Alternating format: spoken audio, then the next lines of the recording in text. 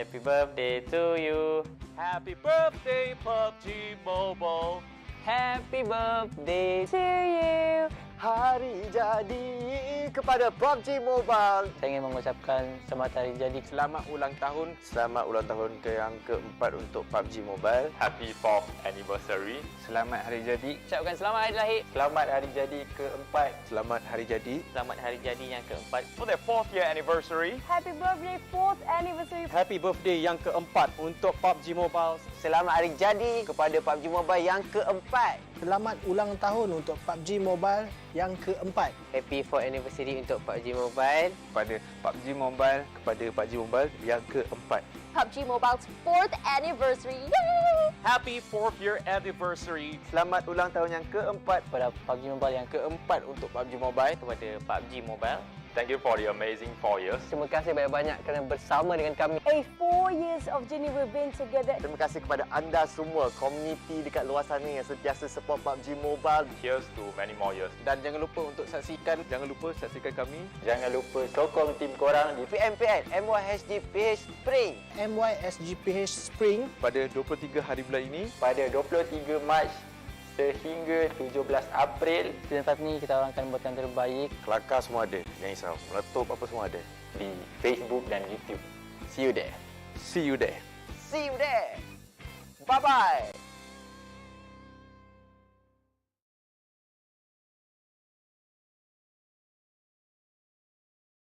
One, two, three, 4, 5, 6, 7.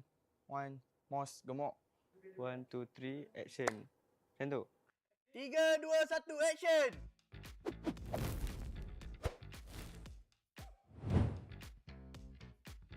I think it's going to be competitive. Bukan agak lah, memang lebih mencabar. Pasti sengit.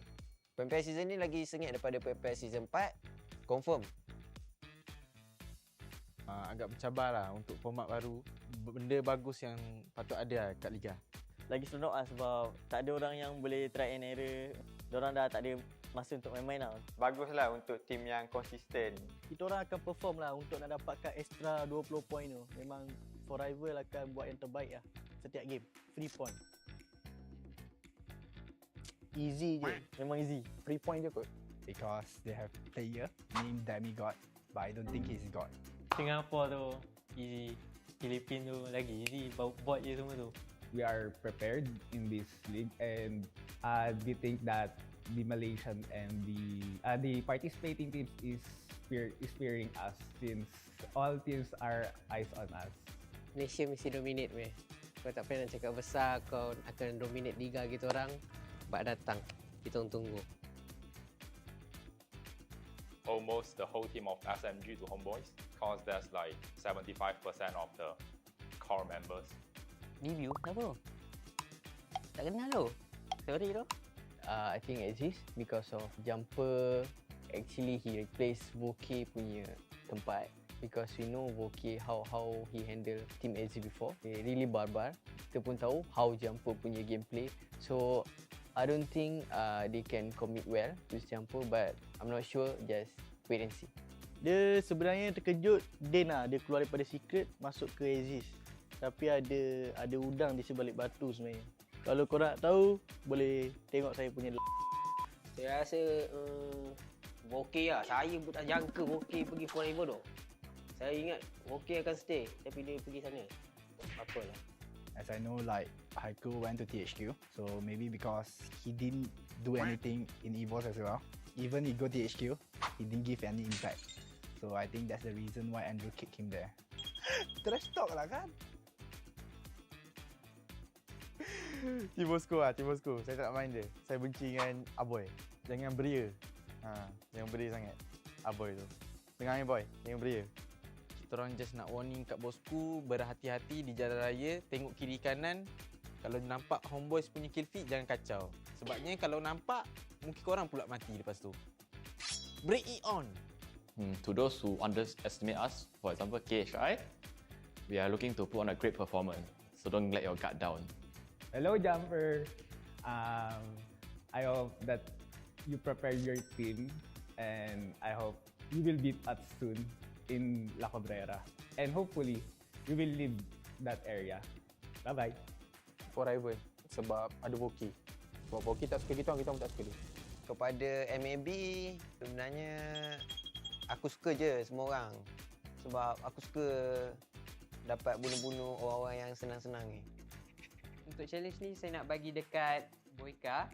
Jangan yakin sangat sebab team dia tu cakap firepower je. Otak tak ada. Okey, pada EVOS Mia tu yang acah-acah harimau tu, kalau kita orang jumpa korang memang kita orang buat bersate kucing.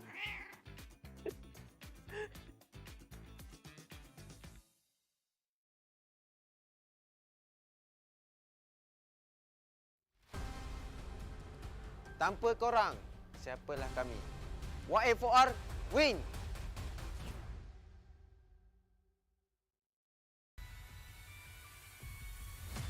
Realize. GG RSG.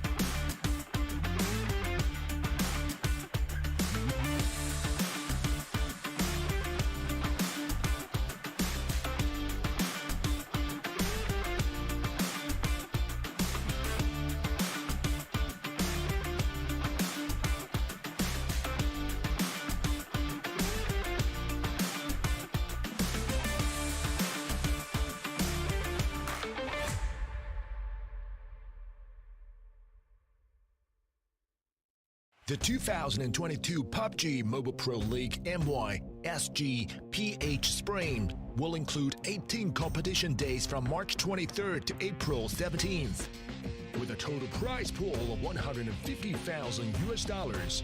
20 teams will compete in the country league stage.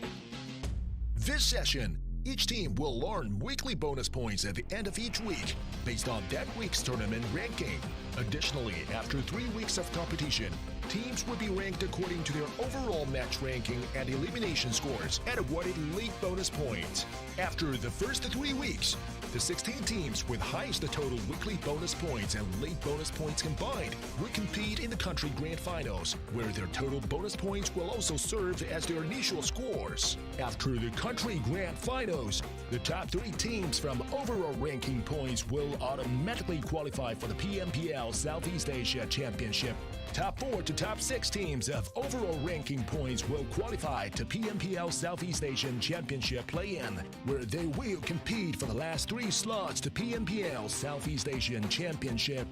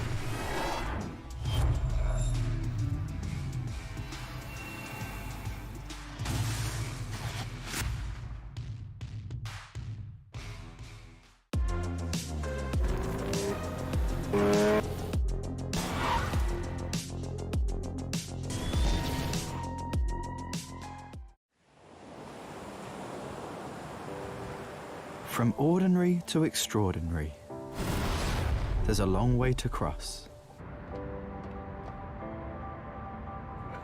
Whenever we lose our way, there's always a light that keeps us going. The light sparks from every young heart. It leads us to capture inspiration in ordinary days.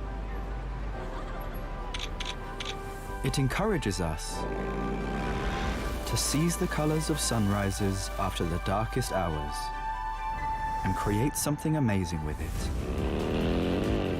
We brought the magical color changing effect to life thanks to a dual layer chromic bonding process.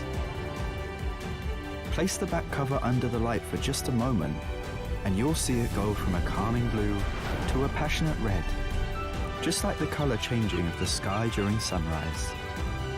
Presented by RealMe Design Studio. A tribute to those who dare to capture the light. Realme 9 Pro Series. The flight to the 2nd into 22 PMPL Malaysia Singapore, Philippines, Spring Split to take off in 16 seconds. Hai, saya Kuza. Dalam PMPL MYSGPH Spring kali ini, kami akan buat yang terbaik untuk mendapatkan champion.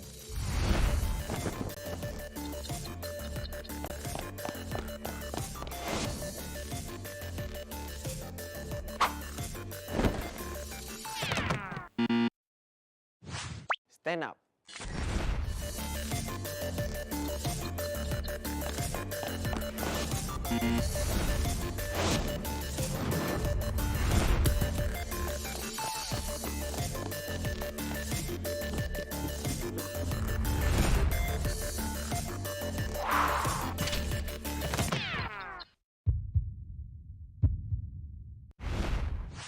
Stand up.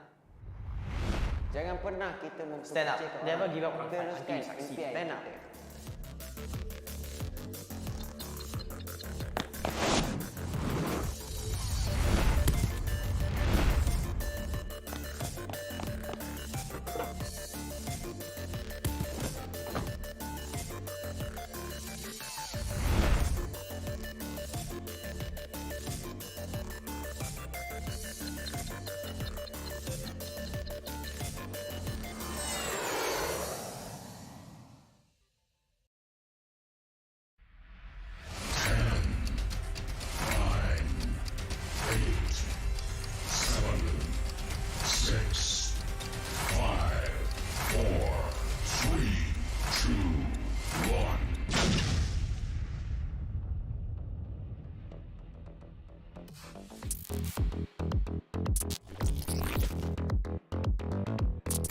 masih ada bakal memburu dan Dia balik. Dia masa dia balik lompat sampai bayar dengan emas kali ini.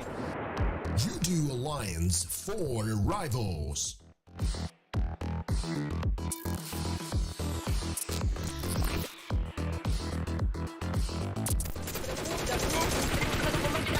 jatuh dengan high cool. Jatuh Mail, mungkin WT pula akan jatuh lagi sekali. RSG.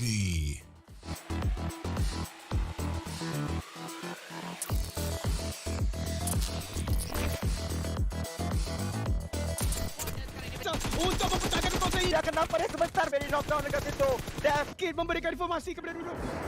Sam 9.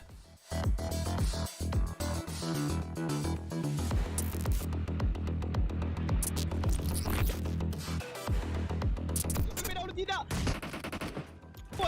Jadi posisi sekarang ini tinggal garang. Dam QT tinggal satu bom dibaling dan Dam QT nyawanya rendah. Axis redONE.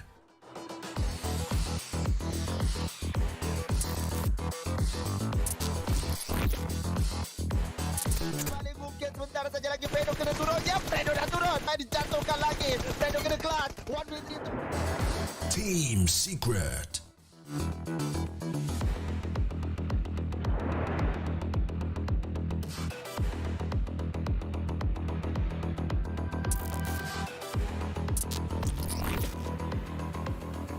Pemain akan mula tu terang berlawan dengan pasukan tersebut.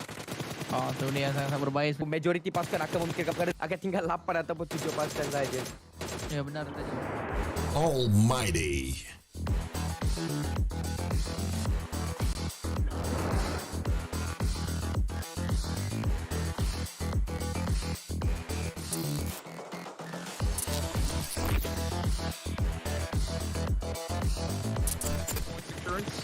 Red is going to come in from the other side. Literally 1 HP. Geek Esports. Geek Fam.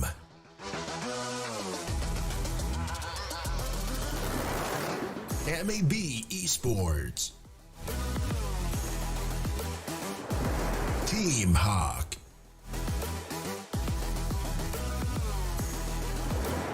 Dingoz Esports.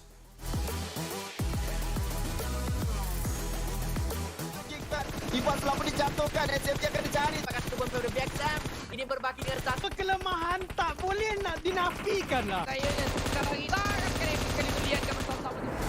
Farang Lejund. R2K.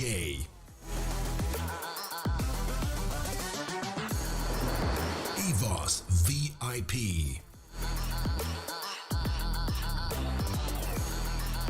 Posisi di luar. Dia bergerak ke depan. Meninggalkan sekarang ini. Tim Secret. Bom. Dia cari sudut sekarang. Untuk pasukan R2K. Ada aku sampai untuk di knockdown. Tengokkan Dapur untuk mulai dijatuh. Jadi ini memang pertarungan antara dua pasukan iaitu Tim Secret dan juga EVOS. Bukan sangat. TABAH NC. Team SMG. GENEXUS.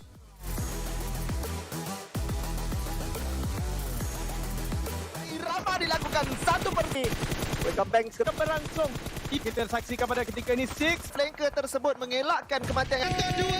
Adakah itu pasukan ataupun tidak oleh tim untuk mengesahkan Homebois. Team Bosskur. Clutch Guerilla. Satu pergerakan yang sangat pertama seakan ada hampir dapat kedua dan kerana Alpha akan datang Buntul hilang dengan bunyi geladem. kanan ketika ini ada sedikit mungkin fall damage yang berlaku kepada pasukan rivals menyebabkan This is the long-awaited brand new starting point and new battleground of 2022. 20 excellent teams will meet in the PMPL arena to fight for the 150,000 USD prize pool, and all the players are ready to drop into this new battleground to prove themselves to be the one. Welcome to the 2022 PUBG Mobile Pro League MYSGPH Spring, and hi I'm Fira Fendi and I am your host for today. And this year, Realme, as the tech trendsetter, will partner with PUBG Mobile to support the young talents in esports with the best-in-class products.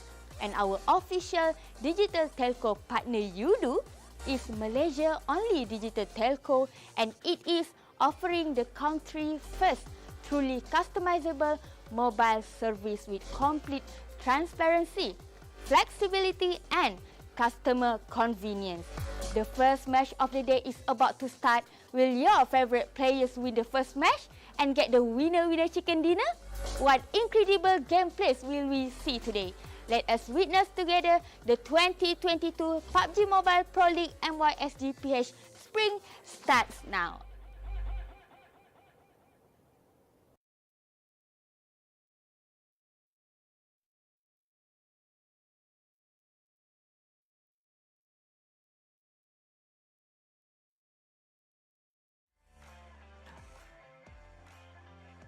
Ladies and gentlemen, welcome down. Thank you, Fiera Fendi, for passing on to me the mic. This time around, I'll be playing your host. My name is Keith, and we are in for the PUBG Mobile Pro League MYSGPH Spring. For the very first time, having PH onto this panel. So we have, but the people to thank for on top. Talking about, of course, PUBG Corporation, Tencent Games, Lightspeed, and Quantum Studios. Thank you for making this one happen. Just keeping C within ourselves to someday develop into the strongest region in PUBG Mobile. Some people already say we already are. But more on that one happening next. We are coming in with a lot of things that has changed and is different from the format, from the team roster shuffle. We have some new familiar faces that are also back on to the competitive scene. One of them, Biu from GENEXUS. So I'm guessing a lot of people are curious to find out about how this new team is gonna, do some damage within the scene.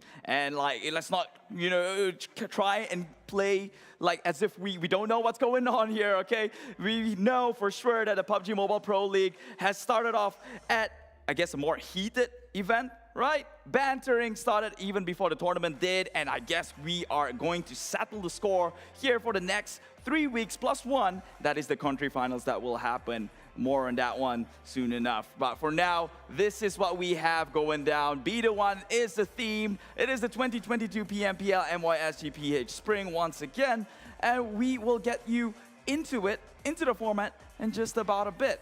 If you have any questions, do head over to all our socials at PUBG Mobile Esports Malaysia or PUBG Mobile Esports itself or PUBG Mobile. They have a bunch of pages. Just go over wherever the live stream is being held at. Drop it down in the comments. I will be sure to pick them out and read them as we go by, okay? Because I'm that kind of guy, and this time around, I'm not right behind the casting desk. So I've got times on my hand, time in which I want to spend catering back onto the viewers. We want to make things different this time around. We want things to be more interactive, and it all starts with you back at home. So drop yourself down a comment down into the live streams, and we will get into more of PUBG Mobile action. So what can we say about the team?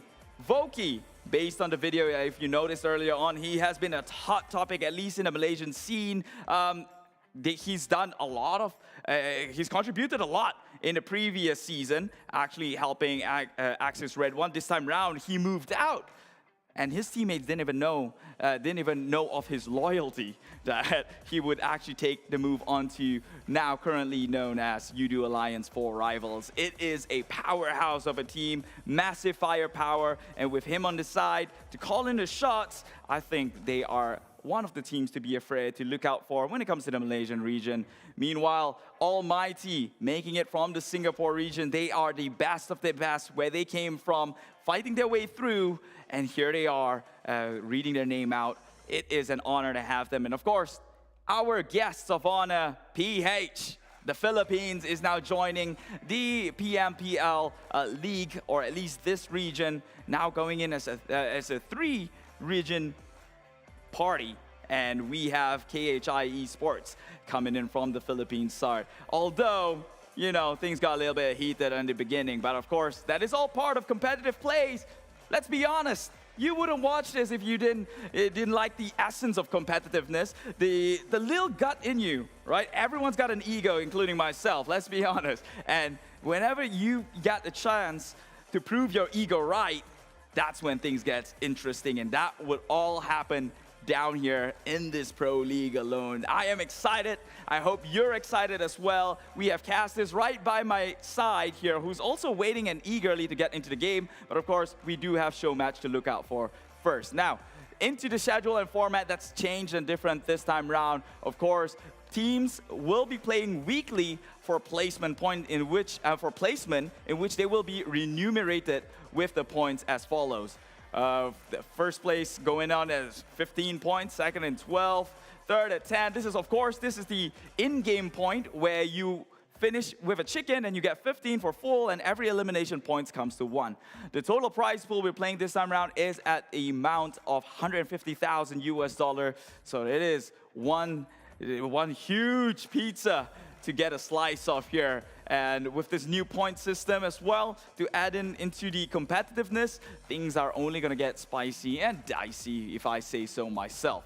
So, again, back into how the league format is going to work. This time around, we will not be having super weekends. We will instead have 5 games every day in which the teams who ends up in the first week will be remunerated with these points as follows. So, for example, if a team ends up at first place after the 5 games in a single week, that team will then earn themselves 20 full points for week number 1. Second team will win 19 points for themselves. Third with 18, and it goes down, tapering all the way to the 20th spot with only 1 point to carry onto the next week itself. And this system will repeat itself for the next 3 weeks. That is going to be the country league format. And at the end of the country league, whoever in total, they're going to calculate all these points which they earned every week. And the ones with the highest points will then be placed into another order, which then they will add another bonus points on top of that one. So it's confusing, but we're going to get into it. And trust me, like Sir Cloud said, behind the scene, eventually we're all going to love it. We're all going to get used to it. And let's take a look at the teams playing. Group A, we have Geek Fam coming in with R2K, Farang Lejund, and Clutch Guerilla. Meanwhile, Group B, we welcome ourselves with Team Secret, Sem9, GENEXUS, and Homebois. In the Group C, Axis redONE is in play alongside with EVOS VIP, Dingoz, and Team Bosskur. Meanwhile, Group D, we welcome Team SMG, and the list goes on and on. You saw it. We'll repeat ourselves eventually. Meanwhile, take a look at today's matches. We're going to kick things off with a show match here in Erangel with a twist. By the way, it's not going to be your standard run-and-gun battle royale in this first show match, because it's a show match after all. Points is not the biggest deal, and it's all about showcasing what's fun, and they're going in with a twist. You'll find out what that twist is later on in the game. Meanwhile, match number 1 begins at Sandhawk today with Group B, C, D, and E, which means some of the teams will not be playing from Group A. Actually, all the teams from Group A won't be playing in that first match. Match 2 comes in, and Erangel with ACDE groups playing. Match 3 at Miramar with ABCE. Match 4 with Miramar again with ABDE. And match 5 on Erangel with ABCD. Right, and this format or rotation of the map will be stagnant throughout the entire competitive country league here. However, the group placing, the group order will be different. So that's one to look out for. So now that Miramar is going back to back, do you think do you like it? Let me know down in the comments below if you think watching Miramar back to back is a bit of a long stretch, right? Because Miramar is a big map. However, if you look at it on the plus side, Miramar has always been competitive with its firepower. Being in an open map, I think for me, I personally like Miramar and watching it go. And, you know, kicking Sandhawk out of the equation earlier on in the day, it seems like a good thing for these teams. Because let's be honest, out of all the maps, Sandhawk's probably the most difficult to play on, based on how random circles can get and how reliant teams are towards these circles. So That is the format. I know it can get confusing. Let me know if you get it down in the comment below. But essentially, this is what's up. Every week, you play for placing. 1, 2, 3, 4, 5, 6, whatever it is. And then based on your placing, at the end of the week, you get points, full points at 20, and it goes down 19 all the way down to 1, right? So you could collect those points for the next 3 weeks. Whatever the total is, will give you a placing for the country finals. Which in the end of the day, you get bonus points from, which means every map counts. No longer are the days where teams have the luxury and time to, warm up a little and get cozy, because every match that you miss out could be a match that you could be raking points in to make sure that you get the best possible outcome and a head start when it comes to the country finals. Yes, forgot to mention that points that you earn throughout the entire country league translate onto the country finals, which means you get an advantage. That's pretty much it. I really don't want to use an advantage because that sounds like it's up against fair game, but it is in the end of the day a fair game if you still have to compete to get the head start, right? So that's what's up with the new format. Let us know. Do you like the new idea? Do you hate it? I mean, surely not. Everyone I've talked to, including myself, I think it's a good idea, which means we're going to see teams going all in, guns blazing from the get-go. No time to willy-nilly and, try and heat up the machines here. Now, talking about things that are new when it comes to PUBG Mobile, we have got a new patch called the 1.9, PUBG Mobile version 1.9 here. Do check out, they're going in with some vibrant anniversary.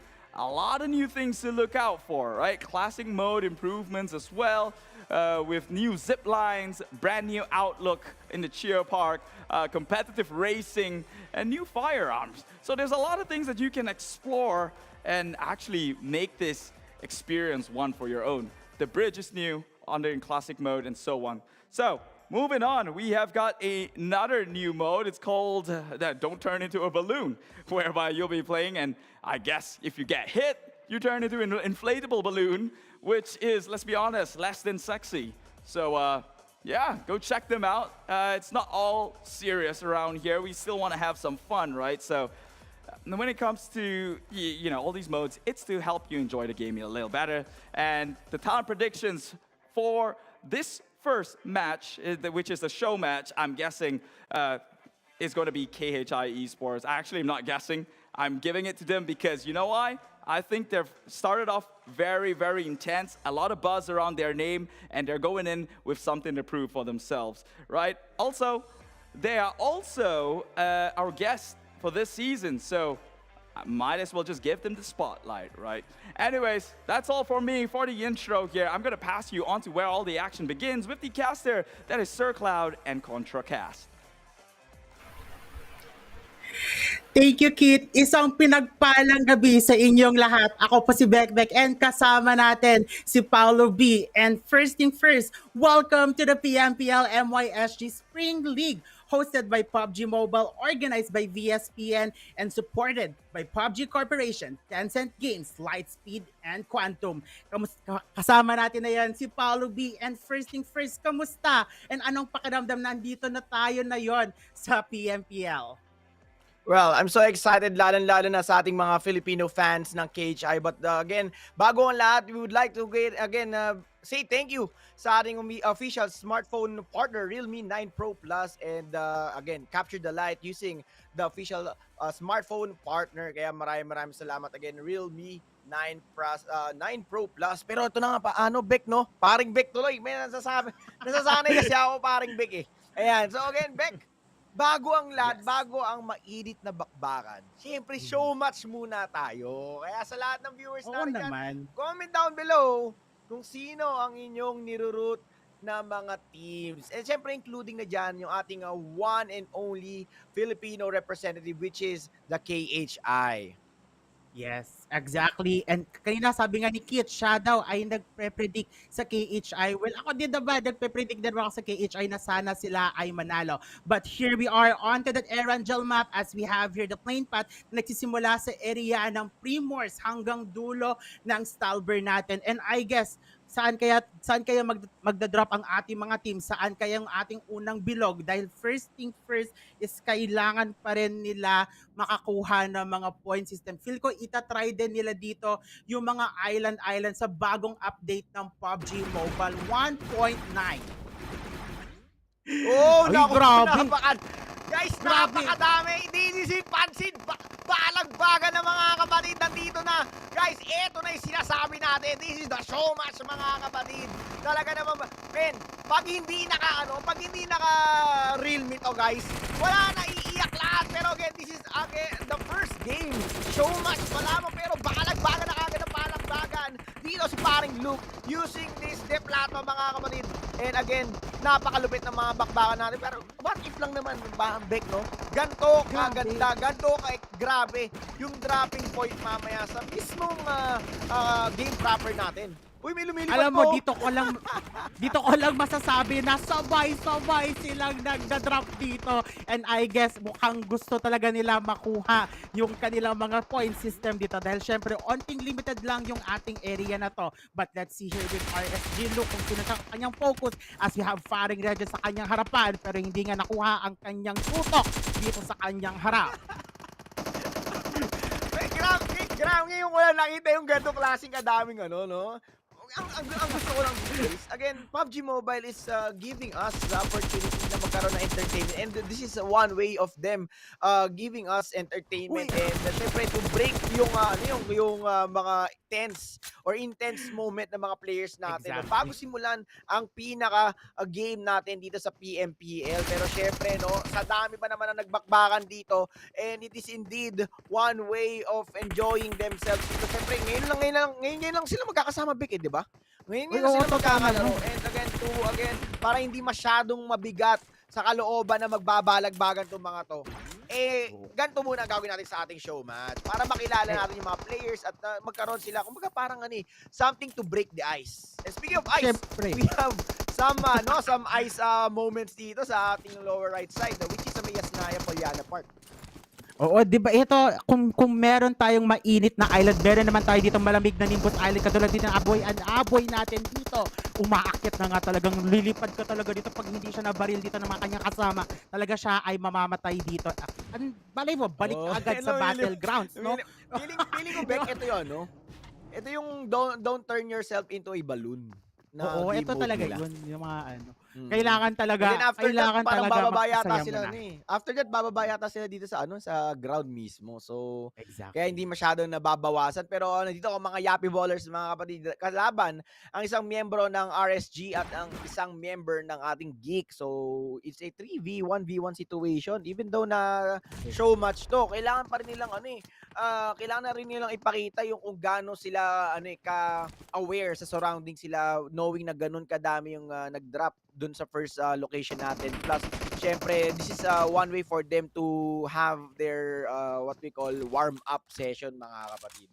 Exactly, and talagang masasabi natin na lahat sila ay talagang focus talaga sila sa kanilang goal. I mean, their focus mo na is mabigyan lang ng entertainment mo na yung ating mga viewers for tonight. Kaya kung ako sa inyo guys, i-share niyo na ang ating stream sa mga groups natin, invite niyo na ang mga kaibigan niyo manood. Pero grabe naman dito si Rex, talagang in-invite niya rin sa PUBG Lobby ang kanyang kasama. But we have here si YA4 rivals natin, si Pemburo. Alam mo na yun ko lang ulit nakita si Pemburo dito sa Battlegrounds. Yup, and again, we are down to our last 19 teams with 80. Oh, padagdag, 82.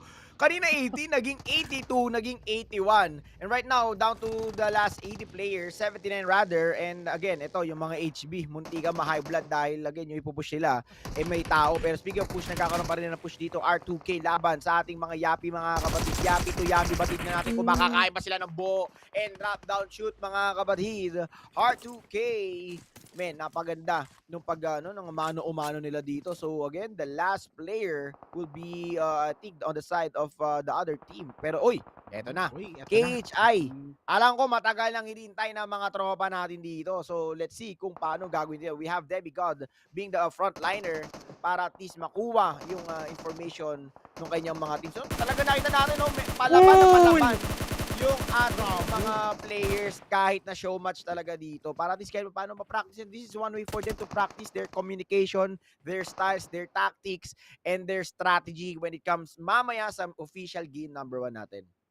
Exactly, and yun na nga, pinakitaan na nga ng ating KHI na mahilig lang sila magnakaw ng kanilang mga knockouts dito. But let's also see with R2K kalaban ng ating mga white A4 rivals natin dito. And let's see with this kung kaya nga kalabanin, pero mukhang knockout na nga and talagang eliminated as well ang ibang kaibigan from the revenge to kill. Pero ito na nga si Volky natin and Kizane, hindi nagpatalo sa ating mga 4 rivals. Pemburu na lang natitira, pero let's see if kakayanin pa ba ng 4 rivals yung power na binibigay ng ating R2K. Lalong na ready to push nga sila din sa ating mga warehouse. And are they aware na andito na nga yung dalawa na sa gilid-gilid lang. Pero ito na nga with there, setting up with the smoke. And yun na nga kaibigan, Uzi, talon, baba ang ating R2K, bagsak, and mukhang wala na nga ang pag-asa ang dalawang R2K natin sa kabilang bahay.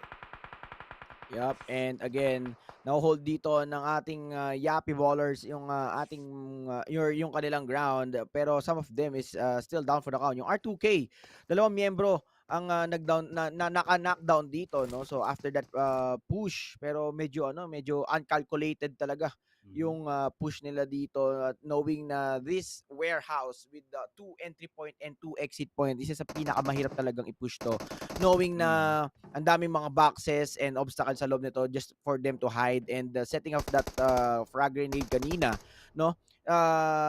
Using the TPP. Also, yung Yappy, may TPP din naman dito. So, yun yung isa sa pinakamaganda dito ang kakabangan natin on how will they utilize all the TPP view na po pwede nilang makita. And just like yan, si paring Zane, no? Talagang nakakapag-cook siya ng grenade at the same time, nakakakuha siya ng mga information. Pero wait, there's more dahil yung boss natin. Guys, sa totoo lang, yung mga totoong boss, late talaga dumating yan. That's why yung mga boss, ngayon palang padating. Oo. alam mo, mahirap talaga pag late talaga, mas mahirap talaga pag ikaw ang empleyado tas late ka pa. Yun ang mahirap, min. Pero dito tayo muna sa ating ball game as we have your R2K natin. Nanonood lang sila. They are observing kung saan ba ang ating mga 4 rivals. But at the same time, meron tayong 3 teams in the area. So mukhang sandwich dito ang 4 rivals. But here, moving forward to the prison area, nakikita naman natin ating SEM9 and Team Hack natin, or THQ natin dito sa ating prison. But here we have it. Balik na naman tayo dito, min, sa ating Pochinki area, and Zeisk here, talagang knockout niya ang kabilang kupunan. Ang daming mga rotation, and again, ang daming mga happenings dito sa pwesto ng ating R2K. I think sa parang a total of 6 squads ang nag-push na dito hanggang kanina. Kasama tong yung boss kanina. Ang boss pa rin na nasa labas, pero again, waiting galore. Tulad nga ng sinabi ko, isa sa pinaka mahirap talaga i-push dito is yung warehouse. That's why nakaka-1 dito ng elimination ang Yappy before they get eliminated. But right now, ito na ang mga boss. Sabi ko sa inyo guys, ang mga boss late dumating yan. Ngayon sila magi-clearing operation dito. Ngayon si paring Echo 1, Echo 2, Echo 3, mga kapatid. Hindi na siya may-up dito ng kanyang mga kakampi. As again, si paring Saikun, sinasay ko lang kita mga Lodi Bells, and he gets knocked down by R2K. This is a great response of R2K, pero meron pang almighty, babe. Alam mo talaga, mahirap talagang makikipag third party dito, lalong R2K, talagang sila ipit na ipit sa kanilang mga sitwasyon. But let's see with Almighty, if kaya ba nilang talagang i-clear na dito ang ating R2K, patapusin nila ang laban ng R2K. But AMT Almighty natin hindi sumusuko. SMG natin na andito pa sa kanilang area, dalawang bagsak, si Jenny at saka si Danik. Pero may pa nagigit, mayroon pang may dito sa Gedik na, and kailangan nga pa i-revive dito sa ating kaibigan. But nasty here with that frag grenade. Mukhang malapit na yun paring Paulo B. Nako, napakalapit. Buti na lang kamo nandun yung wall ni no, ng SMG for their cover up. Napakaganda ng pagkakalagay talaga doon. And isa sa pinakamagandang utilities dito that we can use sa ating mga games mismo, no. Pero sa mode na gagamitin natin sa tournament, I don't know kung meron talaga dito back na ganyan, no. Pero again, adding it sa ating game mode, isa sa pinakamalaki talagang dagdag pagdating sa strategy wise ng mga players is yung mga kind of the update that PUBG Mobile is including dun sa mga new features nila, no? Yung katulad yan, yung wall, and then kanina, yung excitement nga ng first drop natin of, again, yung mga balloon head, no? So, para kasing bine-break na ni PUBG Mobile yung, yung old style nila na pagka-login mo, mag-QQ ka lang, and then balagbaga na. It's either rank game or normal game. But right now, you have some game modes to experience na hindi lang na mauumay ka na mag-login para lang maglaro, para lang makipagbalagbagan at pumatay mag-rank up. Pero ngayon, you have something new sa features para mas magkaroon ka ng engagement ng mga squads ninyo and even your friends. So, napakaganda ng mga additional features talaga ni PUBG Mobile. Exactly. Alam mo talaga, mas maganda talaga pag dinownload nila ang PUBG Mobile gamit ang Realme, no? 9 Pro Plus. And alam ko talaga lahat sa mga players dito ay naka Realme 9 Pro Plus. Kaya kita mo, talagang confident silang magsabay-sabay sa island na yon. But here, moving back to grabe talagang sabay-sabay talaga sila doon sa area na yun, no? wala talagang magpapatalo sa kanila. But going back with R2K, alam mo, kahit na-knockout na sila kanina pa, they still manage to stay alive. Kahit sino man ang kakalabanin nila, talagang willing silang to commit that they want to live war. Hindi pa dito nagtatapos ang laban natin. Now they are going forward the SMG as we have si damn cutie natin dito. Nako, ang cute-cute mo pa naman. Pero na-knockout siya dito. Si Jenny. Oy, alam mo ba, feel namin talaga ni Riri, magkakaroon kami ng panibagong fans club. Jenny fans club na talaga. Nakita namin, my sabi ko si Jenny. Pero again, si Jenny, pinapakita kayo na shaking and baking dito. So, ang dami talagang ang daming mga happenings dito sa show match natin. And hindi lang, syempre, yan ang kakabangan natin. Kaya ako sa inyo lahat. Sa lahat ng mga viewers natin, comment down below kung sino yung teams na sinusuportahan ninyo. And syempre, kung KHI man yan, idagdag nyo na rin kung sino yung iba pang teams na sinusuportahan ninyo. Because we all know, Philippine is, again, supporting Philippines and as well as yung ibang mga teams natin sa international pro scene. And then, syempre, i-share nyo na rin yung stream. And again, make it publicly, no? Use the hashtag PUBG Mobile, PUBG M, PUBG, PMPL MYSGPH, ayan, hashtag dodominate, diba? And again, lahat na ng gamit natin sa mismong stream natin, gamitin nyo na. So medyo umuho pa na, Bek, no? Yung mga bakbakan natin dito sa may baba lamang ng church side sa may, Rozok. So all goods in a hood na. Pero mukhang lilipat tayo sa Team Secret as TLC, mga kapatid, and another team is rotating and flanking, trying to flank their way in dito sa bakbakan sa open area na hinuhold ng ating Team Secret. So Team Secret, one of the best team that I could ever see to hold the championship of PMPL, guys. Okay, I know some of you, bakit hindi KHI, bakit hindi ganito, bakit hindi ganyan. Well, I saw the potential of this team. Okay, sabi ko sa inyo, guys, one of the teams that I can see to hold the championship. Isa. Okay, hindi lang ito, pero marami pa ako nakikita from the previous mga tournaments natin na nakita. And again, one of them is Team Secret. So hopefully lahat mag-perform ng maayos ngayong araw nito. And again, nakita natin yung bagong point system, Beck, no? Na every week may dagdag talaga. So this will give a lot of boost sa ating mga players para to catch up dun sa kanilang mga kalaban. Alam mo talaga, feel ko it's a great way kasi 'di ba alam naman natin yung dating format natin, which is nagkakaroon pa ng super weekend and may mga teams talagang hindi nakakalaro. But I guess this is already an opportunity for everyone to really rise up their rankings dito, no? Lalong-lalo na 20 points pa ang makakuha ng rank 1 natin. But sa ating mga Team Secret natin, adios, bye-bye Team Secret, and it's not a secret anymore with their position right now. Dahil si Madtoy galit na galit, gustong manakit, and Farang legend natin dito, Farang sila ay nanaknout na yon. Parang Knockout. neningbi ang mga katawan, mga Katawan. kapatid, because all their bodies is hitting the floor, mga Lodi Bells. And again, even on a show match to, no, we can feel the intensity and syempre yung eagerness ng team na syempre we need to show our team that we are the best even though na show match to. And looking sa ating count ng mga players sa buhay, we still have 53 players alive. And kumbaga parang nasa ano tayo nasa samgyupsalan, guys, yung unlimited Korean. Dito unlimited body. Okay, ang dami nagbabagsakan dito and pataas ng pataas yung yung mga player count. So medyo matagal tong show match natin, and for them to enjoy their first match before the official match ng PMPL. Kasi once na nag-start ang first match ng PMPL or yung game number 1 talaga, nahilo ako doon. Ayan. Oo, ako din. Nahilo ako doon. Ayan, ang gagawin na lang nila is again to get as much point as they could.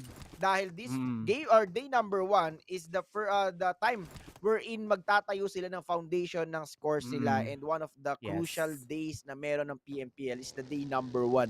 Dito ma-determine kung sino yung may hawak na momentum. Dito makikita natin kung sino ang mag-hold at kung sino ang hahabol sa leaderboards. Alam mo talaga, I do agree with you, Paolo B. Kasi di ba syempre, no, katulad ng mga sinasabi ng ating mga analyst casters dito sa PUBG Mobile Philippines, talagang sinasabi natin na unang araw pa lang or mga unang games pa lang, kailangan na nila mag-invest ng maraming points. And I guess that will be our expectations for tonight. No? Tingnan natin kung meron na ba agad may makaka 50 points ba dito or siguro mga 40 points, di ba? On the very first day pa lang. No, kaya expect talaga tayo ng medyo malalaki sa mga teams natin na to. But syempre, muling paalala lang po sa ating mga manonood, ito lang po ay show match pa lang po. Wala pa dito. Hindi pa dito magka-count ang ating mga points natin, no, sa madadagdagan. Hindi pa po dito magsisimula. So, ito pa lang ay show match. Mamaya pa po natin malalaman, no, sa unang match natin, which is going to be Sunhawk. So, dito muna tayo sa show match ng PUBG Mobile natin. And moving forward to the SMG versus our almighty naman natin. Harap-harapan, nag-o-audition na nga sa harap, but siya ay knock out ang ating almighty and almighty nang pumunta na sa heaven ang isang kaibigan natin. Paalam. Actually, dito pa lang, Beck, sa show match, no, makikita natin on how each and everyone play, paano yung strategy nila. Although hindi naman 100% na makikita natin, no. We all know lahat naman to talagang may tutok eh. So it's up to their strategy, to their movement, to their communication, determination. Lahat na guys as a team, oh. So as a player, lahat to given na magaling na, given na mabilis kumilos, awareness, yung tutok, nandiyan na sa kanila. But again, the question here is kung sino yung best strategy na magpapakita natin. Well, Sino ikaw ba? Meron ba? Best na sa meron ka bang parang sa tingin mo may minamata ka ba for now na teams na sa tingin mo may best strategy katulad ng anong sinasabi mo or ano? Actually, for now, I haven't seen any teams play yung mismong scrims, mismong mismong tournament. So, I'm so excited for them dahil one thing to unveil is kung ano yung strategy na ipapakita nila or kung one strategy team lamang yung isang team, no? So, kung ganito lang ginagawa nila sa day number 1, ganito rin ba ang gagawin nila all throughout ng days? Dahil again, after the match ngayong araw na to, make sure na yung mga analyst nila talagang i-back watch nila, i-replay nila, i-preview para makita na ito palang KHI ganito mag-drop, dito mag-loot, and then this is how they play, this is how they push, they flank. Ang dami. So, ayun yung gusto ko makita ngayong day number 1 and syempre sa day number 2 and the following days, no. We need to again, see kung ano yung mga pwedeng mangyari, mga possible na pagbabago ng mga teams. Kasi if ever na meron yan, dalawa lang yun. It's either a good news or a bad news. Good news is hindi makikita or hindi masyadong alam ng mga kalaban nila kung ano yung pwedeng i-cater out ng team na yon. But the bad news there is pagka pabago-bago ka kasi ng gameplay, no. Isa sa pinakamahirap yun sa tournament. Why? Kasi hindi ka consistent eh. Paano pag yung utak ng kakampi mo nandun pa rin sa lumang gameplay nyo, sa strategy nyo, which is hindi pa siya maka-get over. So So meaning to say, ilutang yung kakampi mo. So you have only 3 man left na talagang focus dun sa goal nyo or sa strategy nyo. So yun yung yun lang yung mga happenings, and one thing to look out for is again yung those kind of gameplays na meron yung mga team natin. Well, I agree din naman ako sa'yo. Dahil di ba syempre every game talaga it's going to be a different strategy and everything, and syempre yung circle natin dito. So talagang kakailanganin nila ng mental fortitude dito sa bawat laban na ihaharap nila. Kasi syempre it's at the end of the day it's going to be a mind game, no, for each and everyone. And let's see how are they really going to survive well. Kasi it's importante talagang magkakaroon ka talaga ng mental fortitude sa laban na to. No? Lalong-lalo na 5 matches tayo sa araw na to. And 5 matches pa lang, it's really quite tiring na. Siguro for some of them, pero iba rin sa kanila ay talagang parang easy na lang eh. No? So mental fortitude is the key to success. Grabe naman yung grabe mga binibitawan na words of wisdom ni paring Begbeg dito. Pero eto na, going here sa side ng SEM9, they are pushing itong 2 buildings na hinohold ng ating MAB, no. So from MAB to FBI open up the battle. Let's see, it's a 2-man push, pero yung 3-man ng ating MAB is just around the corner and waiting for the perfect opportunity. Pero ito na nga po na spray na 1 down, 2 down, tingnan natin. Pero shaking and baking mga kapatid, as again 2v1 situation, nagpanggap pa na Spider-Man no way home yung kanyang mga kalaban. Napakaganda naman doon, and using the Peter parkour, you are dead, and making a statement of how dare you to enter the dragon mga kapatid. So easy 2v1, sabi nga dito ni paring Ingane nag-eliminate, no. Don't worry my friend, I got this, I got already this, and don't you worry about going here. Doon lang pala natin makikita ang susunod na movie ng Spider-Man. Pero dito tayo sa ating mga clutch Guerilla as they are going against our Axis Red One. Alam mo, ito yung nakita kong isa sa mga predict mo yung Axis Red One, di ba? Bakit? No, bakit? For now.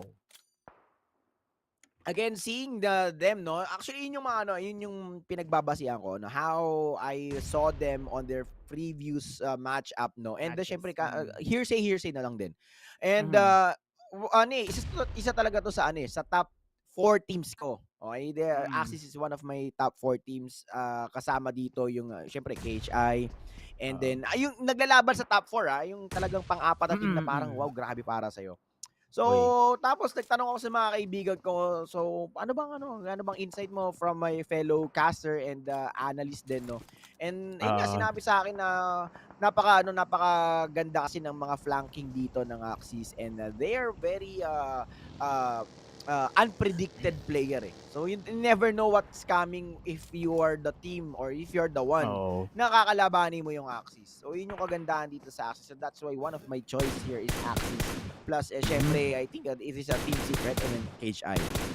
Oo, yun talaga Yun talaga yung masasabi ko rin na almost same lang din pala tayo ng sagot. Binase ko lang din naman kung ano yung meron based on their track records para sa ating mga Axis. Pero dito tayo muna sa harap-harap natin with our CLC. Funky natin dito, knockout na nga sa kanyang position, and may GB na lang natitira. Kailangan niya i-knockout mo na or kailangan mo na. Uy, grabe! May nag-flank pa sa likod, kaibigan, ang ating adik. Hehe. Adik, hehe.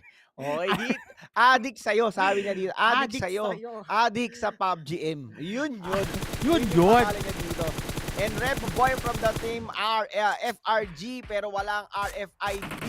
Itong may gamit ng motorsiklo dito. So again, ito rin pala, Beck, isa sa pinaka gusto ko rin makita dito. If in case lang na pares din ba meta ng Philippines ang meron dito ang mga team, no? We all know here in the Philippines, SMGAR, double AR, but right now we can see na merong gumagamit ng Mini 14, may gumagamit ng SKS, shot. So definitely this will again give a little bit of a flavor pagdating sa meta, and then pagdating sa sa mga gunfights, and syempre AR and AR for the secondary and primary weapon. Isa sa pinaka-unstoppable talaga na na loadout na meron. But we cannot deny na pag talaga pang long range, it's more on DMR and SR. So Yes. dito natin makikita for again medium range, siguro short range, close quarter combat, AR talaga in SMG. But when it comes to long range battle talaga and Oo. again, iba-iba eh. Iba-iba ang meta ng mga teams and iba-iba ang meta ng mga region. So yun yung isa sa mga kinakaabangan ko dito. Kung sino yung mga team na gagamit ng mga same old meta na nakikita natin sa Philippines, or will they be a big difference using DMR, we have Yes. SLR, we have Mini 14, may Car 98 bang gagamit. So yun yung isa sa pinaka-inaabangan ko. Alam mo, inaabangan ko din kung kaya ba ng KHI i-adapt yung meta na meron tayo na yon. Kasi usually, tingnan mo, 18 kupunan mula sa Malaysia, 1 kupunan mula sa Singapore. diba? Diba? Yung SGPH natin, that's the main concern. Kung kaya ba nilang ma-adapt yung meta na ginagawa ng 18 kupunan natin mula sa Malaysia. So it's going to be a meta versus meta, katulad nga ng sinasabi ng ating sis Jenny from the Malaysia caster natin. But here we are, muna tayo sa ating 5th phase of the play safe zone. We have your 17 and 20 players alive. 7 teams pa yan. Big 7 teams pa yan. Alam mo. Pero show match kasi to, no? Oo, But show again, match, yung show match dito is again helping yung mga teams natin na mahirapan, no? Parang how ironic. Tinutulungan ka na para mahirapan because syempre, 'di ba? It's all about pressuring yourself, pressuring your team and pressuring your enemy, no, your opponent. So yun yung mga makikita natin dito with this kind of intensity ng game with phase number 5, ganito kalit yung circle, open area pa, plus meron pang kalabang 7 teams with 20 players left. So definitely talagang pang warm up na to, panggising ng mga natutulog na na mga halimaw sa kanyang mga katawan to. And talagang mental conditioning Yup. Sino mananalo sa ating game number 1 as R2K still kompleto sarkados pa dito laban ng Axis. So one of my team pick, no? So ngayon si paring hey noob, hey Jude for the push, pero hey bro, what are you doing mga kapatid? You are down. How dare you to enter the dragon and R2K? Still, napakaganda pa rin ang pag-hold nila. Nakita natin kanina, Beck, no? Yung hold ng R2K sa warehouse. We're in 3 squads ang kanilang squad wipe doon. So maganda yung composure ng as a team ng ating R2K. Ang titibay talaga ng R2K, no? Talagang inaano nila, kino-condition nila yung mga sarili nila. Uy, ano kung ito palang 17 kills na tayo, how much more kaya sa mga susunod natin na match? Talagang in the right conditioning lang sila. But yun nga, ng bala tong ang ating Axis, si R2K, knockout, pero huli ka, Balbon, by our R2K. Talagang padagdag men. Pero the thing is, wala sila sa play safe zone. We have here our RSG na very quite accessible lang sila. So, it's either that they will be focusing first doon sa pinakamalayo natin, saka sila magpo-focus dito kung sino ba ang mas malapit. So, kumbaga, clearing operations lang dapat ang ganap natin or may-expect natin sa mga susunod natin na mga phases dito. NC natin dito, still alive pa rin naman sila. Wala pa rin naman masyadong ganap mula sa kill feed as they have 4 kills on their plate, but we will see what are they going to do. R2K natin out of the play safe zone. SMG naman natin dito, talagang may chance na mag-meet up ang ating dalawang kupunan na to. So tingnan natin kung clearing operations kaya nila ang ating mga SMG or magfo-focus sila sa pinakamalayo wherein nasa zone ang ating mga map. And it's all about zoning out yung inyong mga kalaban. So ito yung ginagawa ng mga players natin. And NC, mga kapatid, using the deplato. So isa sa pinaka isa sa pinaka heaviest AR to be used here because again, hindi mo na kailangan maghanap pa ng mga attachment. Only the scope will do dahil sa napakadaming bala na na dala-dala. And right now, yung walls. So this will be the game changer of all time pagdating sa update natin because halos lahat ng circle natin, Beck, no, pagdating sa last phase ng circle natin. It's all about the open area side, the deeps, the ridges, smoke play, and again, prone gaming ang gagawin but with the help of the walls. Okay, with the help of these walls. Definitely mag-iiba yung pagtingin nyo kay PUBG. So, siguro mga first week to third week siguro hindi muna gagamitin tong wall. Kumbaga, okay, mag-lit lang ako para ma-experience. And I will still stick to the old meta or old strategy na ginagawa natin. Pero siguro pag nakita na nila na halos lahat ng kalaban nila sa game, no, mga naka-wall na. So talagang gagamitin at gagamitin. And syempre, ang laki ng tulong nito, and definitely malaki din yung mako-occupy na space nito sa mga bags ng mga players. So talaga it's up to you how will you manage yung bag system mo dito. And syempre, I think hindi ito kasama sa sa ating rank game, kung di ako nagkakamali, no. It's all about Actually, kasama classic pa. lang, no. Kasama na to sa rank game. Kasama, So nabago yun, na. di ba? Doon pa lang. Doon pa lang talagang yung gap yan, yung ginagawa ni Magix, guys. Wala yan. Kung may wall ka, yun lang talaga. You're very prone sa utility, sa mga frag unit. So, yun yung pinakamahirap doon. Talagang alam mo talagang kailangan talaga nila ng kailangan pinapakitaan lang naman nila yung mga viewers natin kung ano dapat ang i-expect natin sa update natin, katulad ng mga walls, katulad din ng revival system natin. Ang dami, madami. But syempre, focus muna tayo sa game and save versus our map, and mukhang nakuha ng ating mga map esports yung winner chicken dinner sa show match na to. Pero muling paalala po sa ating mga viewers, ito lang po ay show match, hindi po to makakadagdag sa ating sa ating leaderboards. Pero mukhang dito na natin malalaman yung conditioning nila sa mental conditioning throughout the game natin. Yep, definitely. And parang something to break the ice before we hit on the road to the grand finals of PMPL. So match number 1, mag-start pa lang yan mamaya-maya. And there you have it, mga kapatid. The Malu Apa are your first winner sa ating first game, which is yung show match natin. And syempre makikita natin yung highlights of the matchup.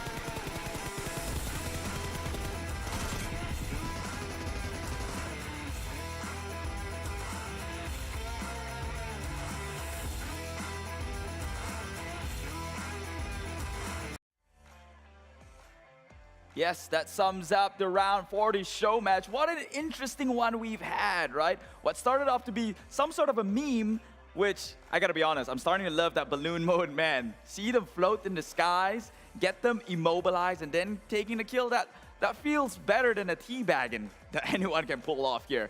Anyways, that soon later on turned into super intense match. R2K, of course, with almost 16 and above kills secured under their name. Sure firepower. And you see some of these teams who we know are, well, very capable, also standing up. Farang, Lejund, and Axis have had some kills upon themselves as well. So, but MAB, it's the newcomers that we should look out for. Now, moving on to the new versions of PUBG Mobile 1.9, in case you didn't already know, right? There is a new theme park being introduced. It's the upgraded cheer park with new zip lines, brand new look, competitive racings, and new firearms to play around with. There's an on-air map which you can play and battle things out, and obviously with some new bikes and vehicles to get around the map in style. Colorful bicycles, aerial battlefield, spawn island in fact, and new camps, the new bridge as well. Go try that one out. That is all in the classic mode improvements. just making the game a little bit more different than it was before, better and different. Now, take a look at a new mode that we just came out from. I'm loving this mode so much, man. I was wrong. Sir Cloud was right. Those balloons were sexy. I want to see more of it. Unfortunately, it only took place on top of this floating tower. The balloon mode did not translate all the way down onto the battleground itself. Otherwise, we'd see heads start popping in the air in Erangel in mid-air. That would be quite the sight to look at, you know? It's like one of those balloon festivals they have in Turkey where they just air up the balloon and everyone just bid their respects. I wonder what happens if everyone just inflates each other's head and no one shoots them down. Just let them go as high as they can. I want to find out. Actually, why don't you go onto the game platform right now? Make sure you update your app and try on this balloon mode. And let me know, how high can a person float with a balloon as their head? And then that's one thing we can play around with. That is the end of the show match, obviously, just to get you warmed up before the main action that would be happening soon enough. Okay, there's going to be the match number 1 of the day. It's going to kick things off in Sandhawk. And as I mentioned before, Group A will be sitting out this first one. That is going to be Geek Fam, Farang Legends, Clutch Guerilla, and one more. Well, we'll just find out later on. So, yeah, that is...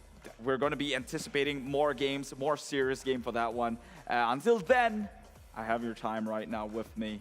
And do let me know. Do you like the new balloon? Do you not? And we can, add each other. Let's play a little bit, right? So, without any further ado, if I may, Q1, see the next thing we have in mind. Towards the break. Yes, that's what we have in mind. Let's go.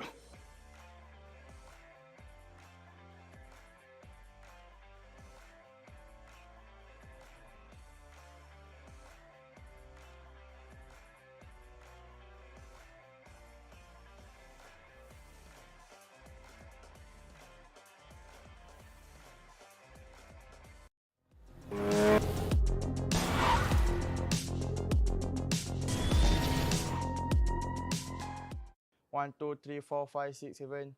One, mos, gemuk. 1, 2, 3, action. Macam tu. 3, 2, 1, action!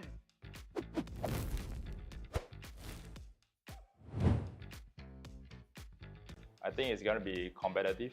Bukan agak lah, memang lebih mencabar. Pasti sengit. PMPL season ni lagi sengit daripada PMPL season 4. Confirm.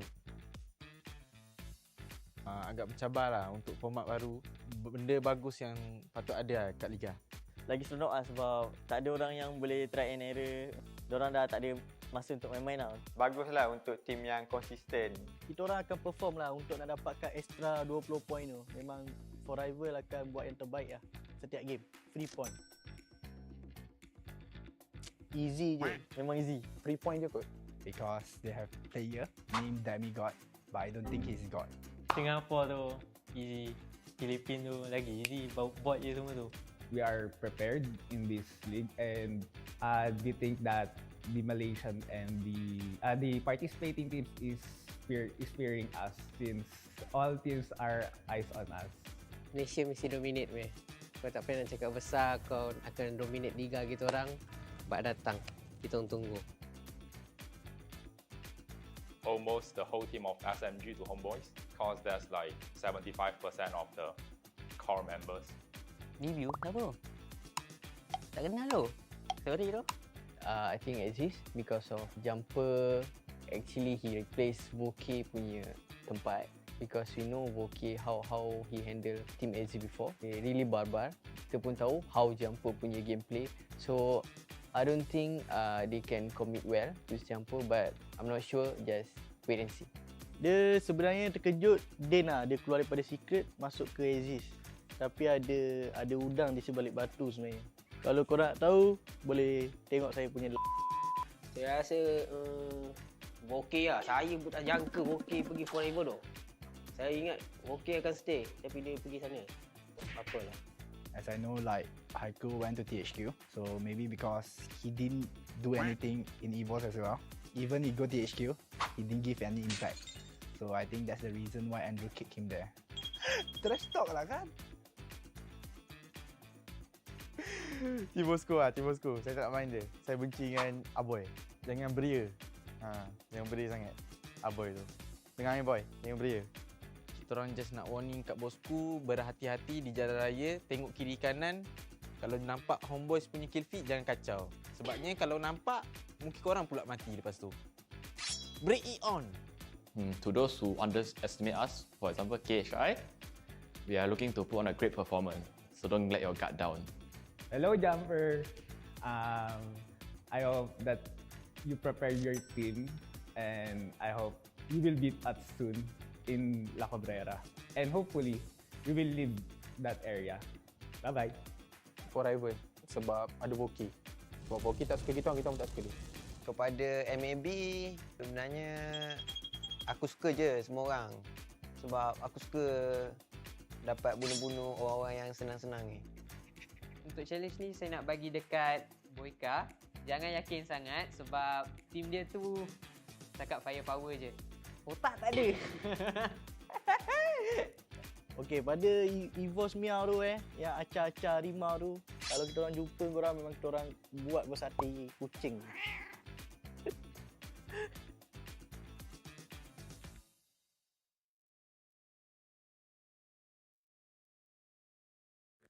The flight chose a 2-stage into 22 PMPL Malaysian Singapore, Philippines, Spring to take off in 16 seconds. Hai, saya Kusa. Dalam PMPL MYSGPH Spring kali ini, kami akan buat yang terbaik untuk mendapatkan champion.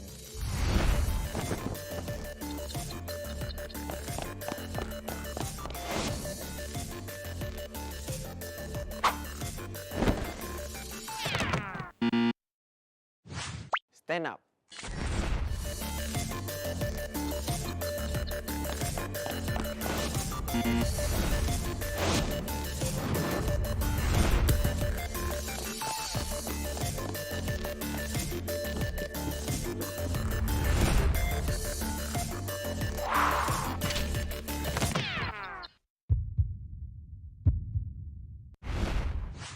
Stand up. Jangan pernah kita Stand up. Never give up on fight until teruskan you succeed. impian Stand kita. up.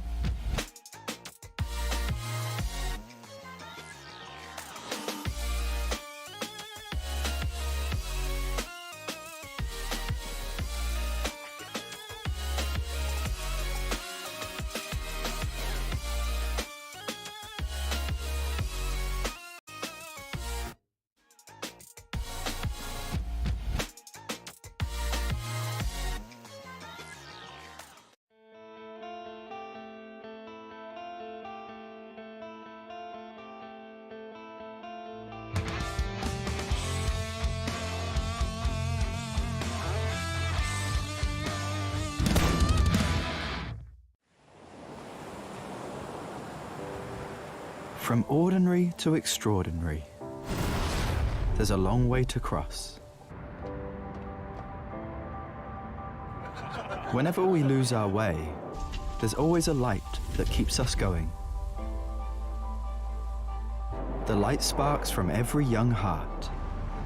It leads us to capture inspiration in ordinary days.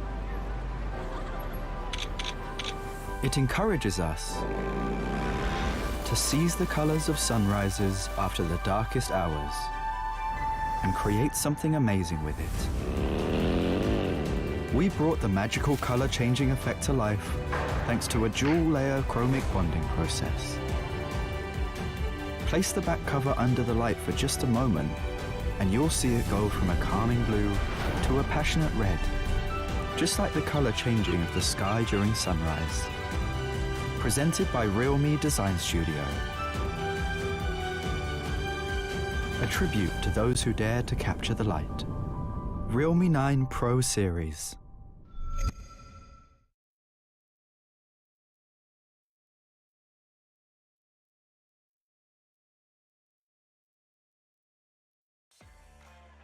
And just like that, we are back from the break. It's so fast, so brief. I thought it never happened at all. In fact, this is so we get you right onto your seat. Once again, my name is Keith as your host for tonight. This is the PUBG Mobile MYSGPH Spring 2022. Okay, before we begin, I'd just like to thank the people on top. PUBG Corporation, Lightspeed, Quantum Studios, and of course, Tencent Games for, well, creating this very, very fun game, which we have been playing for 4 years now. By the way, PUBG Mobile celebrates their 4th year anniversary. Go onto PUBG's platform, go tell them, wish them happy birthday. In fact, spam onto their messages. I know I see you guys being really chatty and friendly with the moderators of these live stream. Just so you guys know, I'm not the moderator, okay? Now we're going into our first game of the day. At this time around, I'm gonna give it to Team Huck. Why? Here's my justification. Team Huck, the roster they're bringing in is the same roster who in 2 seasons always performs in week number 1. And well, they're going in again with Old Man Boyka to probably repeat history. So we've got that one going for us. It is Sandhawk. Once again, Group A will be sitting out on this one, which means we're going to bid farewell for at least Geek Fam, Farang Lejund, R2K, and Clutch Guerilla. These 2 scary teams, I guess, will be sitting out, which means other teams can take advantage on this and maybe rake in the points as much as they can before the big powerhouse sits in. However, this is, again, how PUBG Mobile works. It is well distributed. Although Group A is sitting out of this one, you still got B, C, D, and E to worry about. So I wouldn't be too comfortable myself. So we're excited to get into the match. Obviously, the teams are right now trying to put on their seat belts. Got to strap in those parachutes per se before they do leap off the plane. So I'm gonna give them some time. And meanwhile, though, here's what you can do. Okay, give the casters some support. Whenever you see them on screen, I want you to comment right down there your message to them. Sir Cloud and Aaron Contra. Oh, well, I just revealed his real name. I guess that's his secret identity finally gone. Now you guys can hunt him down if you so wish. So in the game, of course, because he is a player himself. So hey, balloon mode, that's a thing. We're looking to play that one for reals. We're already talking back in the 5-minute breaks that we had. We're like, yo, we should probably put up a team and just play in that format and the balloon heads. Put things onto the limit for once. So moving on forward, who are your favorite teams? Who are you looking forward to the most? Like I said, a lot of interesting things happened within this season alone. A lot of new teams making emergence. Some names making a comeback. Hint, hint, pew, pew. Right, in GENEXUS, a lot of the fans, especially in the English stream, are all cheering on BU and GENEXUS. So I think a lot of attention is going towards this team. Of course, he just came back from Korea. Maybe he being closer when he was studying in Korea, being closer to PUBG Mobile themselves, or where PUBG for the IP started from with Crafton. Maybe then he's going to come back an even greater threat into the scene back in Malaysia. So excited for that one, but who else are you excited for? Let me know down in the comments below. who do you think is going to get this first winner chicken dinner in a game of Sandhawk? And will we ever see the rivalry take place with KHI Esports and the rest of the scene? That will all be happening in just about a bit. In the meantime, my name is Keith. You can follow me on all socials. I know I can be pretty annoying to the ear sometimes, and I will be shamelessly plugging myself as we've got time to kill. We've got time to kill, right? So, what do you like about PUBG Mobile? What do you like about the new PUBG Mobile, especially with the new 1.9 update here? New bicycle, colorful. Do you think that is a good thing or a bad thing? On hindsight, you're flexing. On the other side, you are technically a colorful peacock seeking for attention and get gunned down in PUBG Mobile. So, I don't know. The gamer in me, it says, hey, it's all worth it with all bot skins that are crazy anyways. This is just a step above it with the vehicle. And on the other side, if you're competitive, then you probably don't want to get into one. It's a colorful bicycle. Come on. No. Get me something real, right? Yeah, so excited for that one. Tash Bunny, I believe she's on the Malay stream right now, but coming on next week, she's gonna be here, so you don't have to just stare at us 3 men and be resentful about it. We're gonna get her back in here, I swear. And well, PUBG Mobile, we've got a lot of games to look out for, starting with this one again. And just a little brief history, Geek Fam did come out champions in the previous season of the PMPL Pro League, which PMPL MYSG back then in season 4. They did come out champions, so they are sitting out on Sandhawk, and Sandhawk was the map that won them the league itself, the entire tournament itself, right? They got lucky. I would say lucky, but maybe people can disagree with me because, you know, there's still some skills at hand. I'm not taking that away from them. However, it was a circle that closed onto them in Sandhawk that got them the final chicken dinner they needed to exacerbate their lead and eventually win the entire game. So, Geek Fam making a comeback. I have nothing but respect and eyes on them. Team Secret as well, who has been many a times now representing this region to an international and global level.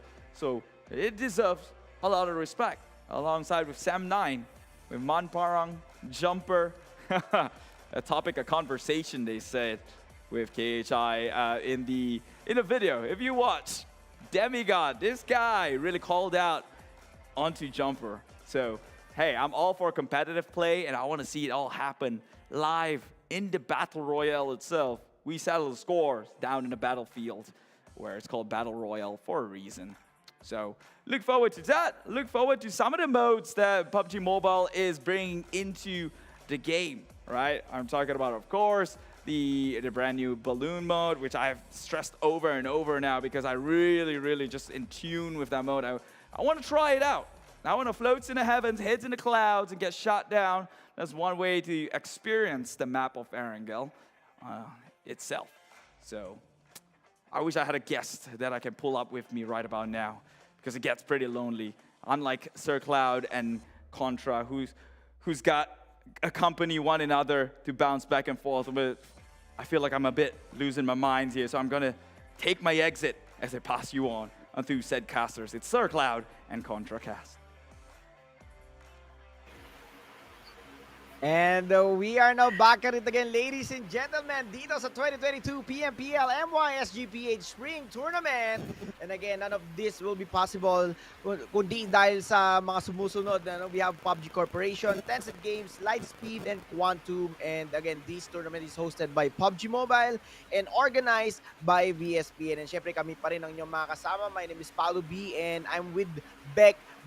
And ayan, tapos na ang ating show match, which is yung ating game number 1. Kaya ano mo masasabi mo, Beck?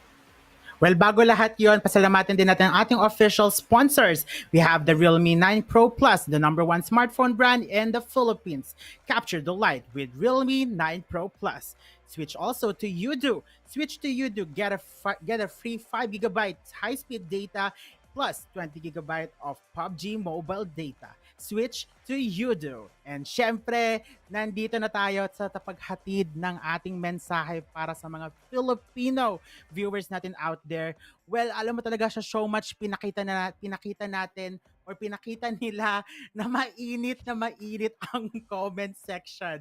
Pero hopefully, mainit din ang ating KHI dito sa ating unang match, which will be the map of Sanhok. We have a lot of expectations. We have a lot of gameplays that we will be seeing here. And syempre, KHI, tingnan natin kung sila ay makakapag-hashtag RiseKHI dito sa mapa ng Sanhok. Yep, and it's all about our game number 1. Isa to sa mga very crucial matchup ngayong araw na ito. And syempre, nabanggit nga ng ating host na si Kit, no? Na the tension between KHI guys,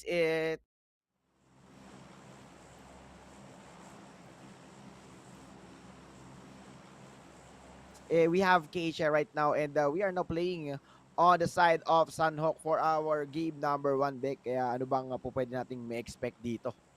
Well, syempre, we have here the first plane path natin na kung saan we have here the map or the dropping point of Lakawi hanggang dulo ng tambang natin. And I guess mukhang nakikita naman natin yung pattern halfway through that majority of them are going to their rights, maybe heading forward to that Mognay, Tatmok, Paradise Resort, Cow, and even as well yung Camp Bravo natin. And syempre, meron din naman dito nagda-drop sa Lakawi, meron din naman dito sa may area ng Docks and Cave as well. So it's going to be anybody's game at this moment dahil hindi tayo sure kung ano ba ang magiging tunay na laban natin dito sa Battlegrounds. Now, moving forward, as we have seen, meron naman sa area ng bootcamp, solo squad naman sila dito. But with that first circle, kitang-kita naman natin, it is going to be here sa, mag-start sa ating area ng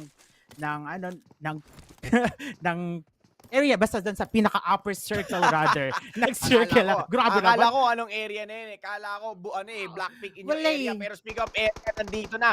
KHI, mga kapatid, balagbaga na kaagad. Padre Damaso, nakita dito si John Depp, mga kapatid. Let's see kung paano i-utilize ng KHI knowing that they are the first team to drop here.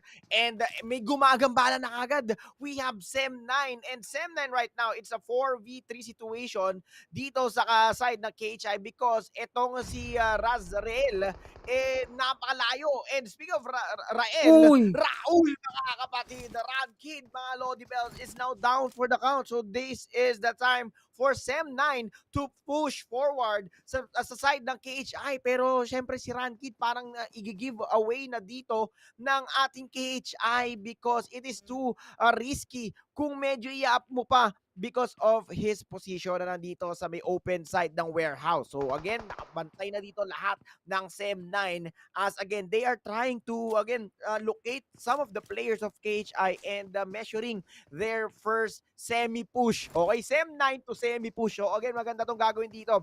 So could KHI bounce back here on our game number 1? Alam mo, kayang-kaya naman to ng KHI kung gagamitan talaga nilang geometrical scientific invasion. Kung may knockout sa KHI, kung napatay yung KHI, dapat patayin din ng KHI dito ang isa sa mga Sem9 natin dito, which is probably, andito si Stone, siya ang mukhang kayang mag-lead, no, sa papunta sa area ng KHI. But let's see if KHI is meron ba silang mindset na geometrical scientific invasion. And syempre, may nakita naman tayo sa ating EVOS na kung saan isa ay talagang namatay, na maalam na agad.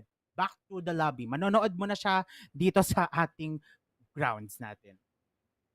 Yep, first drop mga kapatid here on our first game. Tahimik na ang lugar ng ating KHI at saka ng ating Sem9. So again, the first kill will be on the side of Sem9 and napakaganda nung bakbakan na yun. And right now, MAB. So nandito sila sa baba or again, they are getting spotted ng NC. So NC right now, si Rush and push mga kapatid.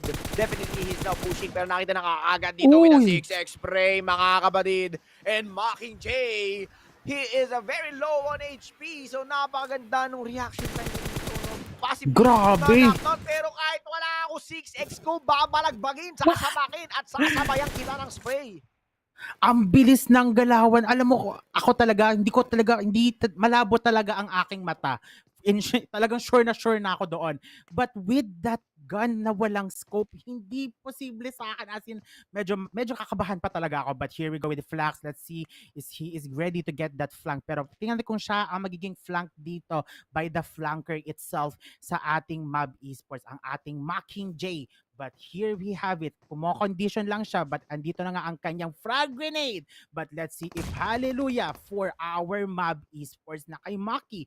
But slowly pushing na rin dito si Flax. Is he ready to push dito sa side ng ating Maki, or siya talaga ay magwawagi sa pag-eliminate ng dalawang NC tabeya natin na andito lang na ready mag-push sa side ng Mab Esports? Ngayon, ang Mab ngayon ay magkakalayo. So this will be a big disadvantage for him. Pero Maki J, makakapatid, wala na siyang notice dito kundi makapag-mambaw out. Pero napakaganda! Nung fight time na doon, habol lang mga kapatid. Takbong magnanakaw, parang nasa Quiapo lamang. And again, rush and gun, run and gun. Nasaan na? Hey, John! John na lamang natitira dito sa side ng area kung saan pitay nila si Making J. So again, yung footstep ni paring John has been heard by Rush and end of the life of an era dito sa game number 1 para kay Making J. So napakaganda ng flank dito ng NC, knowing na wala talaga siyang backup. So na-scout na kagad using that 6x scope plus the high ground and giving the comms doon sa mga nag-flank na players ng ating NC. So napakaganda ng tactical commando push dito ng ating NC, and that is how they play. This is how they will again use all their communication style, their strategy when it comes sa unang game. Pero surprisingly, Bek no, hindi nagkaroon ng malaking himagsikan dito. Hindi pa masyado mababawi yung ating mob as they are getting mob by the NC. Alam mo, talagang super nakakalungkot din dahil nakita rin naman natin na nagkaroon pa ng casualty on the other side of that battlegrounds, wherein we see KHI, 2 soldiers has fallen down, si Homebois and si Rankid. But how are they going to be able to command this battlegrounds with just 2 players alive? Kailangan nila ng great power para sila ay makapag-winner chicken dinner. Possible pa rin naman kahit dalawa sila, but syempre we also have to look onto the statistics na binibigay din dito ng ating mga Malaysian kupunan at saka yung Singaporean team naman natin dito. So we'll see with NC natin dito going against with Map. So it's going to be a civil war on their part, pero kailangan talaga para sa puntos gagawin ko ang aking best na to. Yeah, it's all about doing their best, and again, yung mob needs to figure out a way kung gusto ba nilang i-commit to, no? So, syempre definitely the first loss of their teammates, no, napakalaking factor nito pagdating sa late game or sa latter part ng game natin. So, they need to again cope up dun sa nawala sa kanila, or yet kailangan nilang na mag-disengage because this kind of play, no, yung bakbakan dito na nagaganap is delaying them. So, ang kagandahan dito, pares silang nade-delay, hindi lang silang mob mismo, no? Kailangan talaga nilang gumawa ng paraan in order for them na makabawi dito sa kanilang na walang kakampi. Pero going back here, SEM9, kakatapos lamang nilang kalabanin ng KHI with 2 man remaining strong sa ating KHI. Ngayon, Almighty, mukhang mapapadasal pababa dito yung mga tropa natin, and they are now entering the premises, the land of the rising SEM9, mga kapatid, with 4 man strong. Ngayon, bumalik ulit tayo sa bakbakan ng NC at saka ng MAB, no? So, ngayon na lang talaga nagkakaroon ng mga magandang bakbakan, pero again, na-shotgun baby sa mga DPS action, and one of the deadliest movement, mga kapatid, is getting pinned down and shot by the gun the shotgun. Pero ngayon, napakaganda, Bek, no, napakaganda ng transfer spray niya from using that shotgun and going here sa kanyang AR. Definitely, again, alive na alive ang galawan dito ng ating NC. So they are very composed of their mindset na kailangan nating eliminate. Although wala tayo sa bilog, but this is just the phase number 1. Ang kapangitan lamang dito is they are getting delayed. Pero again, 2v1 situation. Sumabay ka pa! And uy, my goodness, making the statement kahit dead crate na, mga kapatid, niratrat pa! Grabe, lumabas na nga ang piano, talagang pinapatugtog sa kanilang mga tenga na sila ay patay. But here we going forward sa ating mga SEM9 versus our Almighty na kung saan isa ang napapagsak sa side ng Almighty na kupunan natin. Pero let's see kung andito si Parang natin. Parang kakayanin niya kaya mapanakaut ang ating Almighty dahil sila ay medyo nahihirapan sa pag-infiltrate sa pag-side dito sa SEM9. Good thing for KHI na umalis na talaga sila doon. And I guess dito natin masasabi, Paulo B, na talagang ginagang up na nila ang KHI. Walang patawad sa KHI dito. And let's move forward muna tayo with Almighty as we have si Maxi natin dito. We'll be saying bye-bye with 3 players left into their plate. Pero tingnan natin kung kakayanin ba nila mag-survive sa binibigay na laban ng SEM9. But with that frag grenade, nakuha si Dep. Nako, ito talaga ang pinakamasakit. No? If ikaw ay na-knockout doon sa Area 9, isa pang frag grenade with the right angle, talagang patay kung patay sa ating Dep. Pero syempre, kaya pa siyang i-revive dito ng ating mga SEM9. Kaya-kayanin pa. Pero they have to pick up the face sa binibigay din ng Almighty. Napakaganda ng down doon kay Johnny Depp and Ares, mga kapatid. Ares na may arit.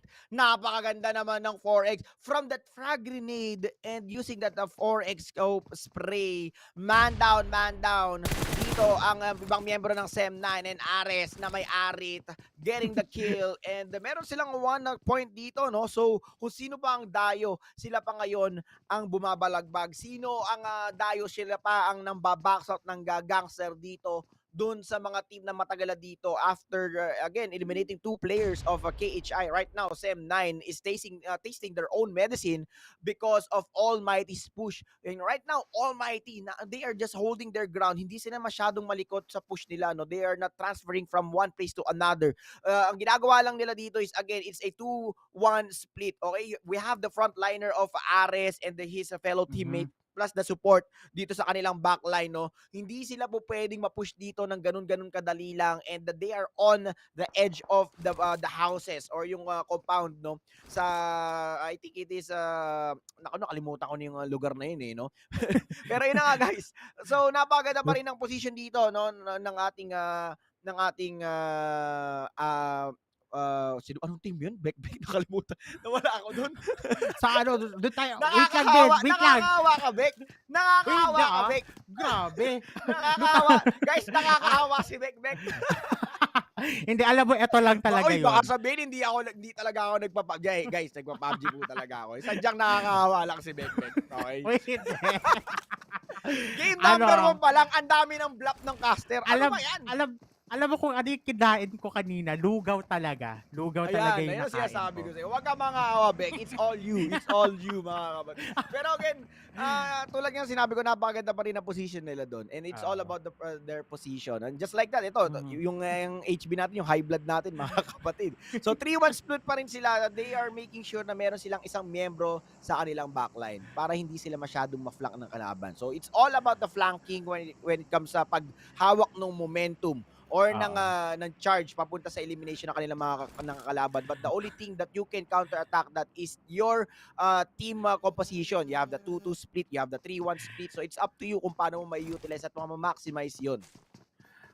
Exactly, talagang yun eh. Pero syempre, alam mo, kahit ang dami na nating angulo nakikita dito sa Battlegrounds. Kasi syempre, second phase na tayo dito and hindi pa natin alam kung saan ba nag-end up yung circle natin. Is it going to be on the larger island? Nasa smaller island pa rin ba? Doon kung saan bumaba ang ating bumaba ang ating KHI. So, di ba, ang dami nating possibilities dito. But knowingly with NC natin going against Mab kanina, since both of them are wala sa play safe zone, talagang clearing operations is needed for NC para sila ay makapag-move forward. But here we go with SEM9 na kung saan talagang aabangan niya lang or mag-aabang lang dito ang Almighty Ares natin. Pero here he go. Hatin Onting pala, Bek. galawan. Kanina ko pa, Ano? kanina ko Hatin? pa iniisip, hindi ako makaget over, Bek. Hatin. Pero hahatid dito ni paring Johnny Depp yung kamatayan na kanyang kakampi. Pero si paring Ari, siyempre, napakaganda ng angulo niya dito and hindi iyon granada or hindi iyon frag grenade na magbabounce papasok sa kwarto niya. It's just a molotov just to prevent him from going out. Pero hinintay niya dito yung kanyang kabakbakan and Camaro, mga kapatid. Pinastos! Dinapaan sa harapan! At na-eliminate na dito. But all of the almighty pagka-knockdown kay Johnny Depp, this is how we do it. Nasty Let's go. with a one-man split and using dito si paring Jerome using the frag grenade in order for him to support his fellow teammate na nag-push. Ngayon, sa 2v1 situation, in just a few moments, magiging 2v3 nasa labas. situation. Pero hindi sila po pwedeng mag-focus sa second floor because some of the players of their opponents ay magbobolt at again, nagpupush na sa labas. So this could be a disaster for Almighty. Knowing na 2-man strong na lamang sila dito, pero syempre, 2v1 situation, nagpanggap na magnanakaw ang ating SEM9 para maka-escape ngayon. Ang Almighty ang naiipit. What an engagement and what a trap card from SEM9. Napakaganda ng ginawa nila dito, Vic. Grabe, alam mo, dalawa silang nasa taas, pero it's dapat all or never na yun para mag-push ang ating mga almighty. But sila pa bumaba para itrap ang ating mga SEM9. But here we go with SEM9 pushing in. Patay ang almighty sa mga kamay ng mga SEM9, making a statement that they were able to get 5 kills on their plate.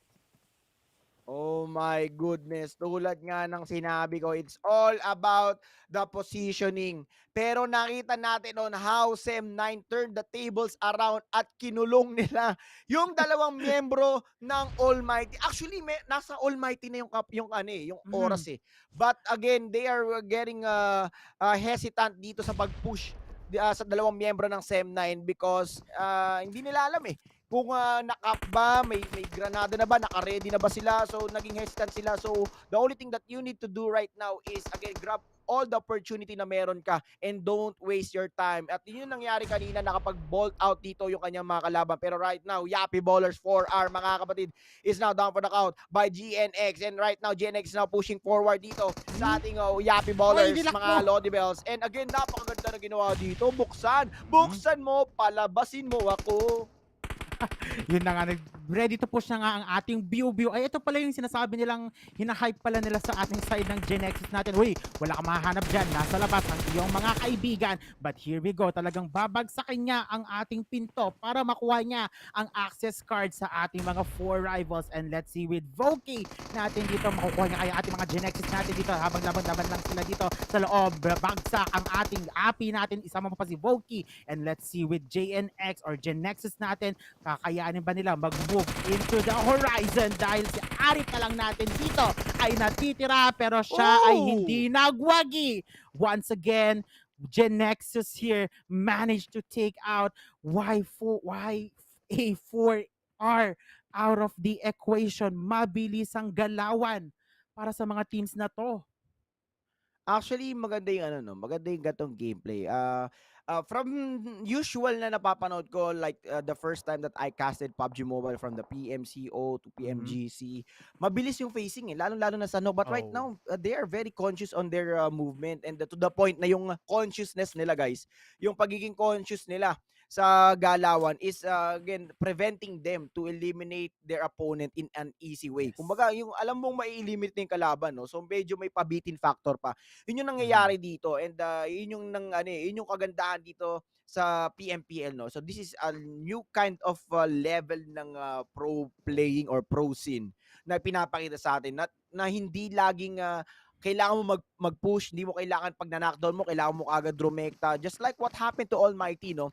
Kailangan talagang sinisipat mo, kailangan, if in case lang na magpupush ka, you are very committed on pushing that team, no? Hindi ka kailangan na mag-hold ng ground and just wait for the right opportunity and think about what you will do. So yun yung ginagawa dito at yung pinapakita sa atin dito. So yun yung kagandahan ng kaibahan na ibang mga tournaments na usually na nakikita natin and syempre sa mga community tournament as well. So right now talagang madami kang makukuha at mapipick off na mga ano dito na mga magagandang lesson. But right now, the lesson for GNX is never thou shall not, mga kapatid, na dumapa sa loob. And yung luyu, niluto na, nilagay na sa lugaw ang luyu. And there you go, now Key, the one-man army push from Boss. Kung kanina medyo delay sila mag-push sa show match natin, ibahin nyo ngayon kami dito. And there you go, view mga kapatid, and the rest of GNX taob dito sa mga bossing. Bye-bye agad para kay Biu. Pero alam mo ba, talagang super agree ako sa iyo kanina, Paulo B. Talagang timing is going to be the key. Iba kasi tayo ng mga timings natin. But syempre, kung nararamdaman mo na kailangan mo i-push, talagang i-push mo. But with that frag grenade, nako, si Look, listen and learn. Heal lang ng heal, pero kaya niya kayang mag-cope up with that blue zone, and at the same time yung frag grenade na pinapagtapon ng ating mga Axis dahil both of these teams are out of the zone. Wala sa zone. Axis jumper naman natin dito, knockout by Brian. And let's see with Luke with that frag grenade if he will be able to clutch. Na peke lang pala tayo dito sa area na to. But huli ka, Balbon. Mika natin, knockout mo na. Mika has been knocked out by some players na nasa taas ng bridge, and again yung zone. This will matter talaga pagdating sa latter part ng game natin kasi nag-stack up to yung parang poison to nag-stack up yung yung bawas ng zone, no? Paunting-unting tumataas pero nagkakaroon na kagad ng karambola dito from high blood, mga kapatid, HB to HQ. And here we go, mga Lodi Bells. Yung prediction to ng ni Paring Kit, no? Yung host natin. So right now, the 3 Musketeer, Res, he's out up ako, pero with a 3x spray, mga kapatid. Boss, ito na ang delivery nyo. Boss, nandito na kami para pumasok. And boss, let's try to have the battle, mga kapatid, kung sino talaga ang matitira. Pero again, may third party dito sa Geddy, which is si paring Ron, si Ron Henley, nagbiglang liko. Ngayon, yung 4 na miyembro ng HB ay nakatago lamang and waiting for the right opportunity from these two teams, which is yung ating THQ at yung mga boss. And right now, nagkakaroon pa rin ng bakbakan sa loob ng blue zone at naghihintay ng magandang pagkakataon kung sino ang lalabas dito sa blue zone natin at doon nila imamasakir ng HB, mga kapatid. So again, that is one way for you to wait for the perfect opportunity. In case guys, sad to say, they are now eliminated without any points. Grabe. Alam mo talaga, mukhang hindi dito ang laban nila, pero subukan natin or tingnan natin on the latter phases or latter games natin, baka doon magpapakitang gilas talaga ang tunay na KHI natin. But here, for the meantime, muna natin dito tayo sa ating mga boss, kalaban nila ating mga HBT, and syempre may kasama pang SMG dito sa area. And let's see with Tam natin dito siya spring into an open field, but mail here. Nako, blackmail pala ang nais nitong SMG para hindi sila makapasok. But for the meantime, galawang matatag din muna para sa mga iba natin kasi we have here as well yung Dingoz Esports natin na nasa baba lang. So talagang abang kung abang lang to para sa mga teams natin for the 5th phase of the play safe zone as we have 9 teams left with 27 players alive. But Anik Boy, knockout din si Tam, pero na yan at saka gusto niya pang katuluyang mamatay dito ang ating HBT. SMG lang natin dito, galawang cute muna sa ating area. It's up to the tactics, the strategy of these players with 26 players alive under the 9 teams. And right now, prone gaming, mga kapatid, Beryl sa mukha, medyo mahap dito. Ngayon, shaking and baking, bato ang pundasyon. Dito ka lang makakakita na karapat dapat kang kumapit sa bato para mabuhay ka. Ngayon, with a fake grenade, naunahan ka pa, idolo! Anik Boy, boy? Boy, meron akong bala! And there you go, rush and ending is live! Napakaganda na ginawa dito ni paring Rush. Hindi siya nagpakampante, at the same time hindi siya nagpakain sa kaba, and that's why yung El Tango, El Chacha nila dito sa gitna ng bato is successfully on his side. So napatay niya pa, no? Yung nagbe-pressure. Talagang one way to choke out yung ganung kind of gameplay is again knowing all your viewers na nasa iyo yung poder or nasa iyo lahat ng pagkakataon na manalo ka dun sa bakbakan na yun. But yet again, man, it's a prank.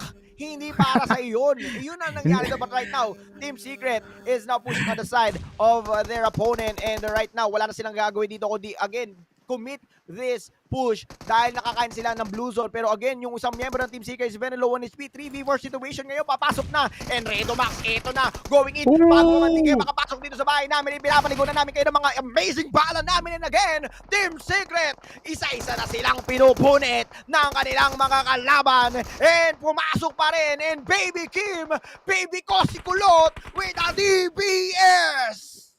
Grabe! It's not a secret anymore para sa ating mga Team Secret, para syempre ating mga EVOS natin dito kinakalaban ng ating mga Dingoz, and Dingoz natin dito patay sa ating kamay ni VIP Mika.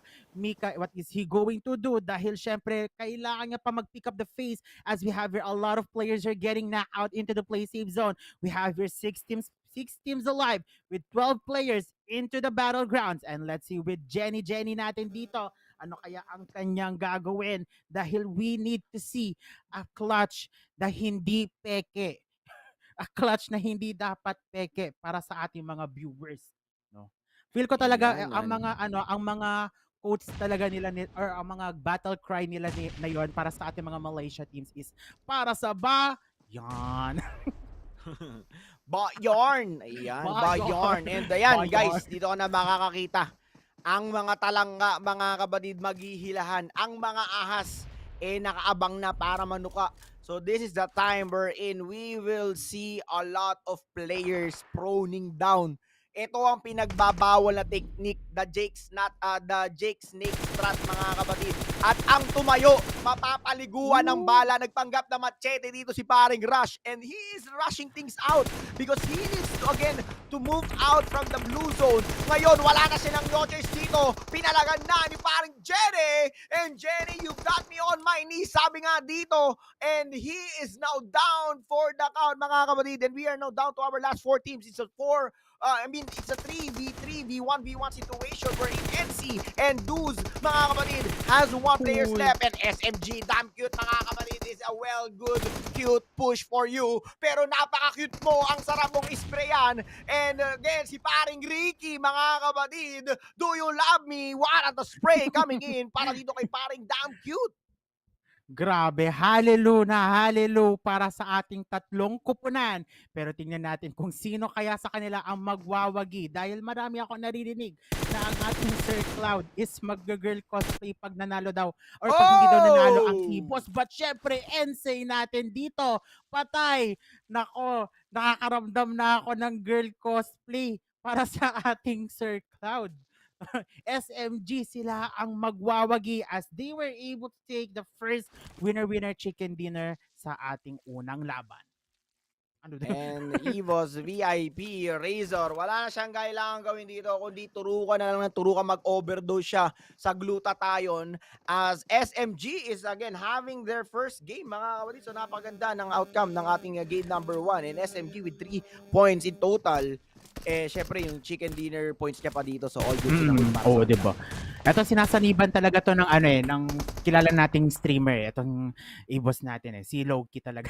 Loki yung galawan niya din Ayun. So syempre, congratulations sa ating SMG as they managed to take the first winner chicken dinner. Huwag kayong aalis dahil mamaya hihimayin natin yan sa ating game highlights for the Sunhawk map.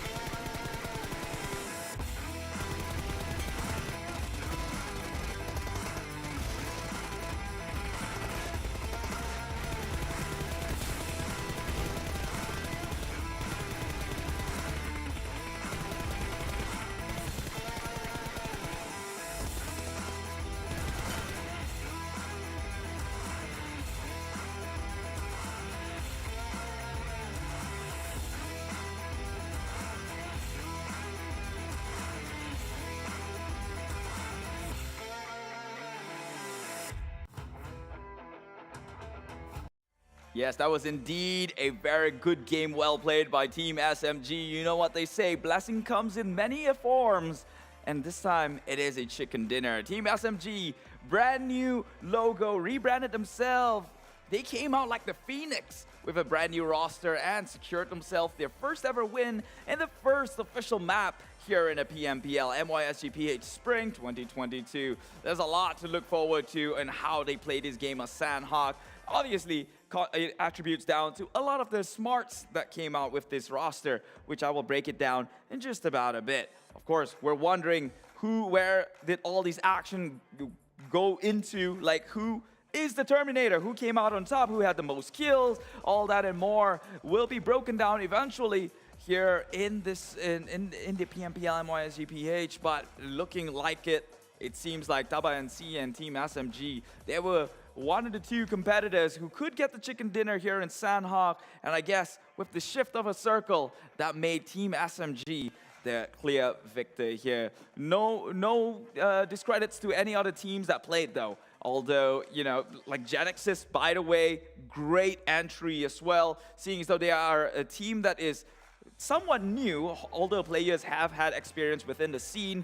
For them to be able to push up against the likes of Udo Alliance 4 rivals and come out on top, not losing a single member, is already something that is most definitely be shocking the scene. So tell us what your favorite moment was. Let us know down in the comment below. But it's seeming to me that Biu coming back is going to be pretty interesting to watch. KHI unfortunately bow out, and the likes of Team Secret as well, unable to push through with the likes of Dingoz now occupying their way within a chicken dinner. So a lot of these teams unfortunately not making the cut so far, but this is only game one. Meanwhile, let's take a look at a giveaway that is up for grabs right now. Just input the code you see above the screen, code 1 and code 2, to get yourself free permanent suits. Yes, this very adorable looking ones. One is a corn and the other one is a body of a corn, I guess.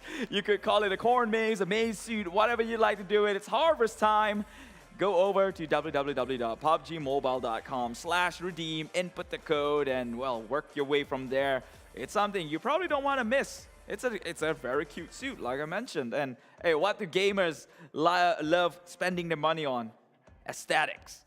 Nevertheless, let's go straight into the PUBG Mobile version 1.9 right of now with the new additions to the game. The upgraded Cheer Park. As you can see, it comes with an aftermath map with new zip lines, brand new look, competitive racing, and, well, the new classic mode improvements with the new bridge, recall mechanic, and other basic stuff. Meanwhile, this is what I was talking about. Okay, we'll get into more detail right now. In improved mechanics here with the viewpoint adjustment, quick voice wheel, if you want to be toxic, let's be honest. Play zone countdown reminders as well, just so you don't forget that it's time to just call it quits and make it into the circle. And, well, there's more to look out for here. Just read about it, the Mode Classic 1.9 here. So, if you are ready for the breakdown of what happened earlier on, do let me know what you think should have happened. What do you think Team Secret should have done differently when pushing within this circle, being guarded out by Dingoz? Or, you know, what did EVOS VIP had to do playing from the low ground in order to secure themselves an advantage? Did you think that EVOS VIP could have ended at a higher note? We'll see. We'll see. It all goes down onto the replay. That's where every greedy details will be shown onto us, and every flaws and every mistakes off the way. Hey, people learn from them, man. That's what makes you a stronger person at the end of the day, right? No cap, no cap.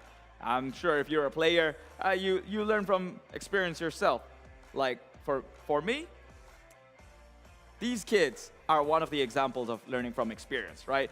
We know these players, they started off young in the scene, and right now, finally hitting their strides here in Team SMG, brand new, with the whole members actually knowing each other. They're not strangers to each other, so the chemistry you see them play out is really, really perfect right now. 3 eliminations, although not much, but I will give them the benefit of the doubt because they did not get much chance, seeing as though they dropped nearby Totma.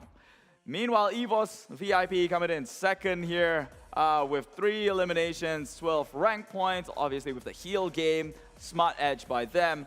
TABAH NC, 5 kills under the name with 10 ranking points.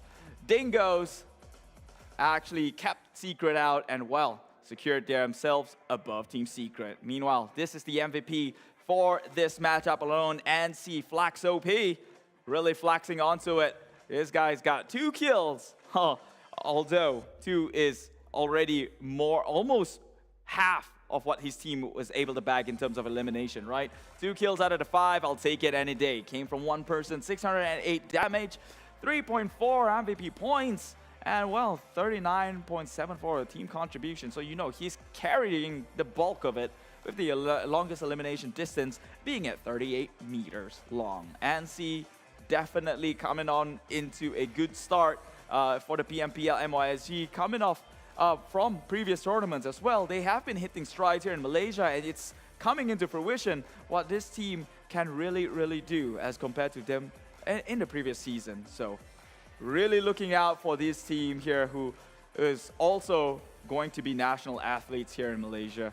So exciting stuff coming out from TABAH NC, man. I can't wait to see what more can this young kids offer here in the scene. But let's not forget, the highlight for this match is going to be Team SMG, who bagged the first chicken dinner within the country league. It's day number 1, obviously still 4 more maps to go. It's a long haul. You're in it for the long haul, with Erangel coming in next, Miramar, and another Erangel. So let's see what happened on this game alone. Take a look at the map rotation here. As you see, Paradise Resort is where they choose to spend their holidays and reside, although it was a bloodbath earlier on. For them to make it out alive was quite impressive, if I say so the least.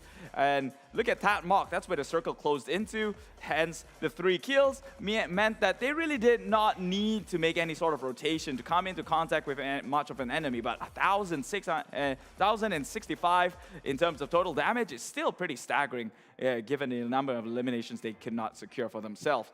So there we go. We can see that Bosskur were all pushing within circles here. Position of Team SMG was smack dab in the center, but I guess they chose to play it really smart, knowing that it is a Sandhawk map and it's circle reliant. They would not try and play their game and be aggressive, as the circle closed towards TABAH and all the teams that resides and them being smack dab in the middle. It was a smart choice to disengage from any sort of fights for the time being. Hence the conservative kill count coming on their side here. As we can see, Dingoz, Team Secret, well, GENEXUS was there as well, taking over, which eventually they end up wiping out U2 Alliance 4 rivals. But you can see majority of the team that make it towards the last few circles are within this vicinity itself. EVOS VIP, props to them though. They went all the way from Langkawi, found their way in rotation towards the side of TABAH, which was a harder thing to do, seeing as though that Bosskur, GENEXUS, and U2 Alliance 4 rivals, Dingoz, and even SMG could very well be within their path. So maybe they took a actually long way to rotate within the circle. But yes, SMG, safe and sound, literally in paradise right now, within the resort, which they paid 5-star first class. And this was one of the few fights that did take place here. SMG just well within hidden from the entire action, with the bulk of the team happening towards the north and west side of the screen here. Homebois going up against Team Hawk, Bosskur waiting just to come in as a third party. So it was a literal bloodbath here. Meanwhile, SMG just played it safe. I'm sure Jenny had information being positioned where he is. He does have eyes across the valley and, well, send some information towards their end. So Bosskur tries to open the map to get more information and control. Unfortunately, they will be sending one person onto the side of Homebois, which then will get punished in the process. And towards the 5th circle, as you can see, when lands are scarce, it goes down into Team SMG and their ability to actually have the map awareness or map knowledge to occupy the high grounds here. Already expecting the circle to close on in further, they decided to stand by the edge because it was still a high ground. As you can see, Team Secret eye shots positioned himself within center circle, or at least closer towards the center, because he, assuming that the circle might close onto them, but fortune favors the bold here as SMG gets the better half of the circle. It was between SMG and NC, if you notice, who actually understands the map to the teeth here. Both these teams occupying the high ground, taking over some sort of leverage they can get from a vantage point. Meanwhile, Team Secret and Dingoz, who took their gamble down in the low ground, will be punished heavily. But kudos to EVOS VIP, who has a backup plan, and that is one player playing the heal game. So Team SMG having the high ground and a compound to play around with. With the circle going on to the end just means danger to all the other three teams playing around. NC, EVOS VIP, and Dingoz. And it's not until the 7th circle is when things fell into their favor heavily, right? Because now they have to push on to SMG, who now has the high ground. And if you notice the way SMG took over the map here, they have 3 people up in the front line, 2 people up in the front line, with 1 member being perched out from an off angle outside the circle to make sure they have all flank angles covered in case of a full frontal push. And that played out phenomenally for Team SMG. So smart positioning, understanding the map geography, smart play, smart placement, and a little bit of luck that went a long way, especially in the side of Sandhawk. So that will conclude match number 1. We still have 4 more maps to go here. Excited for the next one. It is going to be a balanced one. It is Erangel, which I believe some of the teams will not be playing. Actually, just to quote me, ACDE will be playing, which means B is out of sight and out of might. Team Secret, Sem9, GENEXUS, and Homebois. These 2 teams, some of these teams, which we have mentioned, did phenomenally, at least in their first debut, and that is GENEXUS, wiping the likes of Udo Alliance 4 rival. That is one crazy feat to do. Just in case you forgot, the history of Udo Alliance 4 rivals, they are one of the most aggressive teams when it comes to the league. Their game plan is to run at you, guns blazing. So when you're going up against a man without a plan but just got nothing to lose, you know you might want to think twice. And GENEXUS, they thought it out brilliantly with Biu on their side. The insurmountable experience that he has in leading the team to charge on 4th, actually taking out the entire squad without losing a member in the process. Unfortunately, they got cucked by a third party, so nothing to do there. It's all fair in love and war in the end of the day. So yeah, excited to see more of these teams finally pulling their strides here in the PMPL MYSGPH 2022 Spring, and we have only just begun. Excited for that one. Tell me, who is the team you think did not get the spotlight, but is just a sleeping giant in the process? Let us know down in the comments below. I want to know, who is this team with loads of potential, but just did not show up very well in this first game. And maybe on the next game, they're going to pop off big time. I need to know these things. Why? Because then it's easier for me to make these talent predictions, right?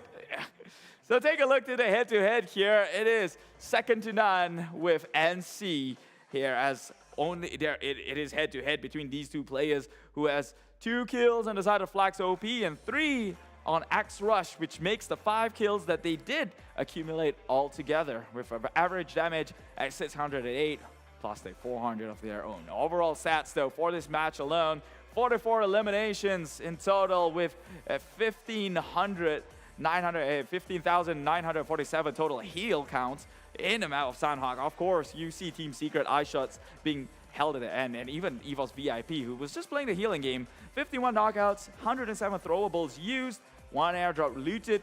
Not surprising. We all know airdrops is just a trap. It's a candy to a lot of ants, and well, 2 headshots with 11 revives, with the longest distance being Axis Micah at 220 meters. That will be game number 1 of the day here. That would conclude it. Now we're going into match number 2, which we have Erangel, and as I mentioned before, Group B will not be playing, which means no Team Secret, no Sem9, no GENEXUS, no Homebois. A lot of the crowd pleasers just disappeared on this one, but which means Group A now gets the chance to pop off. Geek Fam Could they be on their way into securing themselves another victorious run here in the PMPL? I guess we'll see and find out. Group E, Kai Esports, KHI still has not showed yet again the action that their fans have been expecting, but I don't blame them. It is a Sandhawk anyways, right? It's a circle-reliant map and hard to make it around in rotation. The EVOS VIP did like the most insane thing to come all the way from Lakawi to Totmak and still make it to second place. It's already a great feat to do. So maybe not in Sandhawk, but Kai Esports or KHI Esports might have a chance here in Erangel. And my next talent prediction is going to be Team Secret, of course. It's a bit of a no-brainer, this one. They are a high-caliber team, and as we saw previously, hey, they adapt, right? Sure, their prediction of the circle rotation, the circle placement, it did not come in fruition, in which caused them that game, but still, they made it onto the top 10, and they played it the best they could. So Team Secret might have the shot here when it comes to a balanced map like Erangel, where it is loot by abundant, a lot of covers to play around with, and a decent amount of hills. So that would be my call. Obviously, I've been wrong so far through this entire day itself. But hey, it takes time to pick things up around here. That is the beauty of the Country League. And unfortunately for these teams this time around, the format does not give them that luxury to sit back and relax. So without further ado, we have game number 2 in Erangel. I'm going to pass you along to Sir Cloud and ContraCast. Take it away.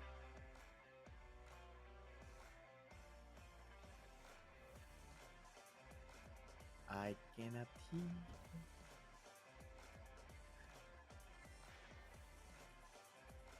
All right, ladies and gentlemen, and we are now back at it again here sa ating game number 2. My name is Malubi, alongside with Miss Bekbek, and then habang inaayos pa ni Bekbek yung kanyang mic, pero yan, what an exciting matchup kanina na naganap sa ating Sunhawk. So napakalupit ng mga bakbakan wherein KHI, sadly they got eliminated, and again, napakaganda ng mga pinakita nating mga bakbakan. But right now, we have our official digital telco partner, Udo. Let's switch to Udo. You can get it with free 5 GB of high-speed data plus 20 GB of non-stop PUBG Mobile data. And again, dito lang yan sa PUBG Mobile, Udo. Ayan, thank you so much sa Udo. And again, thank you so much sa lahat ng mga viewers natin dyan sa live comment section, guys. So nakikita natin that you are very eager to HI. But again, for the upcoming map, we have Erangel. So we are going to the OG map, El Clasico matchup for the game number 2. In just a few seconds, tayo ay lilipad na sa Erangel.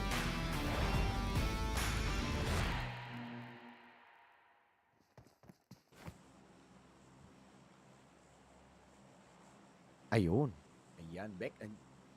Ayan. So habang finifix ni Bekbek yung kanyang mikropono, ay ako muna ang inyong marinig. So ang ating plane path will be again going dito sa ating quarry from Severny. So majority ng mga teams natin from the plane path na nagda-drop ng sa may hospital, sa may ruins, sa may Gatka quarry, and even sa north part ng Georgia Paul, and even the short shooting range will be definitely having a little bit of again time para magda-drop. So mas longer time na magda-drop yung mga pumupuntang team sa may Pochinki, sa may Far, sa Fiery Pier, sa Sosnovka military base, and even sa Milta. So definitely they need to get a lot of vehicle for them to control their rotation para sa kanilang mga team. So again, KHI mukhang kailangan nilang bumawi ngayon in order for them to catch up for their loss, dahil nakita naman natin yung kaninang team na nag-chicken dinner, which is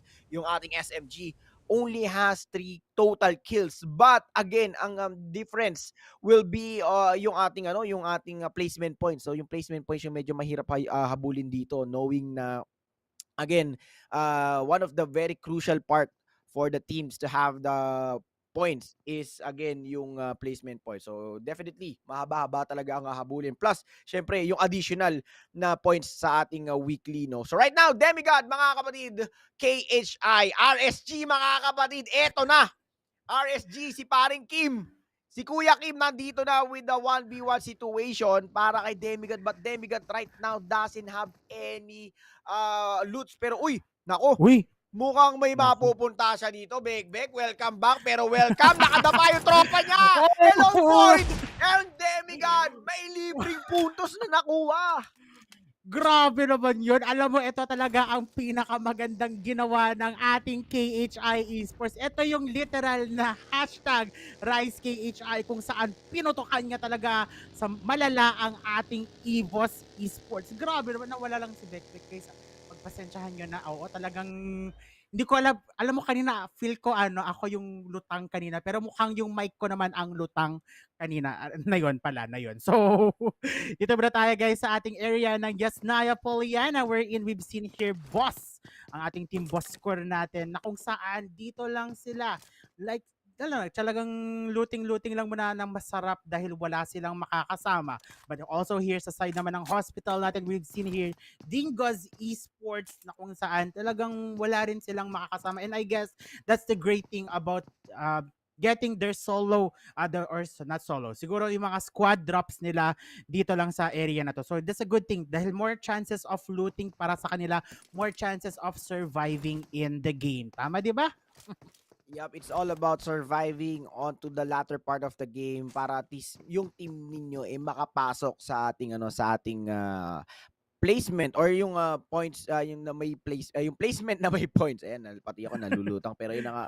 Again, KJ right now has their first point and the first kill ngayon nakakabawi ng KHI. And again, for us, it is a good news dahil may nakadapa doon. May palakang may dimple guys na nag-aabang ng milagro na may mangyayari sa kanya. And right now, PHI Run Kid using the vehicle for their faster rotation because yung circle natin is almost nasa lower right side ng mapa natin. And them, nasa gitna naman sila, no? But again, you need to dive in towards sa magandang part and it's up to your rotation.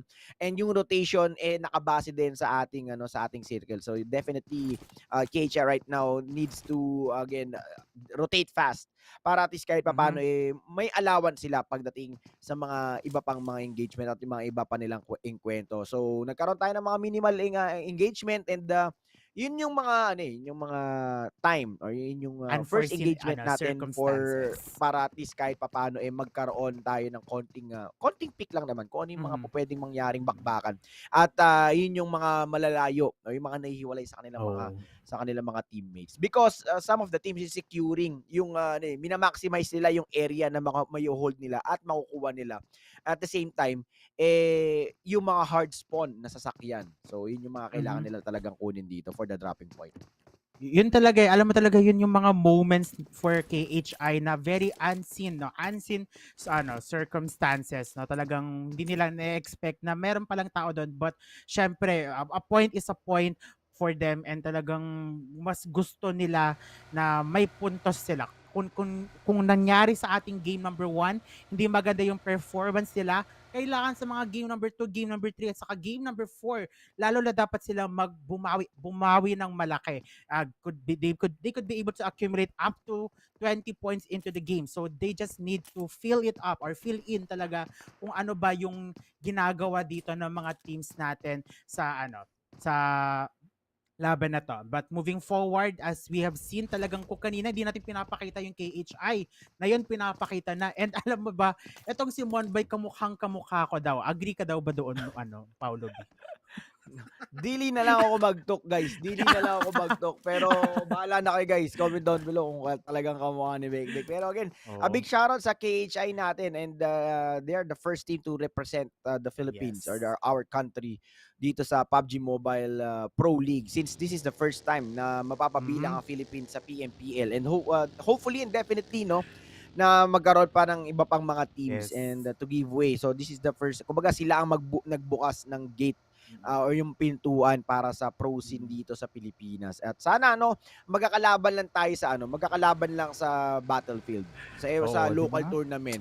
Pero pagdating sa international, tayo ay sama-sama. Kaya guys, iboto Paulo B para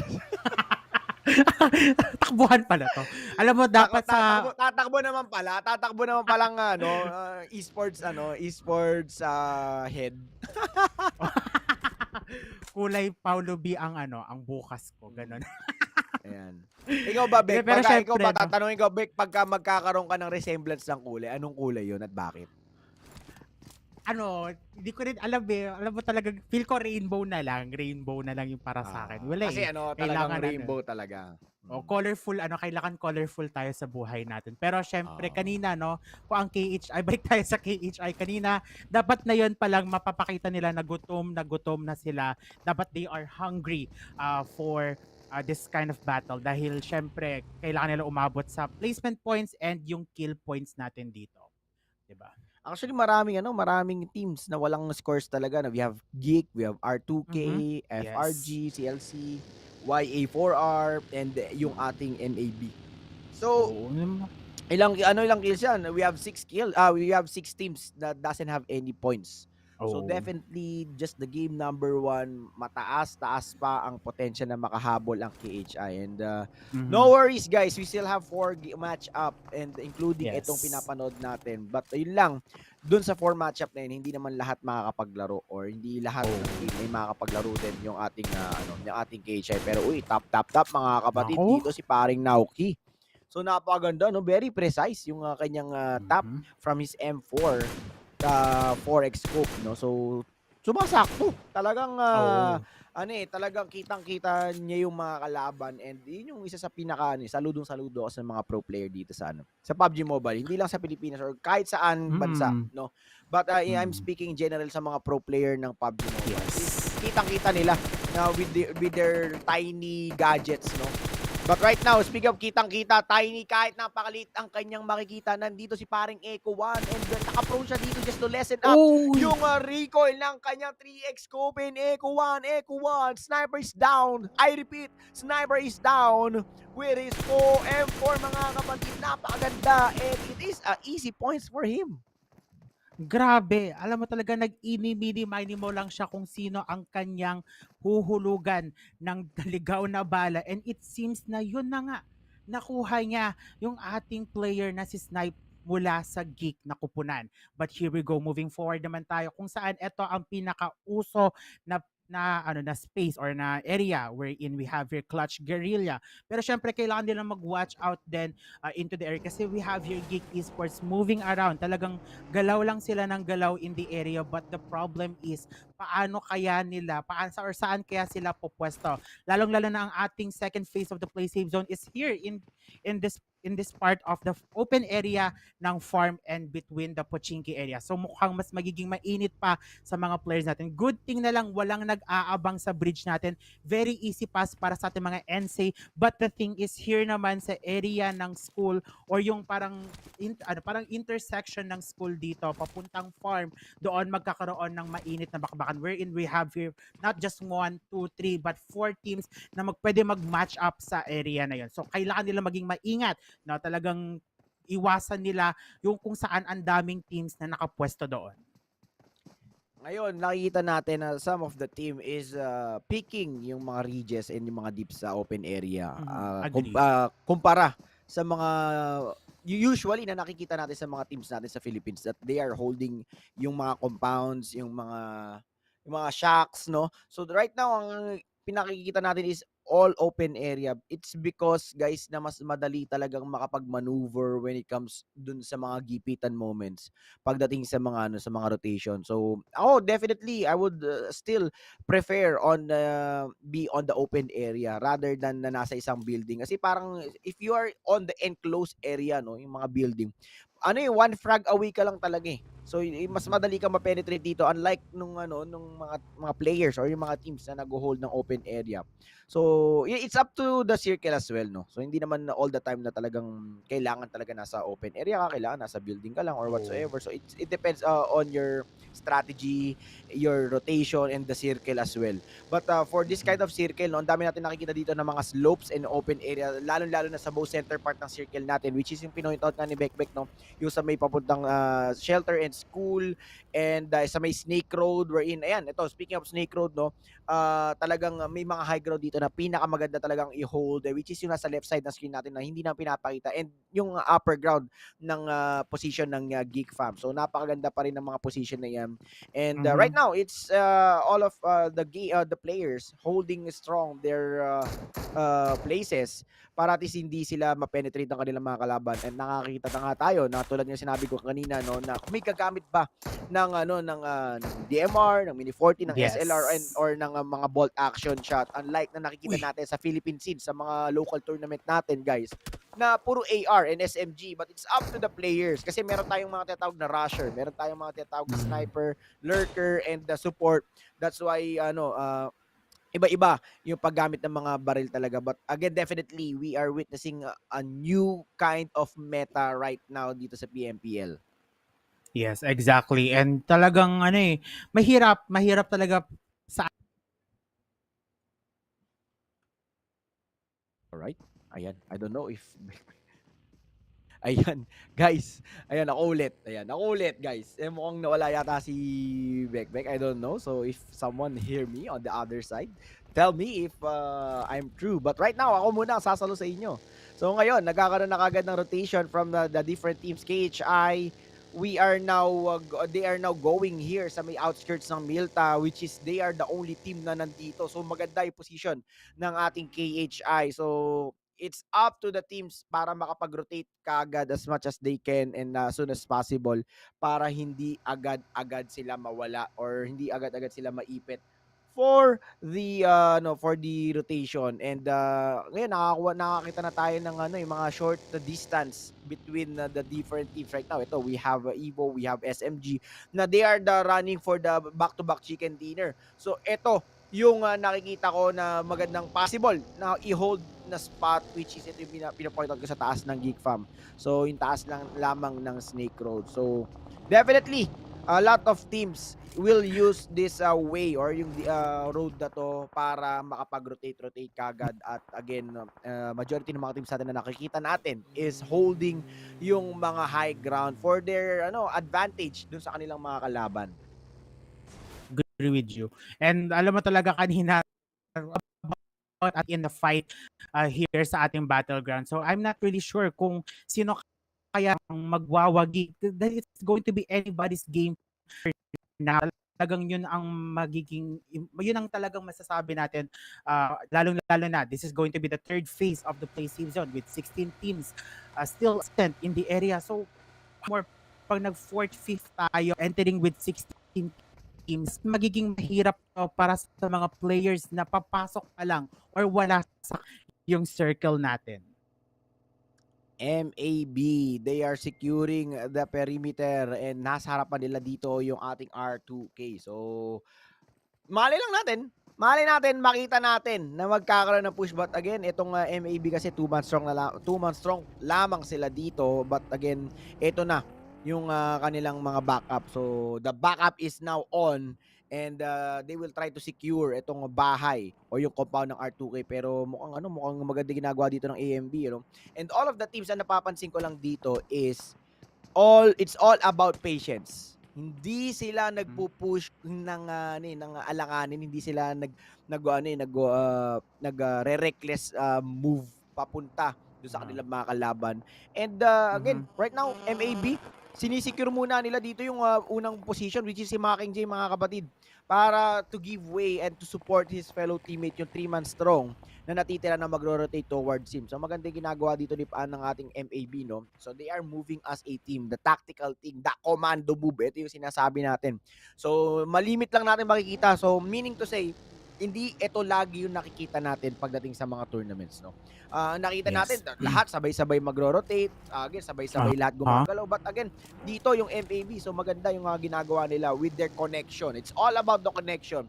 It doesn't matter kung ilagay mo lahat ng magagaling na mga players sa isang team, tapos ang ipakalaban mo sa kanila is yung matagal ng team, yung na-build up na talaga na organization or ng brotherhood.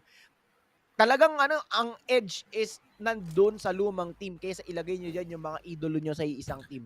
Because yung connection kasi as a player or as a team, wala. Agree with you. And yun na nga, moving into the fourth phase, nakita naman natin na nasa talaga and may mga high ground din dito, but we know for sure ng ating EVOS ay na, and they have here the responsibility na kung saan kayang-kaya nila i-knock out dito yung mga boss, yung mga ibang teams as well.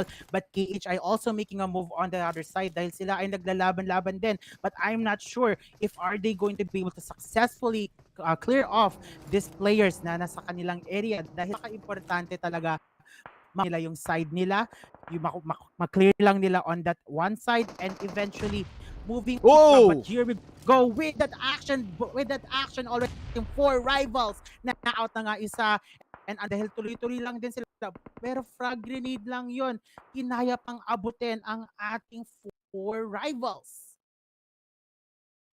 And the frag grenade connected. Ngayon, nasa open area ang ating mga Yappy ballers. Pero again, looking here sa other side of the circle, may baka ng bola na nagaganap. R2K laban sa MAB, and MAB is getting pushed and rushed down by the blue zone. Ngayon, ang dalawang member ng R2K is again waiting for the last chance na masagasaan sila. But again, hindi na mag-uubos pa ng oras itong MAB. Pero MAB, wala na silang mapupunta na maganda position dito because yung mga players o yung mga teams na maaga nag-rotate talagang nag-benefit yung rotation nila. Pero bakit Jay, nakita na kagad ni Paring Zuli, binuli dito pa isa-isa yung kanyang mga kalaban from the MAB. Nasa open area yung mga tropa natin, and call 911, we need some emergency assistance.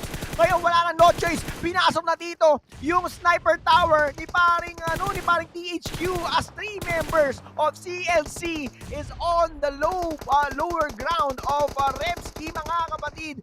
Ngayon, yung THQ watak-watak dito. Ngayon, dito naman sa may Milta, mga kapatid, we have Almighty and NC Frankie using the top of that guard house for his advantage. Ngayon, tumibaklong at again, it's a 2v1 situation. And Jerome pinatay and Kiss my bullets, mga kapatid, and they got eliminated by NC. Grabe, abanan doon squad house, talagang nagsabay silang ang ating mga all-this at mga clutch dahil ready to push everything and uniting PHQ as we have here seen natin already been eliminated right away sa mga kamay ng ating mga Guerilla. Pero syempre na nakikita din natin sa ating mga kill feed wherein we have your K8 knockout currently, but let's sa kanila ang knockout but ready to push na nga ang ating ito na ang laban natin, controversial Axis Red 1 versus KH happen. Ang natin dito ready to push on, and ano kaya mangyayari as we have 4 rivals already eliminated. Demigod na lang ang natitira. They are ready to push, eliminated. Napagaang-bang ang ating mga Geek Esports sa mga kamay ng Axis Red 1.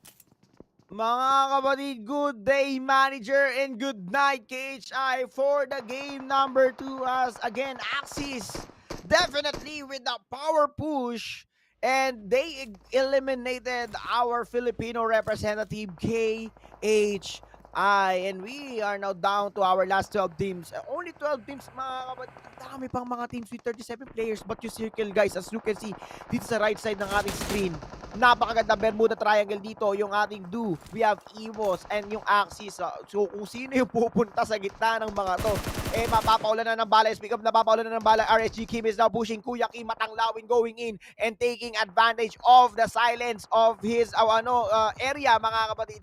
Napakaganda, ang daming naka-knockdown dito, ang daming nagkukumpulan. 1 frag grenade away. Dito lamang ang ating Do, and I do definitely kailangan nilang gumawa ng way dito in order for them to save their fellow teammate. Pero Echo 1 nandito na, clearing operation, and NC gayon, they got again eliminated, and R2K as well. We are down to our last 11 teams with 30 players left, pero nagkakaroon kagad ng karambola dito ang ating winner chicken dito sa game number 1. Pumasok na, and EVOS, mga kapatid, no ID, no entry for the SMG. Nasaan na si Jenny, mga kapatid, sa side ng SMG? Ngayon nandoon nangingitlog sa taas, waiting patiently sa mangyayari sa kanyang mga ka-teammate, and all of his teammate is now eliminated on the side of his team and R2K na definitely nasa open air sila. Tulad nga na sinabi ko, isa sa pinakamahirap na circle na nakita ko sa side ng Erangel. And kaliwat kanan ng elimination na nakikita natin na yung clutch Guerilla. No, there is no clutch for your team as you got eliminated.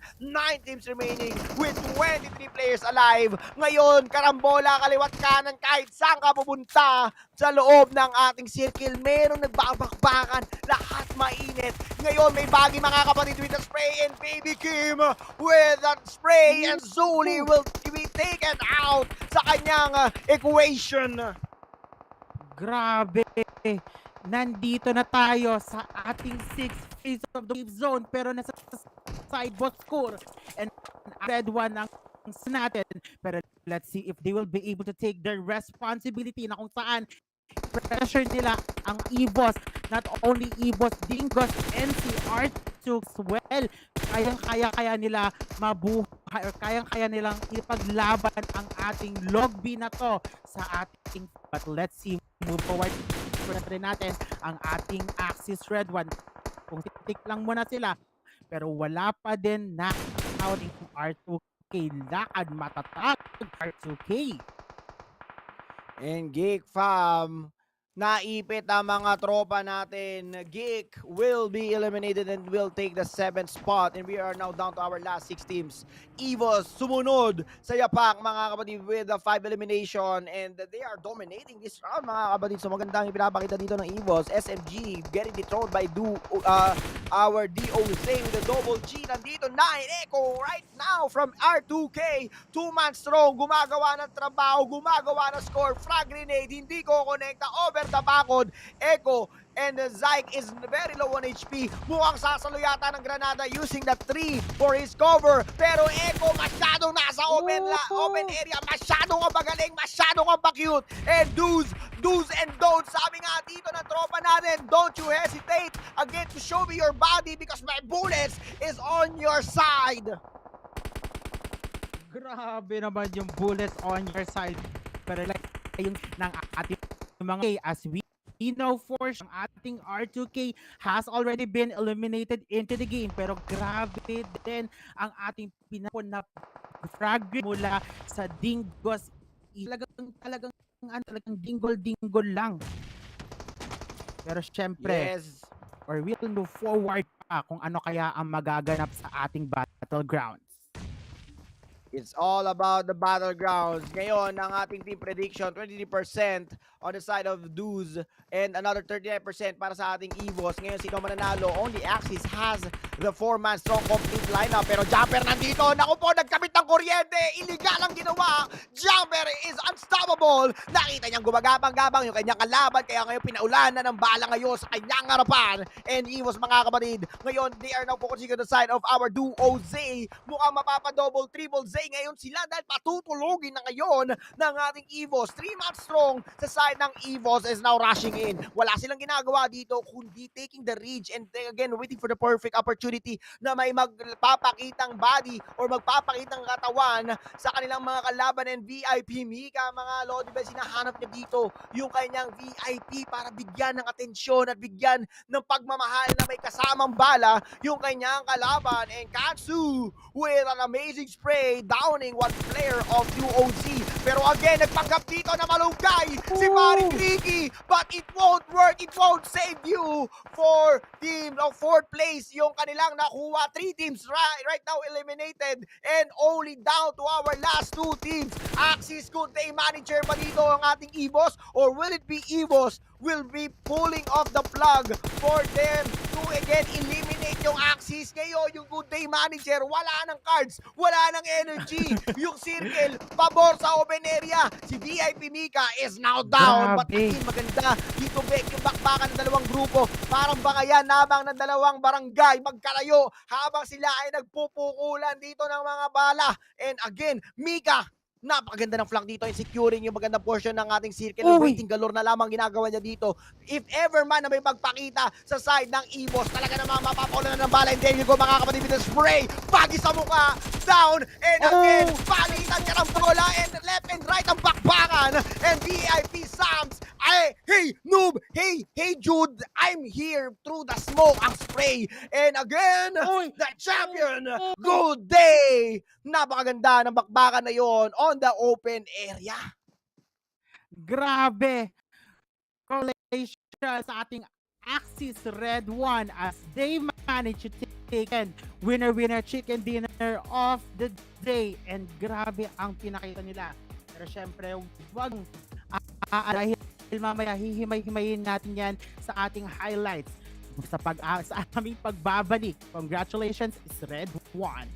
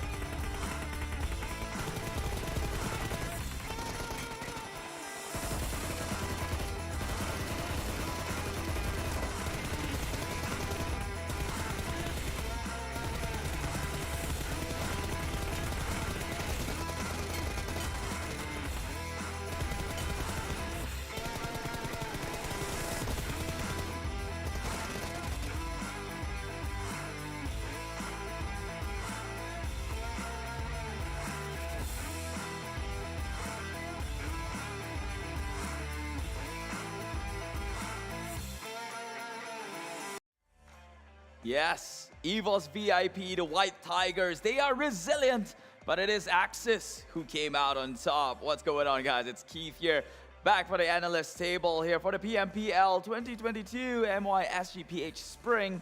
And my God, was that a game. One way to kick things off in the first week here, and game number 2, things have been cranked up from 1 to 100 and now to 1,000. It is quite the show to catch, and thank God that I'm here today to watch it all go down live onto the screen. If you loved that game, let us know down in the comments below. Cheer for the two teams, Axis and EVOS VIP. It could have gone either way, but man, props goes to the side of EVOS because they were playing with a man down from the get-go, being picked out by none other than Geek Esports or KHI Esports. So, before we go further into the game and the nitty-gritty details, we do have some treats for you at home to claim for yourself. These are the codes for you to redeem yourself some free permanent suits. Very adorable. You're dressed up as a corn with the corn head and the what is the thing? Chlorophyll body. Yes, that's my biology knowledge coming back up. Yes. Chlorophyll green body with your corn maze head. This makes it a perfect harvest outfit.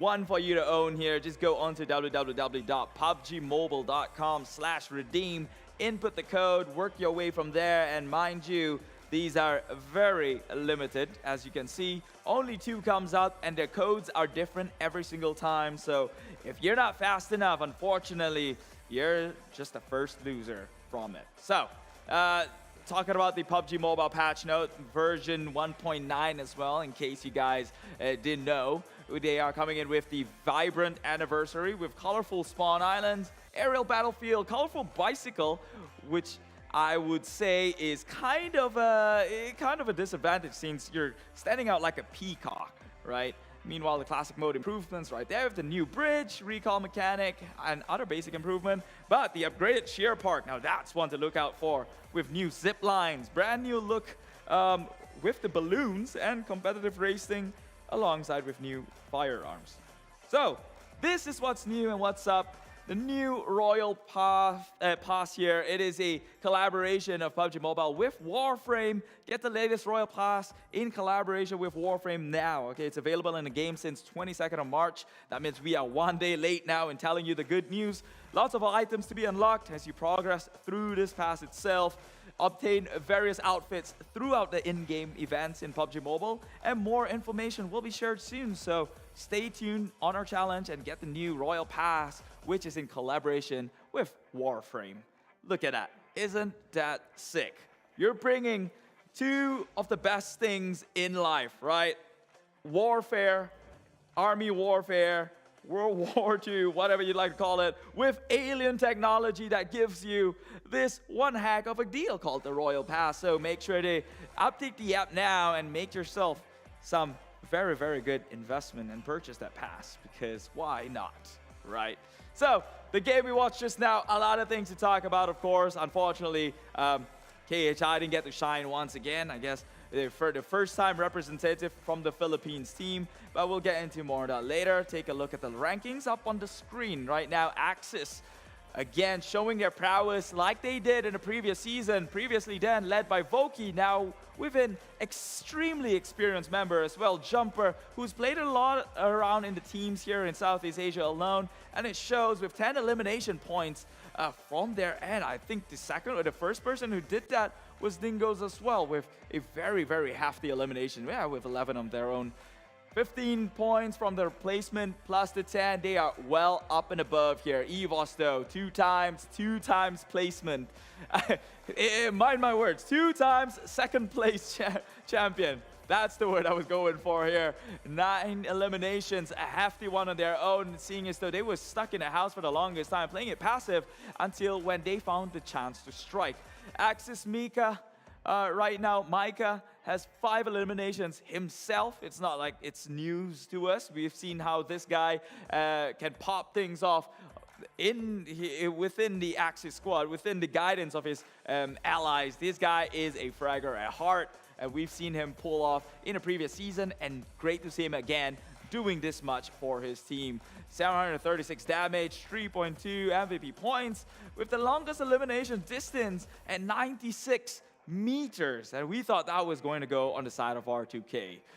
36.56 in terms of team contribution though, so that is why Axis is very, very scary, right? Despite this man having 5 kills on his own, the workload distribution seems to be pretty even, if I would say so myself. And of course, PUBG Mobile being a battle royale, it's all about being consistent if you want to keep it up to the top, right? EVOS VIP now marches at #1 spot here with that 12 elimination points and 24 rank points from the 2 second place finishes in 2 maps. Still no chicken dinner on their end, but they don't need it that much. 36 total point itself, but Dingoz, that is a surprising factor. Still lethal from the variations of Dingoz that we've seen before, but let's take a look at the second draft. Geek, Homebois, GENEXUS, RSG, Clutch, Kai Esports, YA4R, Udo Alliance 4 Rivals, Almighty, MAB, and Farang Lejund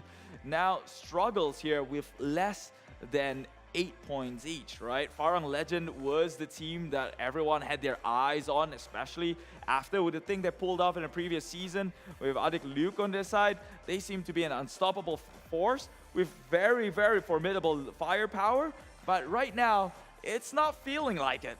It's not seeming like it, and although they've had their moments, I guess it just wasn't enough to seal the deal. Still 0 eliminations on their end, being kill-stealed by the rest of the teams participating. So, that is what it is. Axis Red One currently under the guidance of Jumper.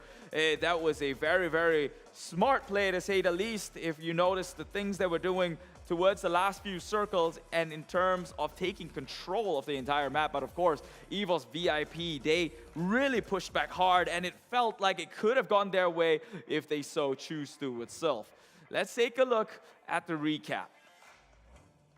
So if you notice, Axis Red One actually started their adventures all the way from Kimeshki. This team, they are on a road trip, moving from one place to another, with leaving one member on top of Stalba just to be a scout. And when they see that the entrance is clear within circle, they pushed on in, close to Lipovka, and from then on, make another rotation towards down nearby school here, but not really residing within it, knowing that school is kind of like a bloodbath from the get-go. So, then they made their movement all the way down, eventually, within circles when they have to. I believe they were over at Shelter, just residing and waiting actually above there, above mention. Onto the top hand side, Yasnaya Poliana, down below. That is where Axis actually relies and resides. I think they took their time and the push here within the circle, actually allowing the teams that are in front of them to clear a path for themselves, right? They had to fight through quite a bit if they were to make themselves into the center circle, which means the Axis Red One, this is where all the numbers is starting to add up into play, as they have a lot of teams to go through. That could explain why they had the 10 eliminations on their own. So Axis Red 1, they definitely did not have a breeze when it comes to this map, as you see that the circle shifted down to its shelter. Right smack dab in the center is farm and open area, which nobody really likes to play in an open field. So everyone's just camping by the compounds that they can't find by the side, and you see that Axis still playing on a passive edge, playing on the outside of the circle, not wanting to commit too heavy just yet, and recognizing the rotations from the other team, seeing as though they began from the side of Kameshki, they would be the last team to arrive. Hence, they could assume that they have a couple of 100 million teams right in front of them and decided, we're going to play this one really, really slow. Eventually, when the circle hard shifted towards the center between the trio that is Shelter, Milta, and Farm, they were also, again, still playing from the outside.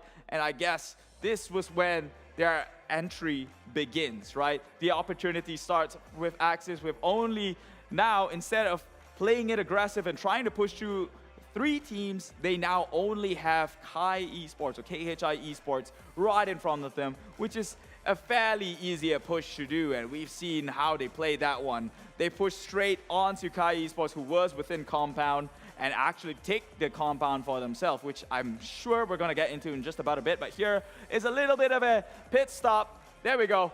This is the point where Axis Red 1 has already taken a compound out of Kai Esports, which was surprising because in any given point of time, you would assume that Kai Esports had all the advantage in the world. They were in circle, they were not pressured to move, they had the compound advantage, they could peek out, and Axis had to play wide open, yet here they are taking a compound from Kai Esports like it was candy from a baby. So Axis, they won big time in pushing their pace and securing their spot within this circle. Now, if you take a look at the map right now, Axis didn't have much control as everyone else had the better half of the map. But later on, Axis, they spread out. By recognizing that R2K is within the skirmish with Dingoz, they decided to capitalize on that moment, come in as a third party, and maybe finish the job done, opening the map into a 50 split onto their end. With Jumper up on the front lines, I'm sure he has got some info. Oh, actually Micah was the one on the front lines. Jumper gets shot in the back end. This was the last few fights here as EVOS VIP managed to actually take down Jumper, evening the manpower down to 3v3 here. But some trade that happens in the way, which then left EVOS VIP with 2 up against 3. And even so, that did not stop the White Tigers at all. Towards the end there, it turned into a 1v1. Obviously, EVOS VIP, they held their compound against Team SMG, so they were playing the passive game through and through. However, when it came down to it, they only had 3 members, so of course they had to play a bit more passive throughout the entire game. But take a look at the elimination and damage that happened here. Axis Red 1 with 10 kills in their name, 1,963 with the damage output alone. Yeah, towering the rest, only challenged by Dingoz, who's got 11 kills, but not even the damage to match the likes of Axis Red 1. So you know that they had to fight through quite a bit. And that push to Kai Esports, that I would technically say nearly won them the game, but it was the clutch towards the end against EVOS VIP that actually did. But EVOS VIP, though, 1,874, they dished out some damage themselves. SMG did try and push towards them, but they held really, really great. They took that fight like a champ, and, well, leaving SMG, the previous chicken dinner winner, with not much points to take from the table. But of course, Axis, they come out on top with Micah. Most damage dealt so far, 736 from a single player. And Mika, from EVOS with 711. Hey Noob comes in next, still under the banner of Axis redONE, so 658 damage on these guys. So they are definitely one to look out for again in this season. This team's crazy. They're absolutely bananas, if I would say so myself. Last season, we saw them pop off with Voki. This season, they're doing extremely well with a new leader. Man, can this team even be slowed down? Meanwhile, match 3 awaits us here in the side of Miramar. As you can take a look at the graphic at hand, it's a demolition derby, but it really just means it's a hot map to play in. Sandy Dunes, A, B, C, and E. That will be the group that will be playing, which means Group D will not. That is Team SMG, or RSG, MAB Esports, and Almighty, all down for the count. We'll be sitting this one out, but not to worries though, because they have another Miramar map coming up after this next one. So, hey, it's all good. All fair in love and war here. They'll have their chance. And then we're going to end the day again with another Erangel. So, before we get into this next one, I would like to say this time around, with a Miramar map, I'm going to give this one onto the side of Geek Fam, right? Because, man, QB, this guy is a brainiac genius. We all know that. We know how he's secured some of the chicken dinners in Miramar with his team alone, just by playing the terrains and potholes and crater holes that they can find as cover and use it towards their advantage. And I believe that is all under the leadership of QB. So, I'm curious to find out what this guy has in mind. Obviously, Geek Fam is last season's champion for the PMPL MY then SG only. Now, with PH coming in, make things interesting here in the 2022 PMPL MYSGPH Spring. Again, Kai Esports can still pop off. You can have 2 bad games, but maybe this third time's your charm. Or not. We'll see. Anyways, that will be all for the recap in match number 2. We will be getting into match number 3 very shortly. In fact, by shortly, I meant me, because it's happening right now. Take it away, boys. Sir Cloud and ContraCast. And we are now back at it again, ladies and gentlemen, para sa ating game number 3 ng ating PMPL MYSGPH Spring Tournament. My name is Paulo B, and syempre, Bek pa rin ang ating mga kasama after that game 1, game 2. So, unti-unti na natin nakikita kung ano yung mga possible na mangyayari all throughout at kung sino yung magdadala ng momentum. And I'm so excited, and I know Bek as well. And ngayon, tatanungin kita, Bek, kamusta ang mga naganap na bakbakan for you for the game number 2? Alam mo, hindi ko talaga alam kung ano nangyayari sa microphone ko. Pero hopefully sana maging okay na siya dahil naririnig ko naman yung mainit na bakbakan or mainit na delivery mo, Paulo B. Napakaangas, napakalupet talaga ng isang Paulo B. But syempre, wag natin kakalimutan ang ating official sponsors, Realme 9 Pro Plus, the #1 smartphone brand in the Philippines for 2021. Capture the light with Realme 9 Pro Plus.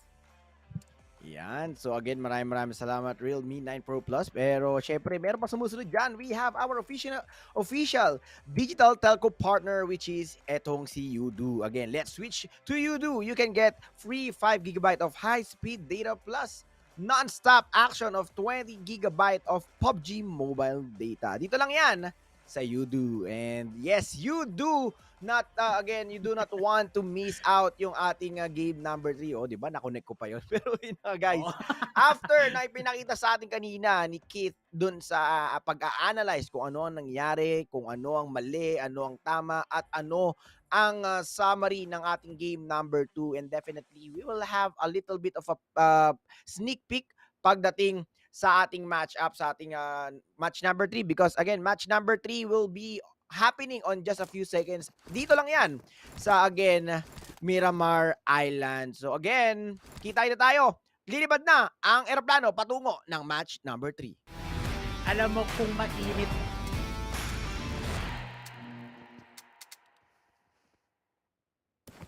Alam mo kung mainit talaga ang ating match ng Erangel, how much more dito sa Miramar, mainit pa. Tingnan mo nga yung kulay ko sa stream, para akong nilelechon, no? Para akong nilelechon na Babsi dito sa ano natin, dito sa PMPL. And syempre, we have here the plane path na nagsisimula sa area ng Minas del Sur hanggang dulo ng ating Torre Ahumada. And the thing is, saan ba magdadrop ang ating controversial KHI Esports? Kasi nakita ko sa trash talks nila na magdadrop daw sila sa area ng La Cobreria. But knowing KHI Esports performing well in the qualifiers, they drop themselves so much here. Committed talaga sila sa ating area ng Pecado. But we will see if they will be able to get their momentum dito sa match ng Miramar dahil ito yung pinakamataas na win rate ng KHI Esports.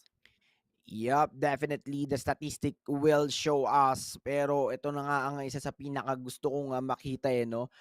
Some of the teams right now parang ano to parang playground na lang nila talaga yung Miramar. We have syempre a KHI, we have Team Secret as well. We have again we have the CNC. So kumbaga madaming mga players na talagang they like to play and they like to hunt their praise here on the Miramar map. But the circle, mga kapatid, so majority is above the map. At mukhang makakita ulit tayo back ng katulad ng game number 2 wherein ang daming mga nag-rotate. So, a lot of engagement, a lot of first rotation ang naganap and it's all about the rotation right now, lalo na dito sa Miramar map dahil yung circle din natin nasa pinakababa. Right now, KHI versus CLC. We have the 4-man strong dito sa may graveyard. Tignan natin kung sino ang maililibing ng buhay o kung sino ang magiging supulterero ngayon. Sino ang maglilibing? Sino ang maililibing? Grabe, gusto talaga ng ating KHI idala ang ating CLC sa ating libingan na yon. Pero syempre, first things first, talagang lahat sila ay naglulut lang. Talagang looting phase pa rin naman tayo. Very quiet pa lang tayo dito sa ating first phase. So not much more of an action but more of like how are they going to be able to rotate. Lalong-lalo na sinabi mo kanina, Paolo B, na medyo malayo talaga yung ating log B. Nasa area ng Puerto Paraiso. The thing is, nandoon yung R2K. And naku, may nagkakaroon na ng unang bakbakan. Ang kambal kong Monboy already eliminated by our Adibs. Adib na Adib ang ating CLC sa ating laban na to.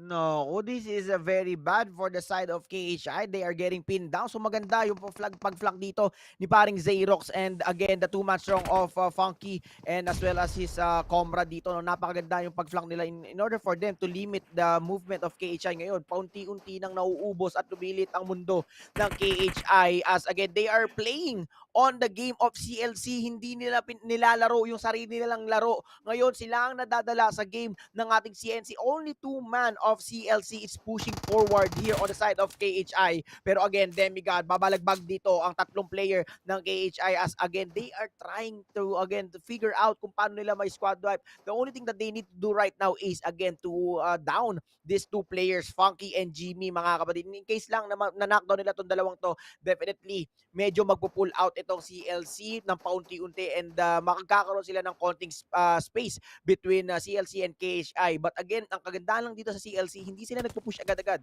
Funky and Jimmy, mga kapatid, they are waiting for the perfect opportunity. The 3-1 split, eto na. One of the deadliest split na nakikita natin dito sa ating PMPL is being used by CLC, no? But Ranked right now, very delikado yung position niya in case lang na makita siya dito na namimingwit ng talaba. Again, pinasok na kagad with the 1-man stroke. Wala na siyang notice dito. Pero shaking and taking. Again, tamang psycho lamang. Kunyari, magpupush ako. Pero again, umakit ng ligo yung tropa niya. Hindi siya aware na may kalaban pa siya sa kanyang likuran. And again, dito na siya magpo-focus. Again, Ranked versus the 3 musketeer of CLC. Pero makukuha na kagad si paring Ranked. And 2-man strong na lamang ang KHI. Definitely, mga kapatid, this will give the doors open for the CLC to wipe out yung KHI na corner yung dalawang tropa natin. Again, wala sila magagawa dito pero nakanockdown na isa and dalawa. Again, yung granada mukhang puputok pa yata and Demigod securing the kill of H2R and Mayday, KHI has been eliminated. Pero ang kagandahan dun, Beck, lumaban sila, pinahirapan nila yung CLC. Oo. Alam mo talagang so far kahit ganon yung laban ng KHI, talagang sinisigaw ng mga puso nila na para sa yan. Yun yung mga galawan ng KHI na yun. Pero syempre, kailangan pa nila bumawi. Alam mo ba, ito na yung pangatlong game nila. And their next game will be their last game for the day. So kailangan na talaga nila bumawi ng malakihan. Kung hindi, it's going to be really talagang saddening for us. Kailangan pa nila bumawi pa on the latter part of the games. Pero syempre, moving forward naman tayo sa ginawa ng ating clutch Guerilla, talaga super grabe yung pressure na binigay sa KHI. Tipong yung ating H2R mismo, hindi nga na alam kung saan nga itatapon yung bomba, kung itatapon niya ba talaga or ika-cancel niya. Yun kasi yung only choice. Talagang pressure was real for KHI and hindi kinaya yung pressure na binigay ng CLC sa ating mga KHI. It's all about handing the pressure that leads to the elimination of KHI. Actually, naunahan na yung KHI. Why? Ang hawak lamang ng KHI dito is the two factory or what we call the warehouse, yung big warehouse. And very limited yung loots doon and nakuha pa ng kanilang kalaban yung high ground, which is yung si Xerox, no? So napakaganda yung pag-flank din nila Funky at ni Jimmy Santos. So maganda yung ginawa dito talaga ng CLC. Coordinated yung kanilang push. At one thing for sure, they need to pin down KHI for at least one building. At yun ang nangyari. Only one building ang na-hold dito ng KHI. That's why limited yung paggalaw nila dito. They are getting pinned down inch by inch and little by little. At again, sad to say, hindi tayo makakakuha ng points and we are the first team to be eliminated here on the game number 3. And meron pa silang dalawang game na makakahabol. Pero speaking of habol, mukhang may hahabol dito. Si Rush In, Rush Out naman dito, yung isang player ng ating THQ, which is si paring Zuli. Yes. And alam mo talagang masasabi natin na they have to get further points. Kitang-kita mo naman, EVOS natin on that number 1 spot with 36 points already just with these 3 games. So, kailangan talagang humabol natin, lalong-lalo na, I'm very sure, NC dito, hindi magpapatalo. And in front of them, we have the THQ. So, mukhang kakalabanin lang nila. Talagang gagawin nilang chicharong bulaklak ang ating THQ dito para for an easy point for them. But let's see, it could be the other way around for THQ. So, pwede siyang baging vice versa at the moment, no? And lalong-lalo na, I think this is going to be on the area of the jungle mode or jungle area of the Miramar. So nasa bottom side na to and these teams are already rotating as early as they can para makuha nila yung saktong position. Now THQ with one member being far away from his players, pag ang ating tatlong THQ natin doon ay napatay ng ating mga kaibigan dito sa ating side ng NC, it's going to be a game over and isa na lang ang matitira for THQ. Ngayon, kanina nakita natin yung paghabol kay paring Zuli. Actually, hindi naman siya hinabol, no? It's just a coincidence na makita lang siya doon. But again, ang kagandaan dito, hindi sila nag-pull out, but they decided to stay doon sa position na yun. So talagang pinapakita dito that we are the ones na mag-hold ng position na yun. And as well as din yung kabila, no? Yung kabilang team. In short, palakasan na lang to ng ego. So, pataasan ng pride, pahabaan ng patience, and syempre, palakasan ng ego. Ayun na nangyari. But right now, the circle just shifted even smaller and focusing on the side ng outskirts, lower outskirts of Los Leones. And majority of the teams, so they need to push out and rotate as much as they can. So, yung Los Leones, untouchable guys. Walang nagmamayari for them to loot and to hold their position. And dito naman sa taas lamang ng Pecado, mga kapatid, Pecado is delikado. So dalawang miyembro ang pwedeng magkaroon ng barilan, which is yung Axis, yung recent winner chicken dinner natin, and as well as yung ating SEM9. So SEM9, isa rin sa mga magandang movement dito or magandang mga strategy ng mga players natin. Kanina nakita natin on how they turn the tables around, na yung Almighty ginigipit sila sa may hatin. But again, napakaganda ng trap card nila doon, no? So from being hunted, sila naman ang nang-hunting doon sa Almighty that leads Almighty's elimination. So maganda pa rin yung yung composure dito at yung movement ng ating SEM9. Yes, agree with you. And mukhang chill lang muna sila dito sa areas natin.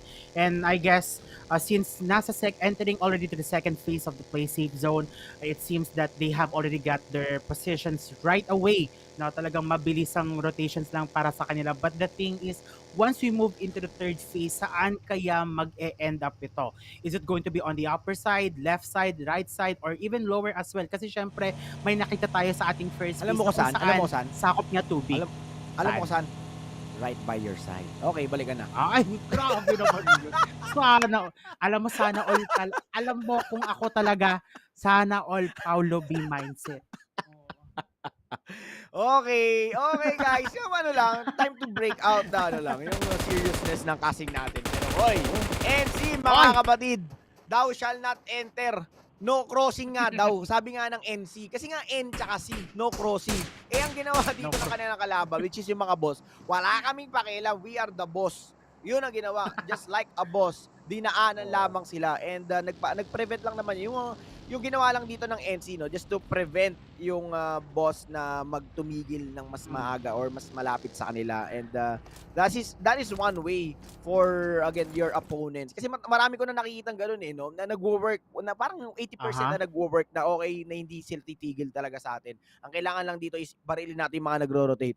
Yun yung yun yung ginagawa nila, yung isa rin sa mga strategy nila na para hindi malapit mag-crash or mag-stop dito yung kanilang mga kalaban. Just na kumbaga parang ipapaalam lang na we are here. Sa amin to, yung area na to, kung gusto niyo mapalaban, why not? Pero kami, ayaw namin mapalaban, kaya kami na kagad yung mauuna. Uy, nako, parang may napapasabugan dito sa side ng SEM9 versus Axis Red 1. Good day, manager, para sa ating mga SEM9 dahil ubos agad ang Mika natin of Axis Red 1 gotten by SEM9. And alam mo talagang feel ko, ito yung mga players na magkakalayo sila sa isa't isa kung saan solo lang nila yung vehicle tapos spotted on sila by the SEM9. Talagang walang labis, walang kulang. Laban kung laban para sa SEM9. Talagang puputukan nila ang bawat isa. Ayun guys, the circle mga kapatid. Napaganda pa nga yung position ng ating Team Secret as again sila ang nagmamay-ari ng Los Leones. So they are the ones na possible na hindi na muna masyadong mag-move kasi yung next circle or yung next phase na to medyo konting konting lakad lang or konting rotate lang at makakapasok ka sa circle. So definitely maganda pa rin na position dito ng ating Team Secret sa loob ng Los Leones. Right now FRG, so they are in need of rotating dahil yun yung problema, no, yung mga nag-mindset ng mga team or mga players na let's hold yung yung lower ground ng island, which is yung nasa baba, no, yung nasa baba ng portion ng mapa natin para doon sa circle. Yun yung hindi talaga pinanigan ng bilog. Pero speaking of panigan, mukhang magkakaroon na kagad ng palagpakan dito ng Axis. Nako, the hunt is on para sa SEM9. This is pangapansit and jumper. Hey noob, nandito naman si paring Hey noob. Hey Jude, I am here. Pero Johnny Depp going in for the push dito sa loob ng again ng kulungan ng mga kabayan. Pero again, nandito na yung ating Lodi and Hey noob. Hey, oh my goodness, mukhang it is on the Axis way. Men, mga kapatid, napakaganda pa rin ng position, napakaganda ng push dito ng Team Axis. Good day, manager! Good night for your team, SEM9! Grabe, ang init, men. Talagang, alam mo, sila yung nagpaparamdam dito sa battlegrounds na mainit talaga ang ating bakbakan. And alam mo, kahit na 3 players lang ang ating Axis Red 1, talagang nilaban nila ang ating SEM9 na kumpletong rekados pa sila. Alam mo, Bek, kanina pa yung dalawang yan, dun pa lang sa sa taas ng pikado, galing ng power grid. Kanina pa yan, dalawa yung SEM9 at saka yung Axis. Ngayon sila na naman, ibig sabihin, meant to be pa rin talaga silang maglaban. Naglapagan siguro to ng mga Uno reverse card. Ayan, pinatay mo yung isa kong member. Yan, Uno reverse card. Yan, patay tuloy kayo mga SEM9. But syempre dito sa ating laban ng ating mga EVOS Esports as they were able to take a knockout dito sa Arthur natin or si Tar natin dito for our 4 rivals rather. Pero syempre, we also have a casualty on the other side dahil andito ng ating mga Farang Lejund. Now let us see if they will be able to take some legendary moves and get their magics here sa ating area ng Miramar. Yup, and again, a lot of konting engagement. Pero uy, si Jimmy Santos, nag-push na kagad dito, Kalayami Ballers, and Buru, mga kapatid, from Buru to Burger. Eto na, kalahating burger o isang buong burger. Walang reload, using that SMG, mga kapatid. Shake it and bake it. Pabilisan lamang na finger dito, guys. And there you go, kalahating burger para sa'yo. Grabe naman yung ating kalahating burger. Pero syempre dito tayo si addict natin. Nako, mukhang siya ay manghahabol na yon ng ating mga FDA. And let's see if he will be able to take out ang ating CLC na nasa labas pa ng ating play safe zone. Pero syempre meron din na tayong nakikita mga eliminations on our kill feeds. Katulad ng ating mga 4 rivals as well. But here we go. Play zone is already getting strong enough to eliminate some of the players in the game. But what? Bang! A frag grenade mula kay Sams. And let's see if kakayanin pa ng isa dito sa side ng CLC. Pero funky natin dito. Bye-bye! Isama mo pa dito si Adibs. May dalawa pang natitira. Si Jimmy at saka si Zayrock. Ano kayang kanilang gagawin? Are they going to be able to get away from this area or hindi? Pero syempre meron din sa likod ng ating mga EVOS kung saan andito yung mga Farang Legend. And we have here a frag grenade thrown by Addict ako sa frag grenade. Tapon kung tapon. It's all about the utilities, Bek for the push dito. And again, EVOS, VIP Razor, muntikan makita dito yung pinakamaliwanag na makikita niya. But buhay na buhay pa rin siya dito and ready for the battle for the round number 2. And FRG trying to figure out kung paano sila makakapag-push. Pero napakaganda dito ng pag-flank sa upper ground and getting the hold on the upper ground. And Addict, knocking down VIP Mika in his opponent. And napakaganda nung pinapakita dito ng FRG. Pero again, knockdown isang player. Parang Sams, napakaganda rin na pag-pick na dito. Delaying the help ng kanyang teammate ng nananockdown sa kanilang FRG. But again, mukhang GG well played for them. Magmamamba out na kami. They decided to disengage. So that is a one way for them na kumbaga maging kontrolado. Makontrol lang din nila yung kanilang emotions, yung kanilang feelings. Because again, hindi naman, it's not all about again, committing, pushing, and again, staying inside the battle. But it's all about kumbaga, kailangan mo rin mag-pull out eh. Kailangan mong malaman kung ano yung mga fights na kailangan mong ilaban at hindi mo na ilaban. Para at least kahit paano, kung mag-pull out ka, meron ka pang placement points na possible na makuha. At mahirapan yung mga kalaban mo for the rotation. And that's what happening right now. Yung circle kasi palitan ng palit eh. Uy! Grabe! Ang ating JB natin dito, knockout na nga sa kanyang posisyon. Grabe habang gumagalaw ang vehicle pero mabilis ang galawan lang dito sa side ng CLC. Xerox natin, pasabog na ang kanyang vehicle dito but he is still pushing through para siya ay makakuha ng magandang position. And I guess talagang it's an game over na para sa side ng isang kaibigan natin. But here, moving forward to our Farang Legend natin dito. Mga Farang Legend lang naman sila. Pero syempre, let's see if they will be able to take some legendary moves once again sa ating laban na to. And Bosskur going against with HBT naman. Si Tam na lang na kung saan siya na lang ang nag-iisa sa area na ito. They are now holding yung edge of the circle. Isa sa pinakamaganda talagang play dito sa Miramar Map, no? Lalo na pagdating sa pagliit ng mga bilog. But again, with this kind of population, napakadami. 41 alive, guys. 41 alive for the phase number 5. Napakadami nito player na to. So definitely, this will be a big rumble for each and everyone. And left and right, mga kapatid, sa edge of the circle, meron nagkakaroon ng gatekeeping. And right now, si paring Aboy from Boss Abos, mga kapatid, the spray will take again his opponent's life right now. Ngayon yung Boss nagsisecure na nila yung sarili nila dito, no? Maganda yung ginagawa nila dito. They are now securing their side of the circle. Ngayon yung ating do's and don'ts, yung ating mga DO, mga kapatid, kalaban nila ngayon, they are now focusing on the side of the 4-man strong of our Team Secret. Pero Secret lang guys, wala nakakaalam kung ilan kami dito ngayon.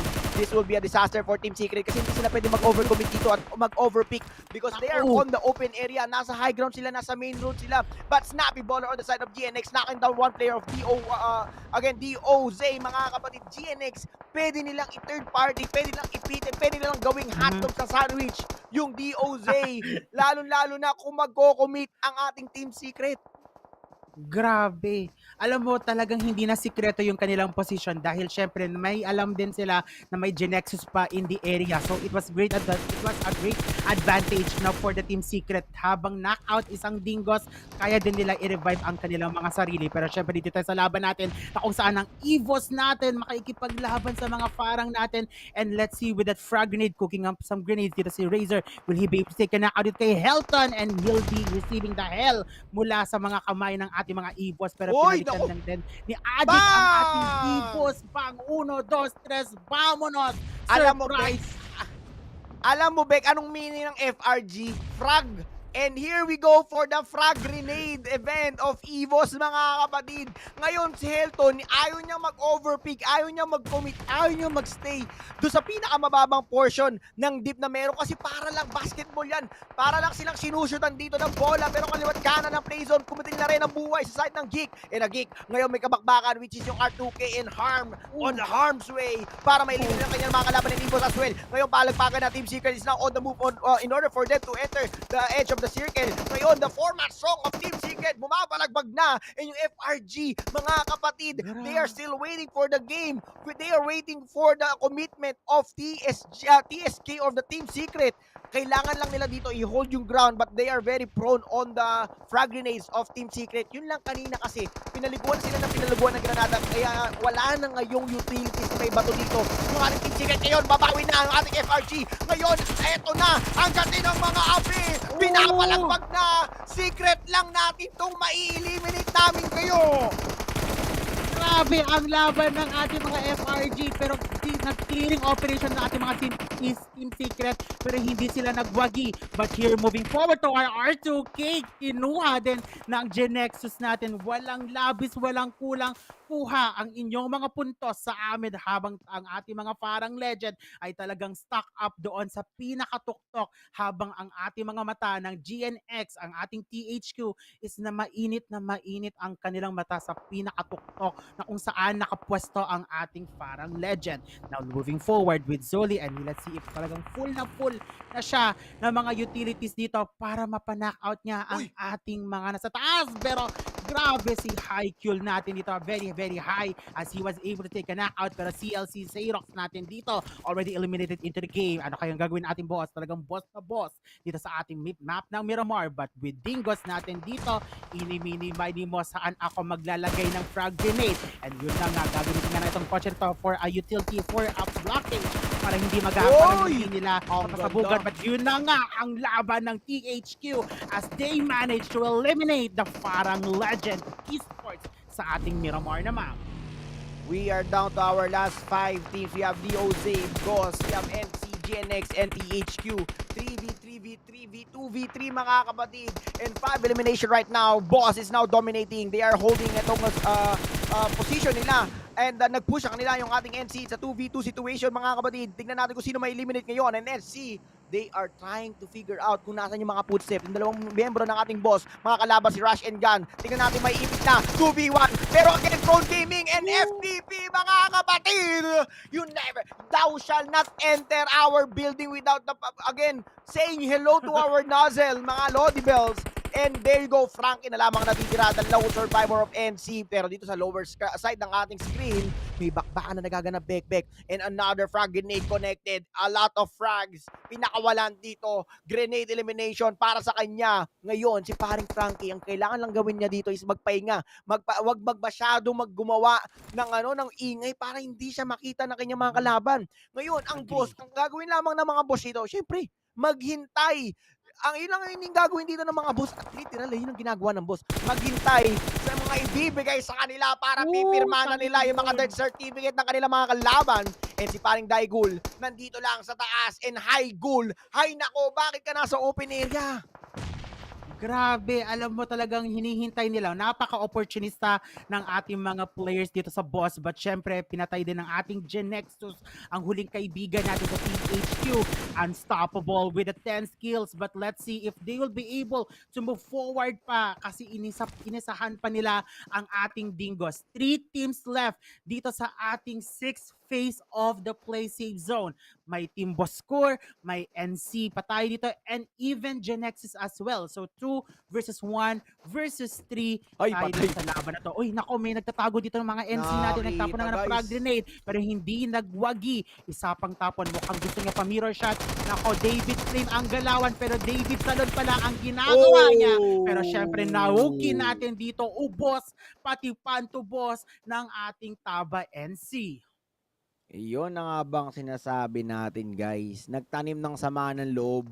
Thou shall not enter. Kumatok ka lang dito. Pero yun nga ginawa, sabi ko, no, kailangan talaga dito hindi siya magpakita ng kahit anong movement or kahit na anong ingay para hindi siya marinig ng kanyang kalaban. But yun lang kasi syempre alam ng boss na meron talagang dalawang player na nag-push sa kanila, na nag-crush sa kanila. That's why they know where to again search the body or search the perimeter para at least kahit paano masecure nila yung kanilang position. But right now, they are securing the winner chicken dinner. It's a 3v2 situation in favor of our GNX. And GNX ngayon, mga kapatid, naka-prone na lamang dito sa kanilang harapan. At yung mga boss, sila pa ang nagbumabalagbag, sila pa ang babox out. Pero wala sa bilog yung ating GNX ngayon. Si paring Luyu, yung mahanap na magandang perfect opportunity para makapag-prone gaming. Ngayon si Long Skirt na lamang natitira sa taas. As again si Luyu, ikaw ang may hawak ng susi para makapag-flank yung iyong kakampi. Using that smoke, using that Regis. Pero again, this Ma is on fire. Call the bumbero, mga kapatid. And he will be taken out little by little. Ngayon, may frag grenade, may kasamang pagmamahal. Tamang luto lamang ni paring Naoki. Kukonekta ba? And here we go with a great bang! Bang, bang, bang para sa ating mga boss. And let's see if makukuha kaya nila ang huling kaibigan natin dito sa GENEXUS natin. Ang grabe loong din ang kanyang leeg dito. Pero tingnan natin kung kakayanin kaya niya mapatay ang ating mga boss sa panggalawan dito. Staying in with the red dot. Onti na lang para sa ating Naoki. Mabilis ang galawan, mabilis ang putukan. Kakayanin kaya niyang mahanap. Right, nasa gilid ko na nga, kaibigan. Ubos, pati panto boss. Team Bosskur Akala ko magka-clutch pa. Akala ko magka-clutch pa. And there you have it. Team Bosskur is your winner chicken dinner. Guys, napakaganda ng pinakita ng ating mga boss. Nakita natin on how they third party and how they execute all their tactics. But yet, again, they are unstoppable. Napakaswerte nila sa bilog, sa compound. And it's all up to them. Again, congratulations to our game number 3, winner chicken dinner, Team Boss.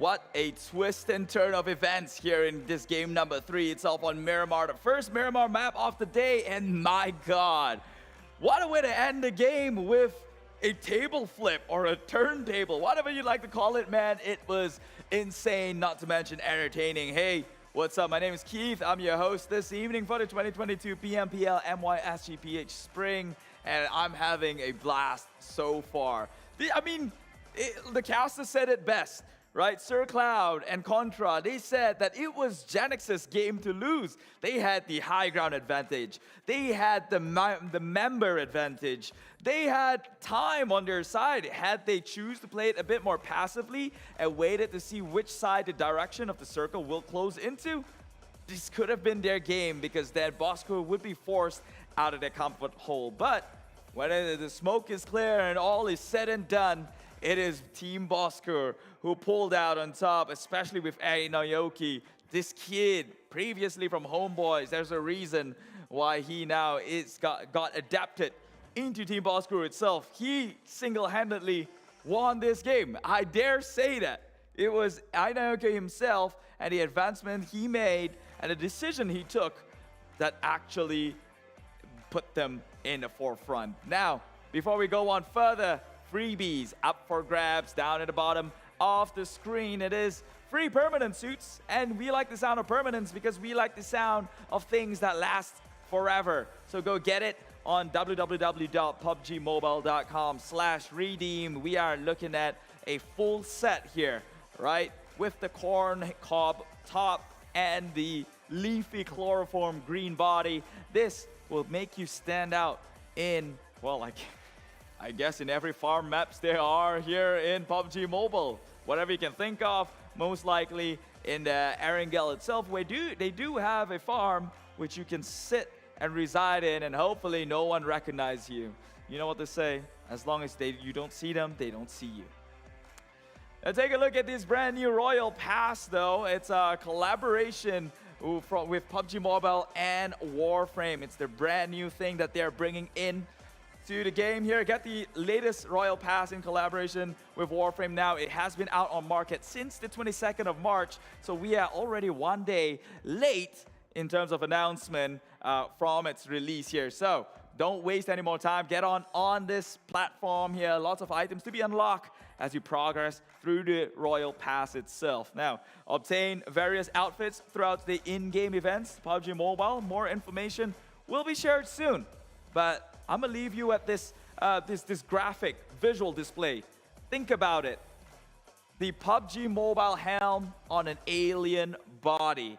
This is something you're gonna be talking about for days on end. Man versus machines, or aliens, or whatever you'd like to call it, alien versus predator or something. They're not predators, but they are Warframe. If you don't know the game, go check it out, or maybe just head on to the PUBG Mobile app and find out for the first time on what Warframe is. It's a corporation on stage with a lot of adventures to unlock, to say the least here. So go check that one out. I'm gonna give you some time to do so, and then let me know down in the comment. You wouldn't let me know. You're gonna thank me down in the comment. You're gonna say, hey Keith, thanks for the heads up, man. Warframe's pretty cool. PUBG's even more awesome. Them together? Heck yeah, that was a no-brainer of a deal to snag while you have the chance to. So do it right now. Now let's take a look at the stats of the match we had earlier on today. Match ranking team Bosskur spearheaded this one with a clutch on their end. Although 12 kills onto the side, 15 elimination points. That could have gone either way here, with GENEXUS also matching the terms of the kill score with 11 eliminations on their end and only 12 in their placement point, which they got. Still pretty formidable. Congratulations to Team Bosskur, and also very, very well played by GENEXUS, right? They are a new team, and of course, we all know that BU is playing on their hands, so this is the sort of stride we expect to see from GENEXUS alone. And let's be honest, although GENEXUS did not show up big time in the previous two games, there are things that you can commend about the team having successfully pushed into the compounds of Udo Alliance 4 rivals, and now nearly even getting the chicken dinner itself. We'll find out how close they were in just about a bit, but let's take a look at the MVP, Naoki OP. This is the man who made things happen when it matters the most. 7 eliminations on his name, 1,030 damage, 4.2 MVP points going on his side, 211 meters, longest elimination distance. This guy shoots sharp and he shoots true.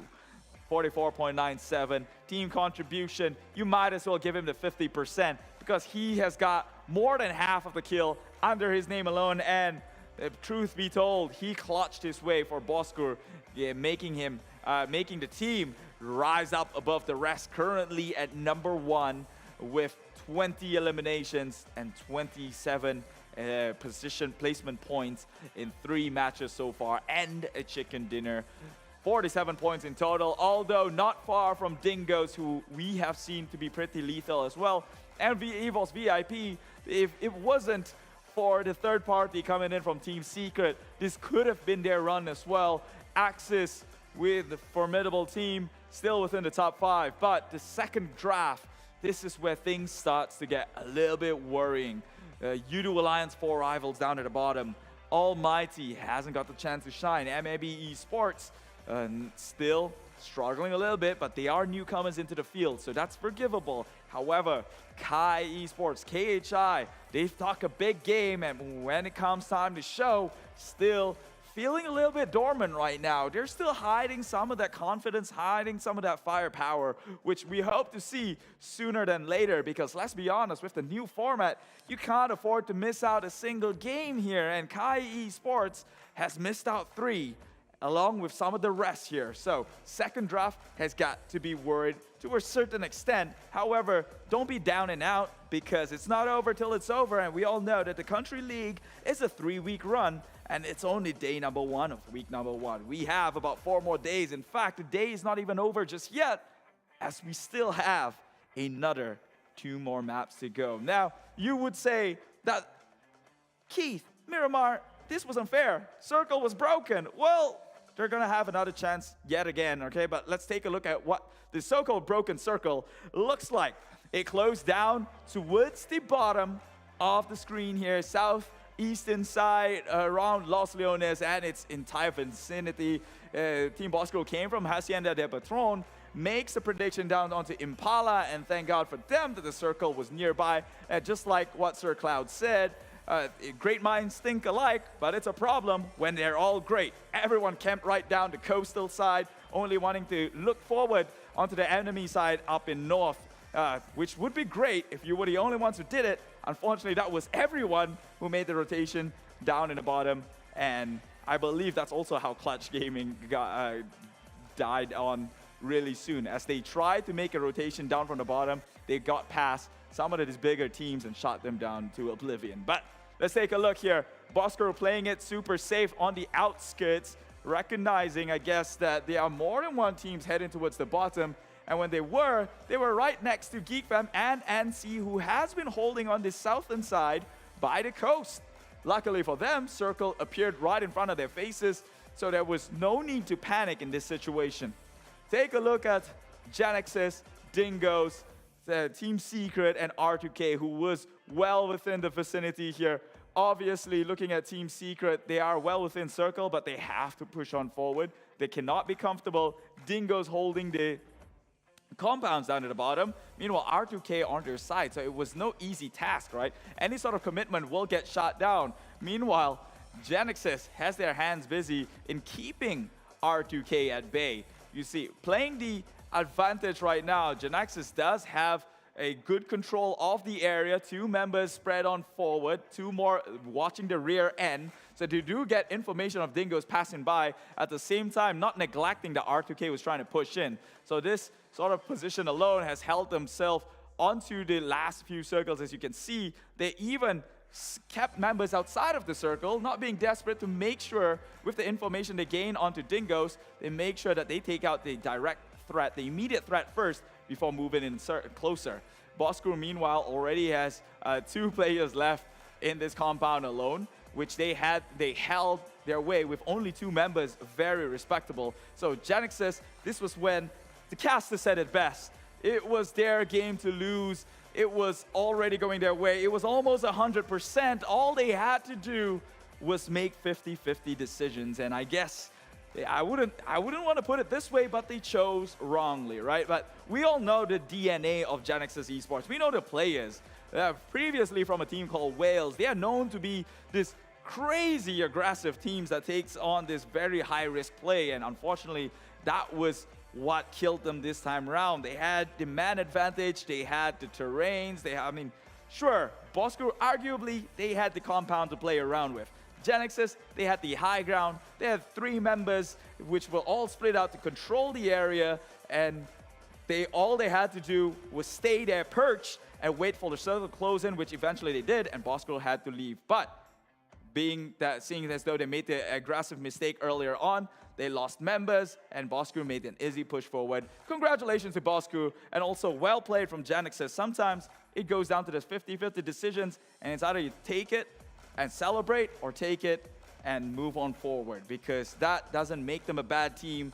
It just came out with the unfavorable results. Once again, that was it for this match number 2. My name is Keith for the 2022 PMPL MYSGPH Spring. We're going to get into a quick break before we continue with another Miramar map, hopefully with a better circle and a more crazier outcome. I'll see you in just about a bit. See ya.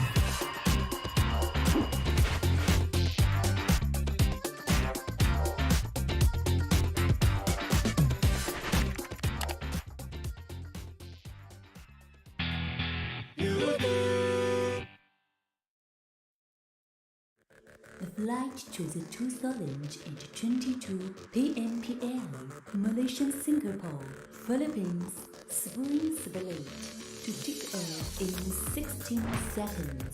Hai, saya Kuza. Dalam PMPL MYSGPH Spring kali ini, kami akan buat yang terbaik untuk mendapatkan champion.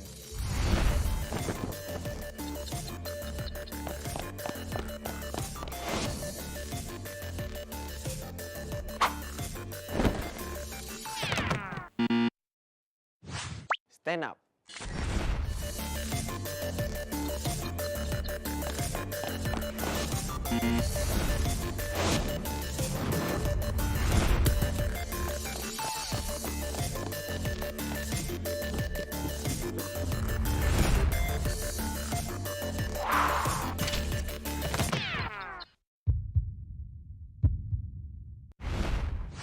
Stand up.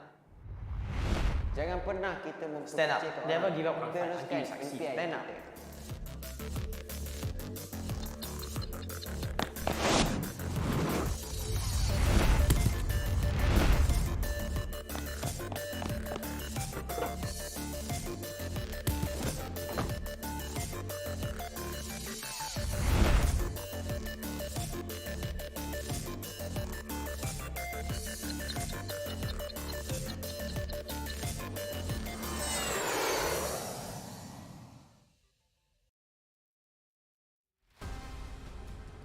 Tanpa korang, siapalah kami? YA4R win!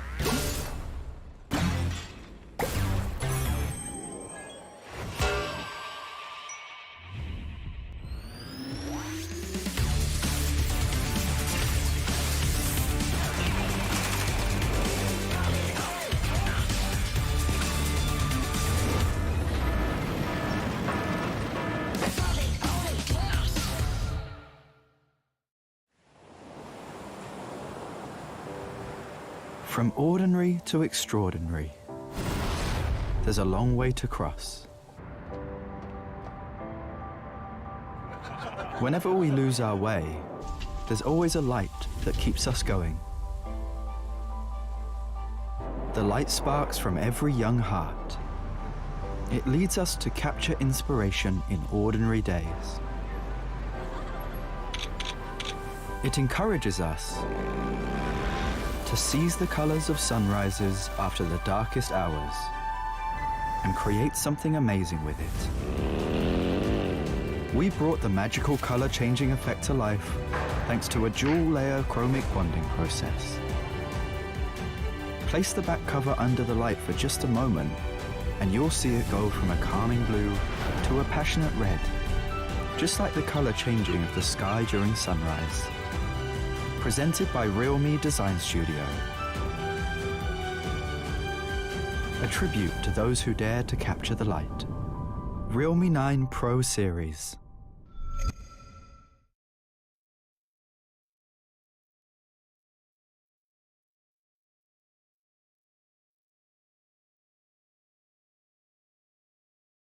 And just like that, we're back from a very, very quick break. I didn't even know there was a break going on. It seems like we never left. And that's the whole idea. Want to keep you at your seats, keep you entertained, not to keep you waiting. And here we are back at it again for the 2022 PMPL MYSGPH Spring with your boy Keith. I'm your host this evening. Huge shout out for the people on top who's making this event a reality. Talking about, of course, the PUBG Corporation, Tencent Games, and Lightspeed and Quantum Studios, actually. I just butchered the name. I'm probably going to get outed right after this one. I'm kidding, but we have more games to be played here. Going back into it again, talking about, of course, Miramar is next on the list. Sure, what a way to end the previous Miramar. Circle was kind of iffy, scratchy, skanky, to say the least.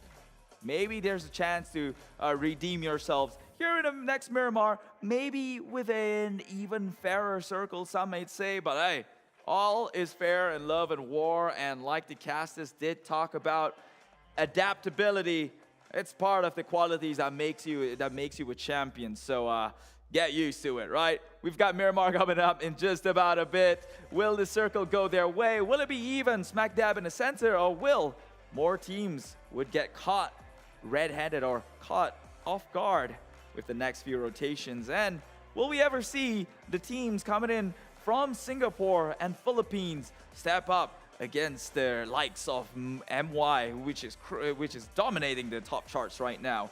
Will we see these teams, Geek Esports and ALMGHTY, come up when the event occurs and take one for themselves and their hometown?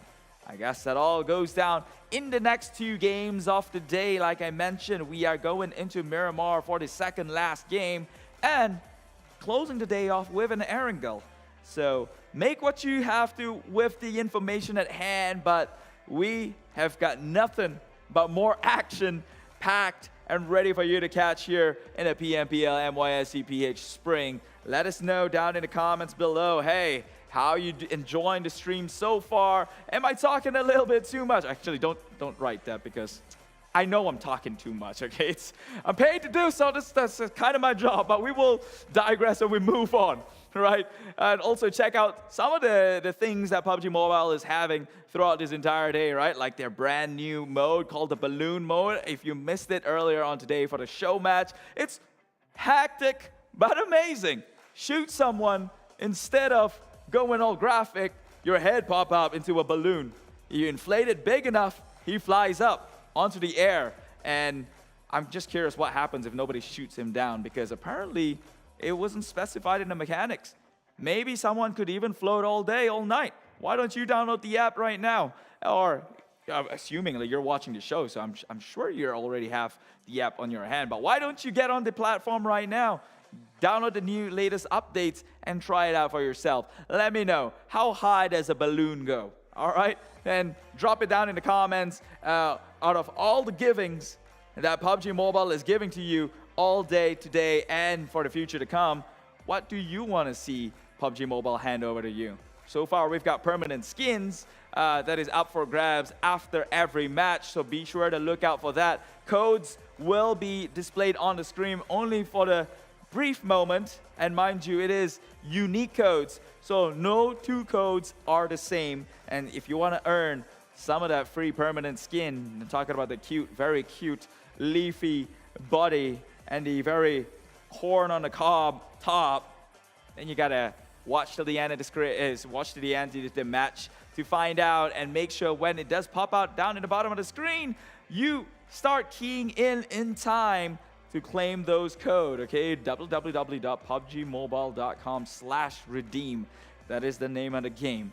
And also, PUBG's having this promotion, or not really a promotion. It's a new Royal Pass that is out for you to actually play, grind some points, and the one big thing that us gamers would probably spend a fortune on: cosmetics and aesthetics.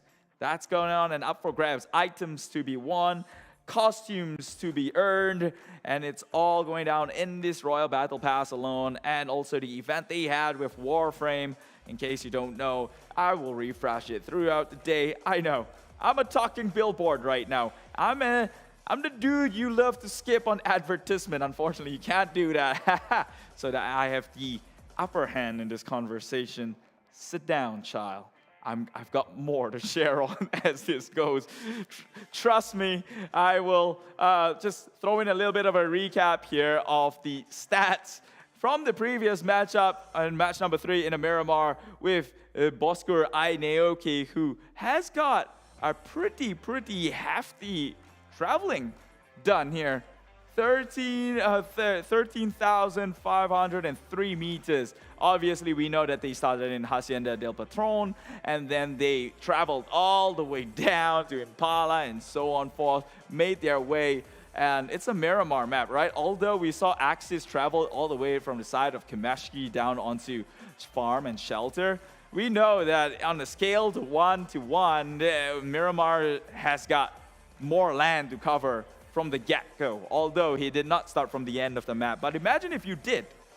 How far is the end of Miramar to the another end vertically? Let me know down in the comments below. We'll see who actually is a huge nerd when it comes to the game here. They should have all this info back in their heads, right? So Homebois is taking it in second with 12,890 meters of his own. That is Homeboi's time. 12,519 for our boy RXZ, who till the end of it was side by side with Naoki. So they are literally brothers in arms, despite in tough times here. Blood is thicker than water and all that jazz. And well, we've seen how they actually pulled things through when it mattered the most, especially in that clutch situation against GENEXUS, which, if it wasn't for the friendship that they've fostered, the communication that they have, and the trust they have within each other, they probably couldn't pull this one off. Why? Trust me, I've been in that situation. You tell your teammate to do one thing, he doesn't want to, and doesn't do it at all, and you just crumble.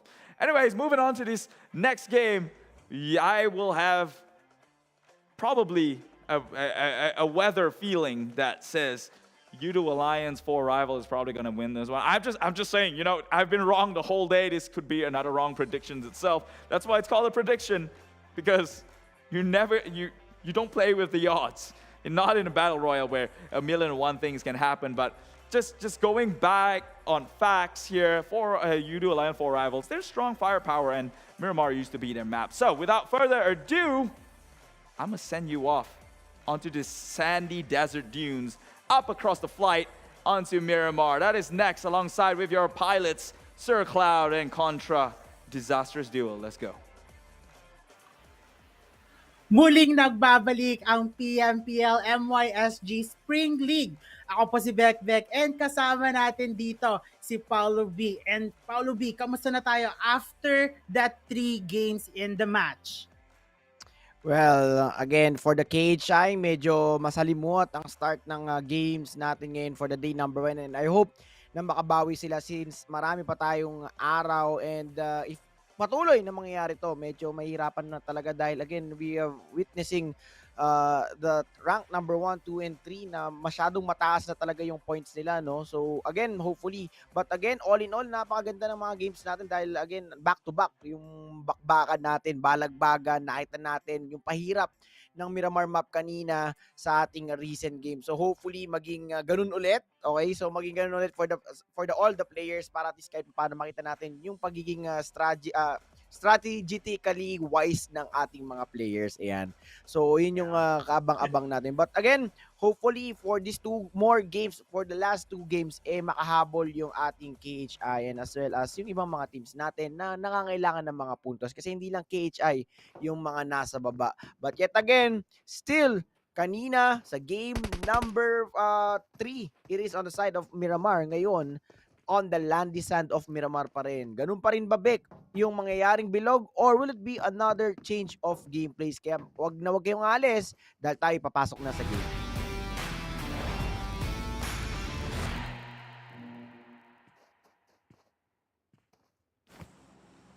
Ngayon, dito na natin hihimayin ang ating pang-apat na match of the day here in the land of Miramar. And titingnan natin kung saan kaya magmumula ang ating plane path as we have here the area of El Azhar hanggang dulo sa bridge ng Los Higos. So medyo kakaiba na naman, no? Kakaiba yung ating plane path this time. Pero onting adjust lang, pero syempre quite similar pa rin.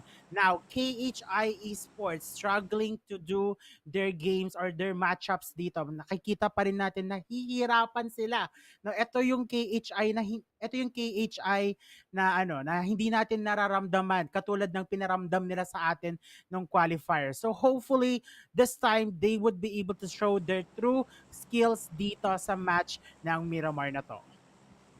Yup, and again, yung plane path natin magsisimula dito sa Tierra Bronca, patagos dito sa may right side outskirts ng Los Higos. So definitely all the players or all the teams na naglaland usually sa Power Grid, Pecado, Montenuevo, Ladriela, or all of the looting or the dropping spots sa left side ng ating island, may hirapan because yung plane path natin is pabor na pabor dito sa right side or again one-sided yung ating circle. I mean yung plane path. And some of the teams, only 2 teams ang nag-drop sa right side. So basically siguro ang iniisip nila dito back sa right side magpapanig yung bilog. And speaking of bilog, yes, indeed nasa right side nga. It's Yes. on the upper right side. Actually not upper but on the middle right side ng ating island.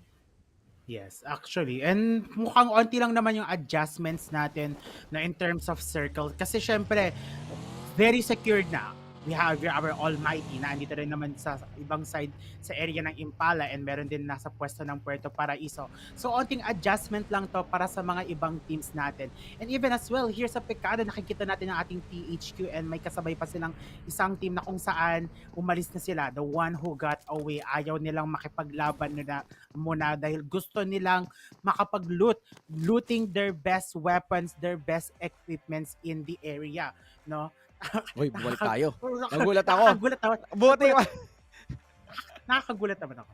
Ayun. So, mukhang meron tayo, no? Meron tayong technical issues, guys. Kaya I think we will have our re-game. Okay, magre-relobby tayo. So, medyo pabor 'yon sa mga players na nagda-dropping or yung dropping point nila is nasa left side ng ating island dahil we will have our re-room. But by the way, my name is Paulo B and alongside with me, syempre, Beck dito sa ating 2022 PMPL or the PUBG Mobile Pro League MYSGPH Spring tournament. And again, this tournament is brought to you by PUBG Corporation, Tencent Games, Lightspeed, and Quantum. And syempre, this tournament is hosted by PUBG Mobile and organized by VSPN. And maraming salamat for having us here. So guys, hindi lang kami ang makikita ninyo dito. Meron pa kayong ibang mga caster. Pero syempre, di na muna namin sasabihin kung sino. And I know, alam nyo na dahil naglabas na ng talent lineup yung ating Facebook page or PUBG Mobile Philippines and PUBG Mobile Esports Malaysia.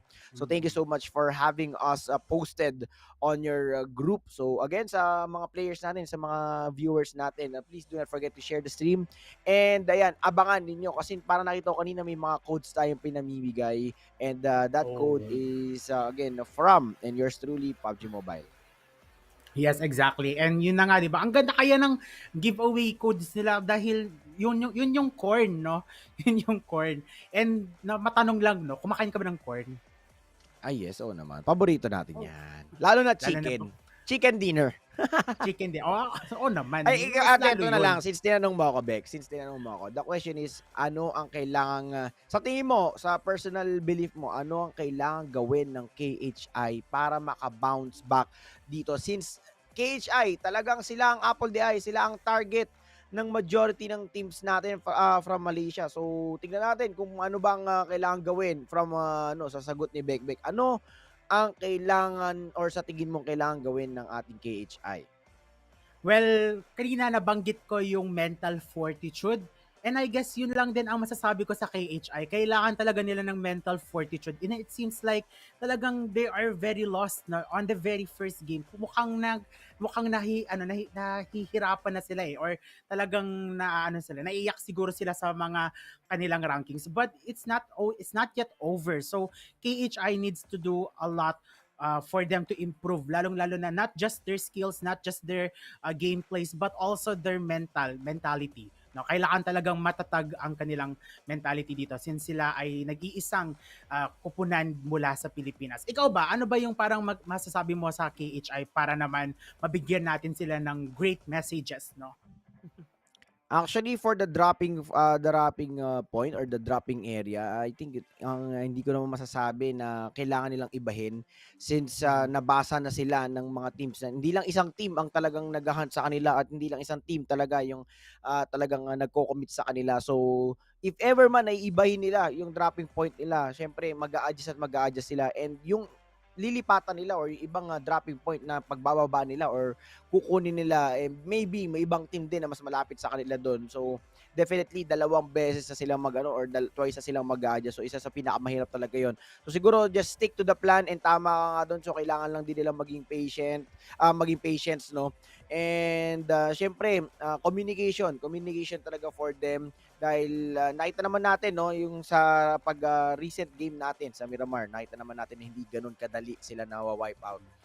The only thing na nangyari kanina is talagang ipit talaga yung tropang KHI natin because yung CLC, no, so naunahan sila na ma-flank yung high ground. So, yun yung isa sa mga nakikita kong factor na kailangan. Actually, hindi naman nila kailangan gawin or hindi naman nila kailangan baguhin. Wala silang kailangan baguhin dito. It's just that kailangan talaga nilang tatagan lang yung loob nila. Knowing that KHI is the apple of the eye of all the teams na meron dito sa PMPL. And then they need to make sure na makakapalag sila. Kumbaga sa boxing, kailangan nilang maging counter-attacker. So, hindi dapat sila yung nagbibigay ng pressure. But again, ang kailangan nila is to counter-attack all the incoming push. Okay? So, hindi nila kailangan magbigay ng kahit na anong pressure. In the way na kailangan sila yung magdala ng kanilang kalaban sa mundo nila. I mean, kailangan laruin ng kalaban nila yung gagawin ng KHI. Hindi yung nangyayari ngayon na yung KHI yung naglalaro ng way ng kanilang mga kalaban. Yes, agree with you. Talagang defense talaga is sometimes the best offense talaga sa laban na to. And I guess yun lang talaga ang paraan para sa ating mga KHI to win this game. But let's see, this is going to be their last match, Paolo B. Ito na yung magiging last match nila for the day. So hopefully, makita natin yung pagbangon muli ng ating KHI. Talagang #promote, talaga #RiseKHI. And hopefully, ito yung magiging last game nila. Ito yung magiging game nila na mapapakita ang galing. No? Pero habang tayo definitely, ay alam nyo naman ang Pinoy, talagang yan.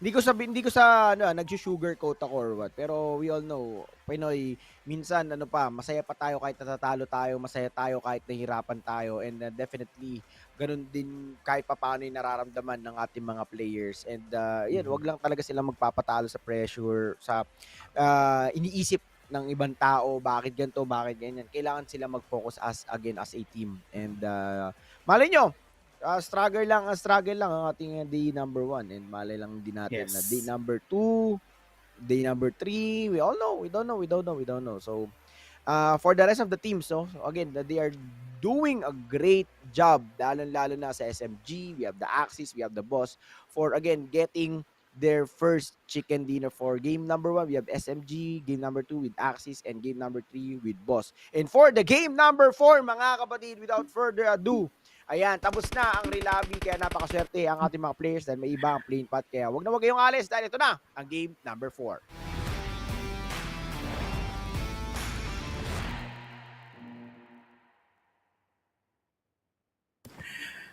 Dito na nga natin hihimayin ang tunay na laban sa match 4 of the day dito sa map ng Miramar, and we will see who will be able to get their winner chicken dinner dito sa laban na to. As we have here, mukhang gitnang-gitna ang ating plane path. It seems that we are going in for that right side of the junkyard area towards to the end of the Montoy Nevo. So mukhang talagang isa-slice talaga ang pizza natin into half by our teams na to. So depende kung ano yung trends natin.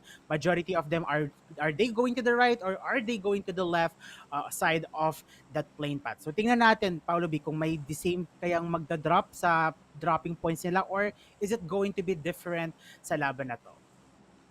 Yes, and speaking of different, ito na. Panibagong plane path ang nakikita natin, Bekbek. And pumapabor sa mga majority ng teams natin because yung plane path, guys, horizontally mga kapatid. So walang problema if ever na you are the teams na magdadrop sa Cruz del Valle, Water Treatment. La Cobreria, medyo minimal lang makita natin na magdadrop dito sa La Cobreria. But again, speaking dito sa Miramar Map, no, so one of the best performer here on the Miramar Map is again yung Team Boss, guys. As in one of the best performer. Hindi lang talaga sila pinaka, but again one of the best performing team here on the side of Miramar Map is Boss or yung nag-chicken dinner kanina. But right now, yung circle natin pumanig pa rin sa lower part ng mapa natin, which is nasa left side naman. Pero oy, nako, si paring Stone, delikado ka dito kay Funky Dilupi. Sasagasaan yung tropa natin. But again, nadedeli lang ng konti dito yung gagawin ni paring Funky. So yes, you have your vehicle. But again, this is too difficult for Funky to, again, na masagasaan yung kanyang kalaban. So, maganda ginawa niya dito na to bail out. Siguro try for some times. And kung hindi mag-work at hindi mo ma-knockdown yung kalaban mo, so definitely you need to bail out. And again, mag-focus ka na lang muna sa loot. Kasi madedelay ka eh. Actually, yeah. Kailangan talaga, timings are very important for these teams na, and syempre, they have to get their maximum weaponry, maximum armory for them to be able to move towards the game. And it seems like hindi nga kinaya, no? Talagang hindi na siya nag-chase ng people. So, ito ay isang pusakoting na chase, I don't chase people. People chase me daw. Yun lang. Akala ko ikaw na talaga ayoko na kapag-joke. pero speaking of chase, mahaba-haba ng not only KHI, but again, from rank number 9, kung makita natin sa right side ng screen natin, we have Sem9 with 9 points, HB with 5, RSG with 3, KHI with 2, as well as Mab, ALMGHTY, and YA4R. Yes. So pare-pare sila na may mga mga 1-digit score at may pinakamababang scores. And yung Geek, yes, maganda pa naman yung position nila for the day number 1. But again, for the side of NC, GNX, and SMG, mataas na yung naipundar nila, mataas na yung foundation nila, meaning to say that for the next few days or for the next day ng bakbakan natin, siguro kailangan na lang gawin nila dito is to hold strong and again to maintain their scores para at least kahit paano pagdating sa latter part ng tournament proper natin kasi mababa tong PMPL na to eh.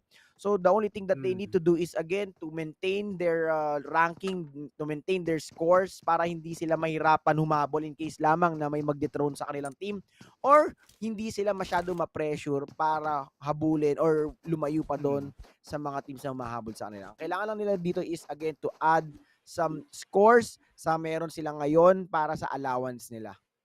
Yes, no, talagang as much as they can invest so much on the very first day and or in the very first week pa lang, talagang invest ka na dapat ng invest until you get your maximum points na kailangan mong or yung target points mo na madadala mo hanggang finals natin. Since top 16 nga lang ang kukunin natin dito sa finals. Now, moving forward, we have here Geek Esports and yung ating Geek Esports rather. So, Geek Esports natin Ayan, So sige, far i-bench mo all pa. goods, no? All goods naman yung yung Geek Esports natin dito. So far they're doing great, but the thing is talagang naho-hold back sila ng mga ibang teams natin dito. Talagang nadi-disturb sila in terms of their gameplay. So mukhang hindi maganda yung yung nagiging outcome for our Geek Esports. Now moving forward also as well, no, kanina nakita natin yung laban ng ating parang sabi mo kanina, nabanggit mo kanina yung ating four rivals, no, against our Sem9. Laging-lagi na lang naglalaban itong dalawang to. And tingnan natin, is it going to be another round for this match? Is it going to be another fight for this match? So it's going to be, so tingnan natin, no, tingnan natin. Kasi lagi na lang almost the same yung storyline ng dalawang teams na to. We need to see another storyline for these teams. Actually, speaking of, again, yung nagi-gatekeep, no? Because of the very slow phase or yung strategy na ginagawa ng mga players natin, again, one of the most slow phase tournament ng PUBG Mobile is PMPL. Parang ayaw nila magkaroon ng pagkakamali sa isa't isa, kaya hindi sila masyado nag-dive in para mag-commit or para mag-rotate agad or to hold the most center part of the circle. So more on gilid-gilid yung ginagawa nila. So isa to sa mga factor kung bakit medyo nagkakaroon ng gatekeeping, nagkakaroon ng rivalry, because majority ng mga teams is always depending on the edge of the circle. Hindi sila yung team na, yung typical team na okay, we will dive in towards the most center part ng circle para at least meron kaming allowance. And again, yung ibang mga or majority ng mga teams nito rather hinihintay yung paggalaw ng blue zone. Yes, kumbaga hindi na masyadong bago 'yon, but again for this kind of situation, lahat sila ganun ang ginagawa. Definitely ang daming mga teams na buhay pa pagdating sa phase number 4, phase number 5. That's why they are again very conscious and they are preventing themselves para hindi na mag-dive in or hindi na makapaggagalaw na maayos. Kumbaga, nahihirapan silang gumalaw since ang daming matang nakatingin sa kanila. And that is what again happening dito sa ating mga games. And ang only thing na nagagawa ngayon dito, we have SMG, GENEXUS, and NC is again sinasakyan na lang nila sinasakyan na lang nila yung mga rotation nila if in case lang na meron talaga silang mga kalaban, may makakasalubong sila. And they are again committing on their gunfight. Kaya that's why they are the top 3 teams na may mataas na puntos. Even again SMG to R2K, isa sa mahirap nang abulin yan We have again a total of how many points? 3 points. Yung 3 points na yan, medyo mahirap pang abutin yan because majority ng mga naglalaban-laban dito is limited lang yung makikita natin na may squad wipe nila ng kumpleto pa sila.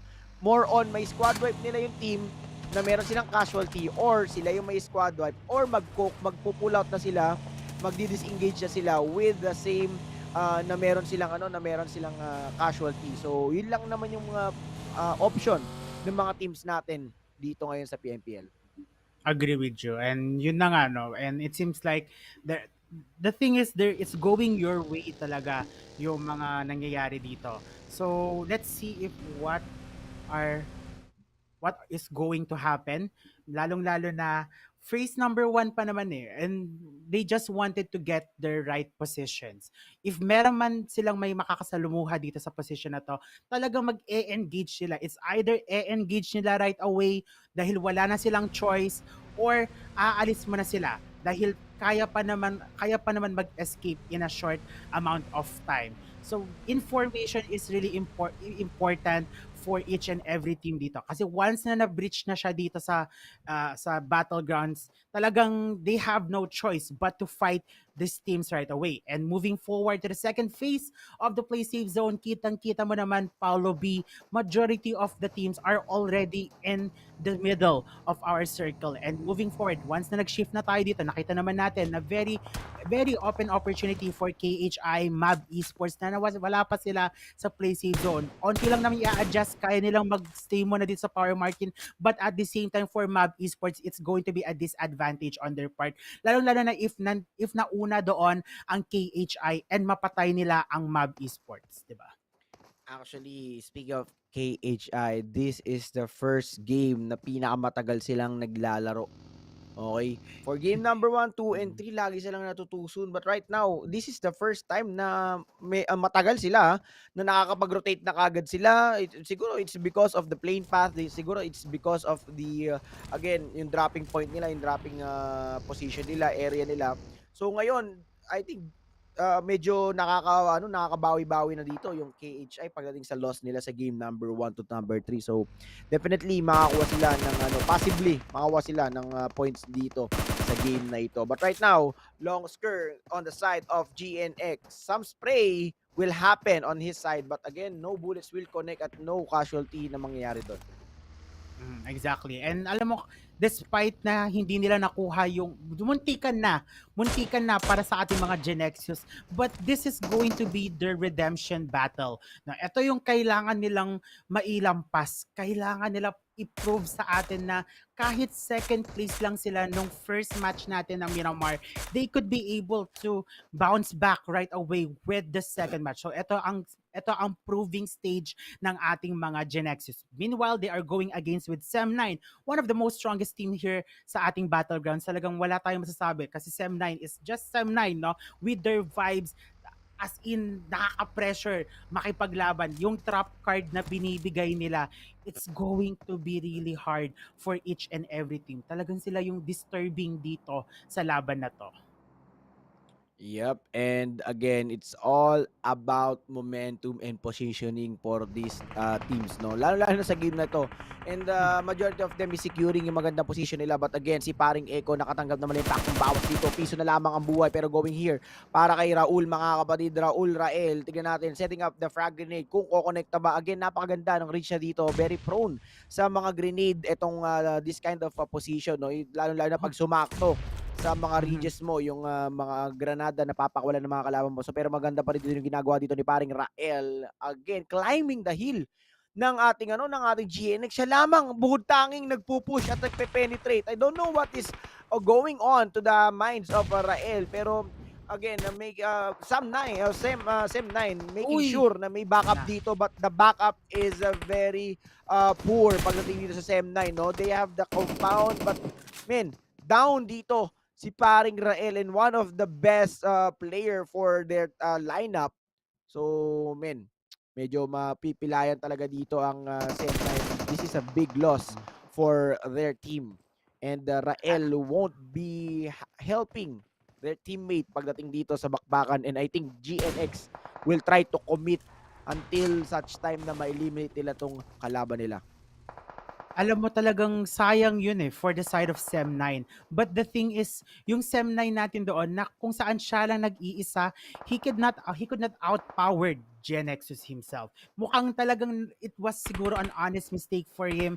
But syempre, that loss is going to be their syempre biggest asset, no? Siguro sa next game is kailangan hindi na to ma-repeat once again sa mga susunod natin na games for the Sem9. GENEXUS natin, as they managed to get that one kill, pero nakikita ko na rin sa side ng Mob Esports na sa kill feed na kung saan knockout siya dito by KHI Esports. Our Mockingjay is knocked out currently by Homebois, and mukhang wala na kasi wala nang backup dito for Mob. No choice kundi ibigay ng Mob Esports ang kill na to for KHI. Yup, and again, medyo slow pace ang galawan natin ngayon, pero si paring Stone, nako. Stone ay English ng bato ay stone, mga kapatid. This is now down for the count. Pero maganda ginagawa dito ng KHI. They are holding strong sa kanilang position. Pero may drive-by nakikita dito. Snappy ballers from the side of GNX. Mukhang this could be the disaster for him. Pero drive-by sa mukha. Gamit ang scoop to boss. Ito si Blue, mga kapatid. Nandito sa Gedli. And pew to pew. He is now down for the count. Luyo as well. Sumabog dito because of their drive-by. Ngayon, GNX is a very bad situation ngayon. Pinapalagbag sila ng Geek Esports as again, mali na ginambala at tumigil pa dito sa open area habang nakipagbakbakan dito sa Geek Esports. Alam mo, yun talaga yung situation na talagang hindi inaasahan ng GENEXUS. They have to think fast. It's either natitigil talaga sila, which they did, or talagang aalis sila on the short amount of time. Kasi syempre, Geek Esports or Geek Fam natin dito, nakaabang na sila, ready to fire. But we have GENEXUS here, they have no choice kundi bumaba din and makipagputukan. So it's all or never for the side of GENEXUS, but hindi sila nagwagi sa laban na yun. And now moving forward with Farang natin dito, Farang, they are already moving in. Slowly lang silang gagalaw into the play safe zone, but they have to scout first kung saan ba ang pinaka best position to put pressure sa mga players natin na nasa labas pa ng play safe zone. Now moving forward with NC natin dito, nakikita naman natin that they are alongside with Geek Esports sa pinakatuktok, but parang natin dito si Helton, binigyan na nga ng hell ang dalawa. He got two first with one bullet. Nako, with one mag rather, and mukhang patay na rin si Anik Boy. Ano na boy? Patay ka tuloy.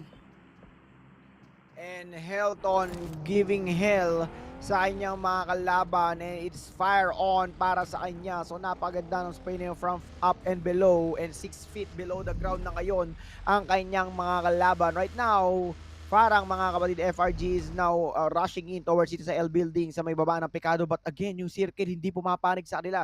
Geek Esports has the total control of the left side of the circle, so maganda yung kanilang positioning ngayon dahil nasa high ground pa rin sila, so all good sinod sila dito. But right now may mangyayari, may possible push na mangyayari from FRG at eto SMG. I think it is SMG that they are now moving out sa kanilang mga kalaban, the LOS of our FRG. So all good sino dito. Ngayon, tahimik ang ating HI and Yappy Ballers, mga kapatid, for rivals. The spray and pray, mga kapatid. Naku po, pinunit ng malupit itong kanilang mga kalaban sa side ng SMG, and Team SMG totally eliminated here on our game number 4. Alam mo, nakikita ko na yung pattern, yung number 2 at number 3 mukhang eliminated na rin, pero tingnan natin kung number 4 yung ating RTT ba ang susunod. But syempre dito sa laban natin mga Mab versus our KHI, knockout doon si Rankid, but dito din tayo sa laban ng THQ versus Going Again, mga kaibigan from the Team Secret, and hindi na secret na yon dahil we have Kid already eliminated into the game, pero may down pa tayo na andito. Kailangan niya lang muna mag-ingat dahil kung sila ay naputukan or natapunan ng frag grenade, talagang magiging lutong lumpia sila sa ating battlegrounds na to, and they just have to make sure na chill muna sila. They have to know the information kung asaan ba ang ating Team Secret. Is it going to be on the second floor or third floor ba? They just have to use their ears in doing this, and now mukhang they are ready to push, ready to fight sa ating mga Team Secret. Nagtatapunan na ng frag grenade and hindi pa nila nakukuha ang tamang angulo. Bumaba na dito si Madtoy natin dito, kaya ba i-save up ang kanyang mga kasama dahil siya ay nag-iisa na lang na buhay dito sa Team Secret natin. Zolly here, is he going to make a clutch na peke kaya or clutch na totoo ang kanyang gagawin? Tony Powder lang sa alam para sa side ng ating teams. Now let's see with Team Secret, team, kaya nilang labanan to, and here we have it. Team Secret already been knocked 2. Uy, grabe naman yun, kaibigan. Last player na lamang ng THQ ngayon. KHI dito sa ating lower right side na screen, tumatrabaho mga kapatid. Pinasok na ang The Mob, and there you go, the first elimination na makikita natin sa KHI. At unang magandang game for them for this day. Pero again, RSG going back here sa side ng Team Secret. Dalawa na lamang miyembro nila na nabubuhay ngayon. Possible na magkaroon sila ng balagbagan ng RSG. But again, ang question is, kaya pa ba nila makipagbakbakan ngayon? 2v2 situation naman dito sa another side of the map. As again, yung ating 4 rivals, binupush dito ng Almighty. Pero again, pwedeng maibit dito ng 4 rivals sa kanila mga kalaban. Ako po, nakaliw na yung mga tropa natin sa side ng Almighty. Hindi na nila malaman kung saan tisilip, hindi nila malaman kung saan titingin dahil napagitnaan sila sa taas, sa baba ng kanilang mga kalaban. Alam mo, nakikita ko na yung patterns na kung saan bumabawi na ang 4 rivals. Kasama na rin dito ang KHI, pero tuloy pa rin ang laban ng ating mga Team Secret versus RSG. But sino kaya ang magwawagi dahil 4 versus 2? Outnumbered ang Team Secret natin dito. Nako, 2 versus 1. Nako, nakapag-FTP na nga siya dito sa harap-harapan and hindi nagwagi. Team Secret natin dito, 1 player out of the game. May naisa pang natitira sa pinakataas and aabangan na lang nila kung bababa ba ito or talagang sila ay mag-move forward na para hindi na nila patayin itong huling kaibigan natin na si Mad Toy. And galit na again, galit. Team Secret, just again holding strong dito. Uy, pero again, muntikan. And another frag grenade connected from Jimmy Santos, mga kapatid. And Sir Rex for the side of RSG. Mga kapatid, naibet ang mga tropang RSG. This is a good news for CLC as well as Team Secret. Ngayon, kailangan na lang gawin dito ng isang miyembro ng Team Secret is to pop off. And there you go, nakita na nga kagad. Mukhang kukunin na lamang ang kill. Pero again, save by the bell. Tumatrabaho, men, kahit gilid na gilid. Pero again, the house is on fire and RSG, men, mga kapatid, naibit ng CLC at mukhang mahirap nang bumawi doon. And another elimination, makikita natin, we are now down to our last 9 teams with 30 players alive and still KHI kumpleto sa rekados pa. Ito na ang sinasabi natin para sa KHI. Ito na kaya yung moment nila na kung saan babawi sa laban na to. But we still have 9 teams left into the 5th phase of the play safe zone with 30 players alive. Who will be able to get that winner-winner chicken dinner? Dahil nakikita naman natin ang ating 4 rivals is nasa gitna. Alongside with them, we also see here our Farang legend. And may nasa pinakatuktok ang ating mga Geek Esports and mukhang talagang sina-sharp shot lang nila ang mga nasa ibaba. But CLC here just moving forward. Talagang kailangan nila gamitin na yun as a barrier for them na hindi sila matamaan ng mga ligaw na bala sa kabilang bundok. And with Farang Legend here being able to take a knockout kay Yappy, and Yappy natin to already been eliminated into the game. That's a good thing for our 4 rivals. Pero syempre, they have to also keep up the face na kung saan yung binibigay ng Farang. Kailangan maging balance lang ang dalawang teams na to. Men, grabe dito si Jimmy Santos from CLC. Talagang gatekeeping to the max power of 10.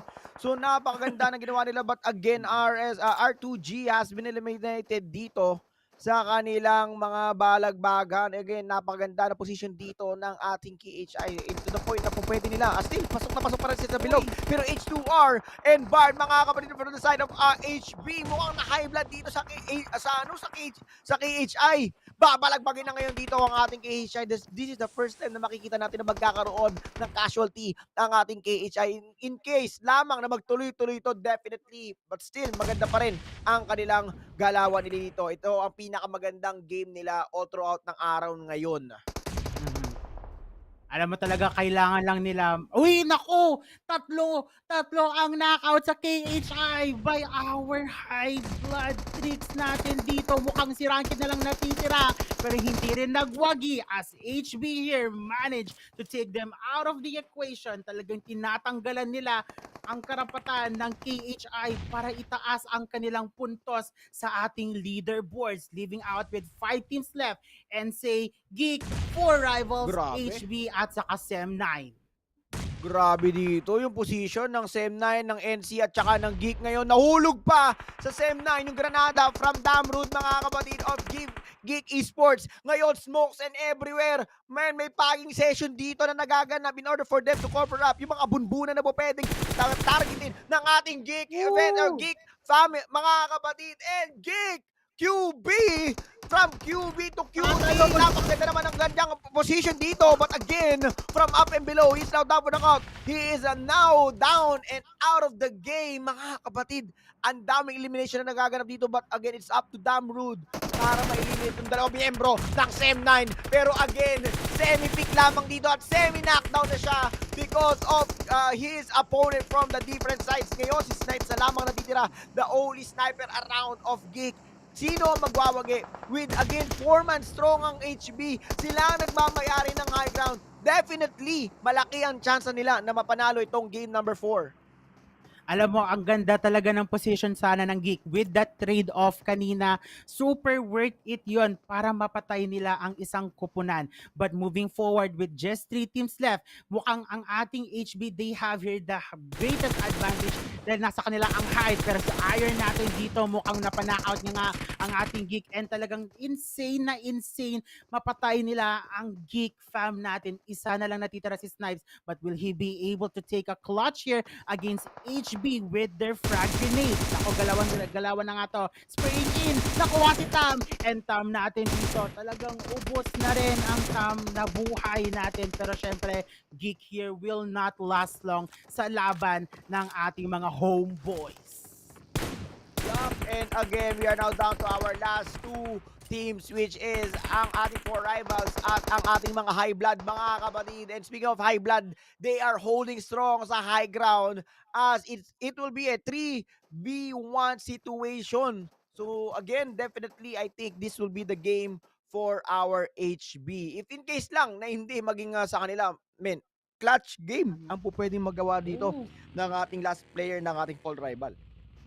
Mukhang, alam mo kanina, from the very bottom, yung ating 4 rivals. Napansin mo kanina, very bottom yung kanilang leaderboards. I think nasa 20th place sila if I'm not mistaken. But now, here they are into the top 2, going against with homeboys natin.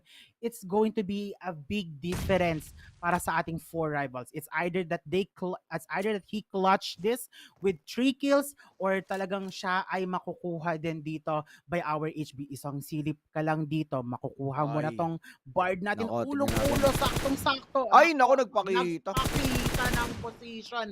Mabilisan din ang reaction dito ng ating bard. Pero syempre kailangan din mag-ingat dahil meron pang manggagaling sa kaliwa, no? Yung ating mga Ayun na nga, guys, and there you have it, ladies and gentlemen. Homeboys getting again the chicken dinner on their side as they win, or they again close the game number 4 with a chicken dinner and with a bang. So definitely it's a 3v1 situation. Pero again, man, napakalupit ng bakbakan na yon. Congratulations to Homeboys.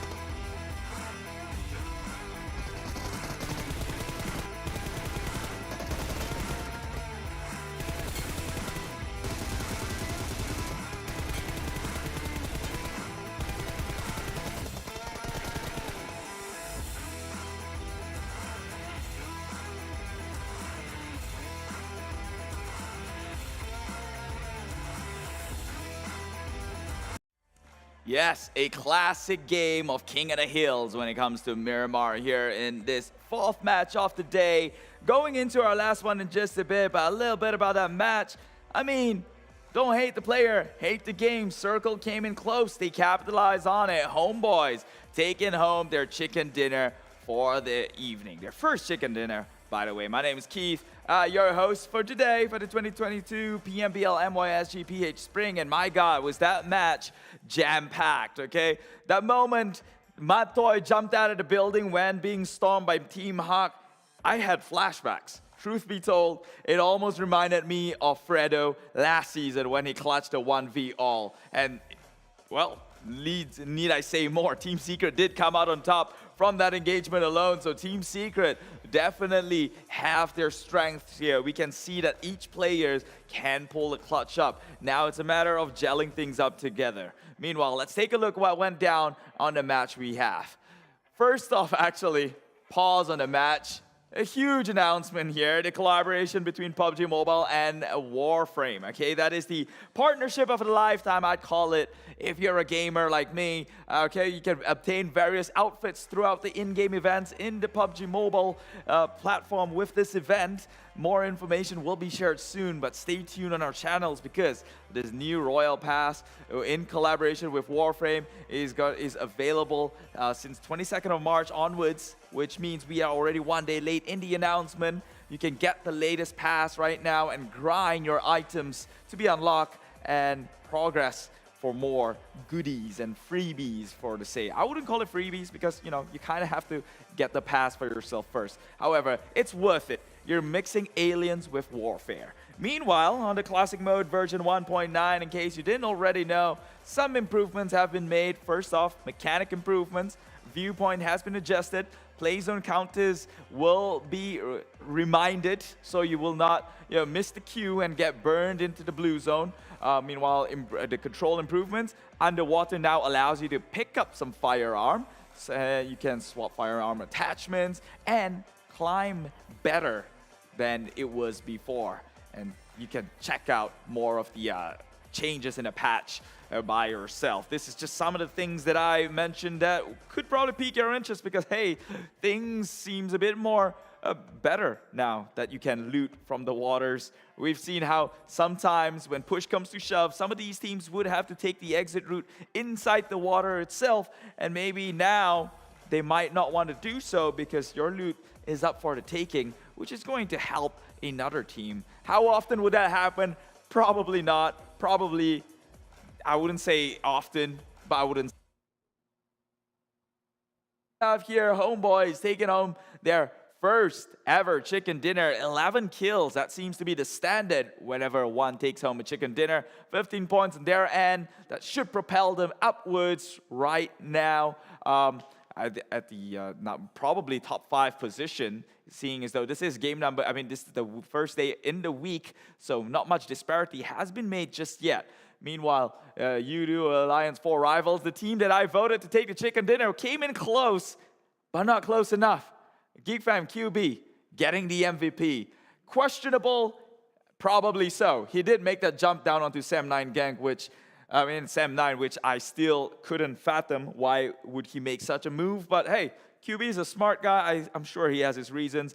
2 elimination points, 942 damage, 3.8 MVP points, 26.55 in terms of team contribution percentage, with one of the more longer shots we've seen so far, 221 meters, longest elimination distance. Oh, I did remember though, although he jumped down in vain, seemed to be in vain, he did take out a squad, which then translate into his teammates actually taking out Sam9 itself. So all in all, you would say it's worth it. You're giving up your life to get 2 teams in the bag, or probably equivalent to 1 here since it was 2 members of each. Take a look at the rankings so far. We have Bosskur still on top, not changing their position here, doing pretty consistent so far. 47 points in the bag. Dingoz coming in close at 43. EVOS VIP, despite only having second place finishes, they were consistent enough to hold their placings at 41 points. TABAH and Sino comes in 39, Axis at 33, and Homebois, just shy off from the top 5 position. So I guess this just proves one thing, actually 2 things, that 1, I'm bad at math, and 2nd, well, 1 chicken dinner is not enough to make the cut nowadays. So it looks like they're going to have to do more to surprise the entire party. R2K now falls on to 2nd draft, together with Sam9, Clutch Guerillas, Team Seeker, the team who has a reputation of coming in warmer towards the later stage of the game. But I don't think with this new format, the luxury is there for them any longer. KHI still maintains alongside with the Singaporean Almighty, so our neighbors will be relatively okay, not the last place at the very least. And talking about last, MAB Esports just cannot get a grip, although they had a strong start in the show match, which, let's be honest, it's not the the best of tools to gauge performance from. But hey, if MAB Esports could secure some sort of chicken dinner in a show match, I'm sure they have at least some sort of mechanical ability at play here to be able to clutch things further on towards the road. Now, the only difference we have from this season and previous one is the luxury of time, which seems to be a crucial thing now that the country league is all with a cumulative point system, which, in case you're still blurred out about it, trust me, it took me a while to get it, but it's a good system. I'll tell you more about it soon. Let's take a look about what happened in this matchup alone. So take a look at the map where Homebois landed first over in the nearby Minas Generalis here, as the three of them get vehicle, makes a rotation into Los Leones, playing by the outskirts of the circle. Now, we've seen another team who did this, that was Team Axis today, just playing the slow game, recognizing the position they're at, and probably having a rough idea on where the teams might rotate into based on scrim drop spot. They decided to play on the outside, just avoiding a bunch of unnecessary skirmishes up to a given point where I believe they took over the hillside, which actually gave them a lot of advantage in terms of the bird's eye view. You can see there, Homebois over in Los Leones still staying out of sight, out of might. Gatekeeping though onto the side of Almighty, so they could probably blame Homebois for getting gunned down, but it's all part and parcel of the game here. So all is well and fair in love and war. Then, as you can see, again, just playing away from the circle and out on the outside, not really hesitant to make the way in, but realizing that the circle now circles onto Power Grid and Picado. That was the high ground in which they can take advantage of. And I think that's when they make the entire rotation on the way up, because we see towards the end, they had all the advantage in the world, even holding down some of the tougher teams who are trying to break through into their sights. Take a look at this one. There was a Team Huck defending against RSG. Again, RSG is the ones who are split open, trying to take control of the map, seeing as though Team Huck does have compound and the high ground to play around with. Pushing in would probably be the worst of ideas, seeing as though there's not much of a cover right in the middle of the zone here. So their best bet is to take control by splitting up into pieces. Meanwhile, that of course, Team Huck pushes onto the side of Team Secret, which was then counter-reacted by the plays that came out from Team Secret alone. Matoy reminiscing the likes of Fredo in Season 4, taking out nearly the entire squad with the help of eye shots in his arsenal. And this is where things got a bit iffy, to say the least here, as Geek Fam still alive and well. This was where Homebois actually tossed on nades onto Geek Esports, which was crucial in keeping their positions, right? Because by them, you have two members of Homebois down in the southern side having perched up view against Geek Esports, allowing Iron Pro and Trix to push on forward. They tossed the rain of grenades, take Geek Esports out from the high ground, immediately occupying that space, giving them the advantage of the high grounds. Like I said, it's king of the hills when it comes to Miramar. This was where Geek Fam had to deal with both teams, Sem9 and TABAH NC, which, by the way, pulled out their very questionable play when QB jumped down to secure a kill. But all in all, when the smoke is clear and the ashes die down, Geek Fam got the kill onto both these teams in exchange of theirs. So would you say that's a trade-off I would take? Any day. It was 2 members of Geek Fam. For 4 members? Sure. Even a rookie in math, and I just mentioned I'm bad at math, could see a plus side in that one. So congratulations, Geek Fam. It's a big brainer of a play. Again, it is QB. I do not expect anything less. But yes, that is how Homebois secured their winner chicken dinner, their first one ever, and hopefully more to come here. Play it smart. Take over high grounds, whatever advantage you can get. This is Battle Royale. It's kill or be kill in the 2022 PMPL MYSGPH Spring. My name is Keith. We're going to take a quick break before we get into our last match of the day over in Erangel. So for that, I'll see you in just about a bit.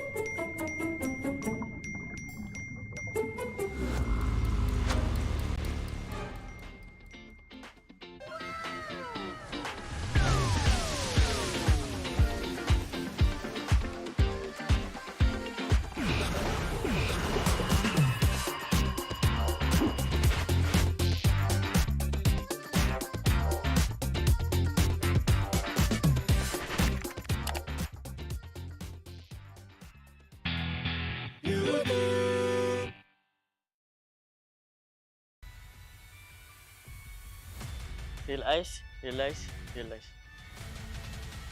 GG RSG.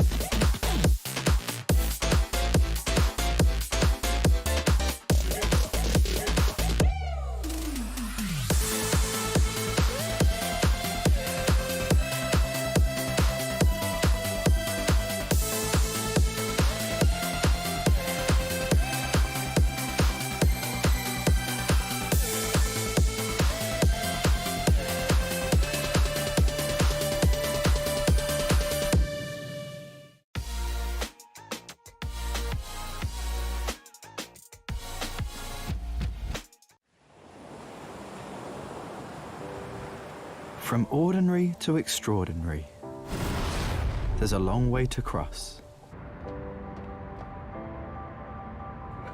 Whenever we lose our way, there's always a light that keeps us going. The light sparks from every young heart. It leads us to capture inspiration in ordinary days. It encourages us to seize the colors of sunrises after the darkest hours and create something amazing with it. We brought the magical color changing effect to life thanks to a dual layer chromic bonding process. Place the back cover under the light for just a moment and you'll see it go from a calming blue to a passionate red, just like the color changing of the sky during sunrise. Presented by RealMe Design Studio. A tribute to those who dare to capture the light. Realme 9 Pro Series.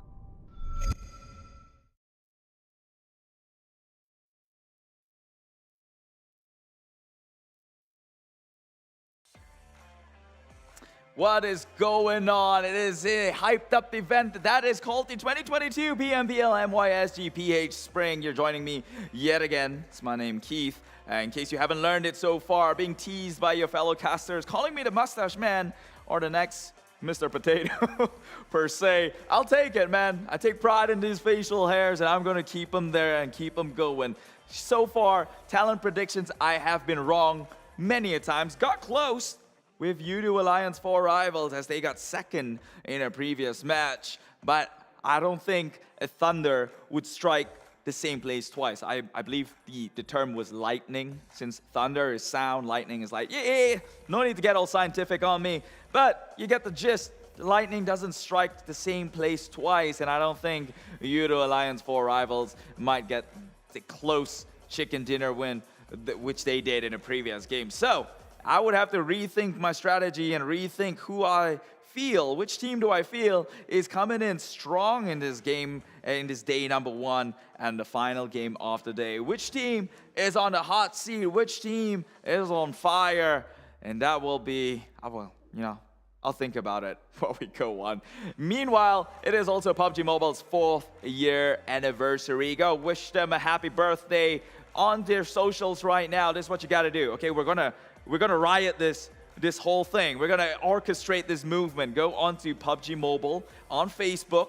Get onto the send message. Spam them a chat. 10 messages each person. Tell you Keith sent me to do this. All right? Use my name.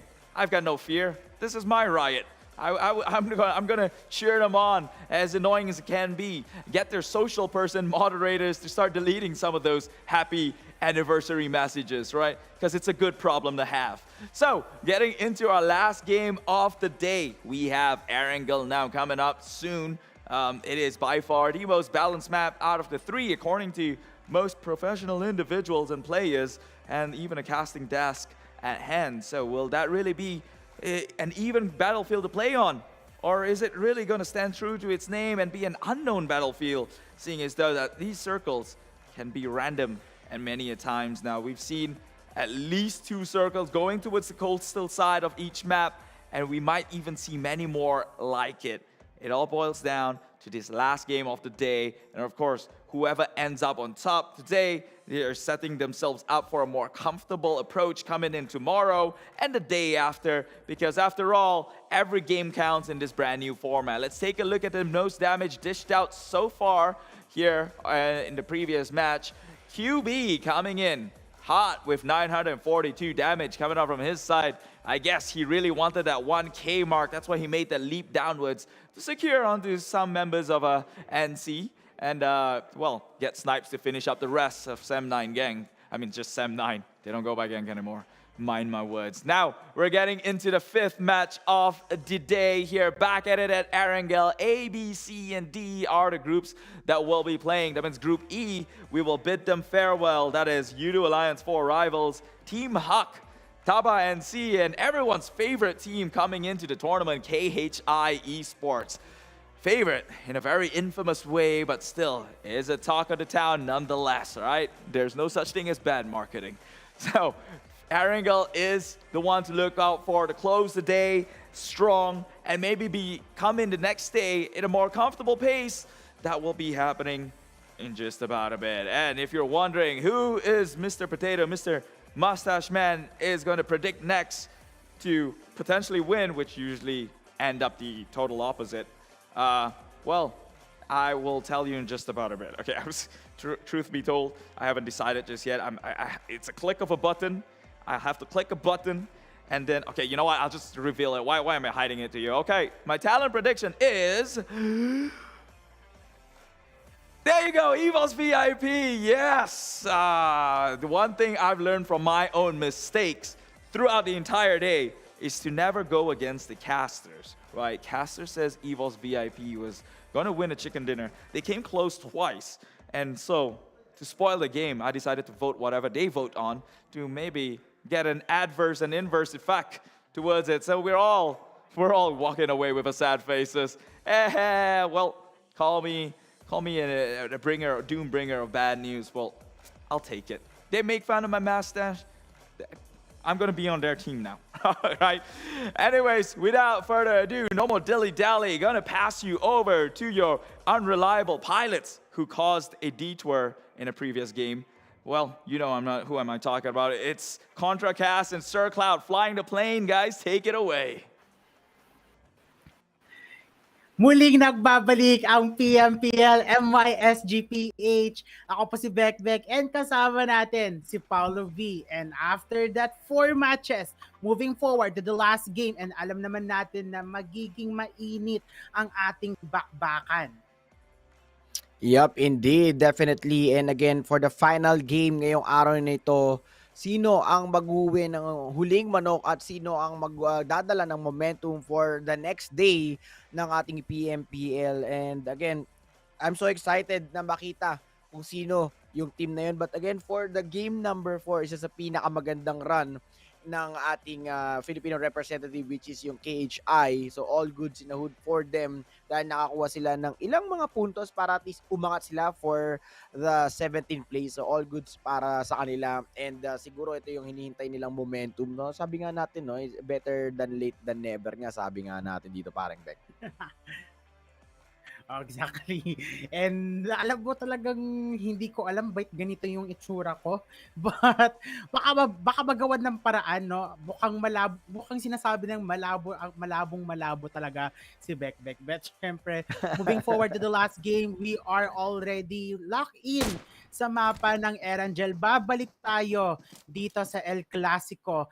Kanina, nakita naman natin yung pinakita na 4 na games ng KHI. Despite that 3 games is quite poor performance, hindi rin sila nagpatalo sa ating last good in the hood.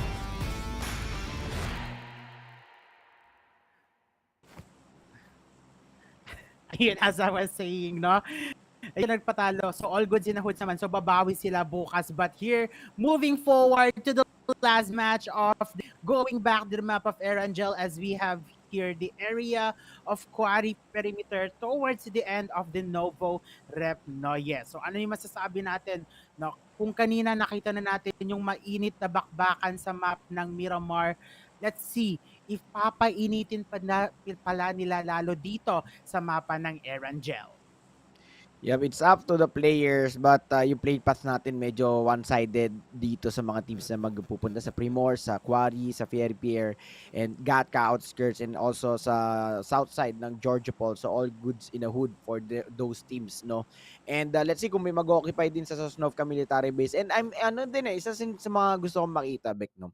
Yung circle na pumanig sa Sosnovka military base para makita natin yung on how the teams will play the bridge, kung paano sila magro-rotate, anong kailangan nilang gawin, kung may magsuswimming ba, or again, sino may makakuha ng mga boats. And again, yun yung mga gusto kong makita. But one thing for sure, definitely this last game for this first day ng PMPL will surely be a bang, and magiging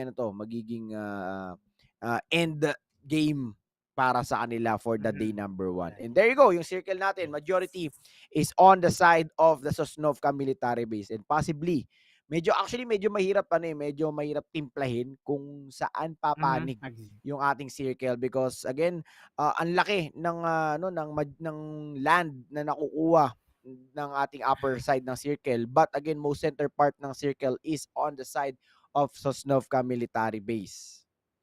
Yes, exactly. And alam mo talaga, if dito man pumadig sa area ng Sosnovka Island, it's going to be an opportunity for each and every team na magdadrop. I mean, magpupwesto doon sa bridge. Kayang-kaya talaga nilang pasabugin, and instant 4 points on their plate agad-agad. So they have to make sure na that early rotations, that early looting phase, that early rotations towards that bridge will be a good one for them and make them advantage sa ating battleground center, or sa ating first phase of the play safe zone. Meron man nag-drop dito sa Pochinki, and still ang walang magko-contest na sa ating area ng Pochinki. Kung dati talaga nakakita natin, Paolo B, sa mga last natin na kinakast, talaga may nagsasabayan talaga sa mga dropping points.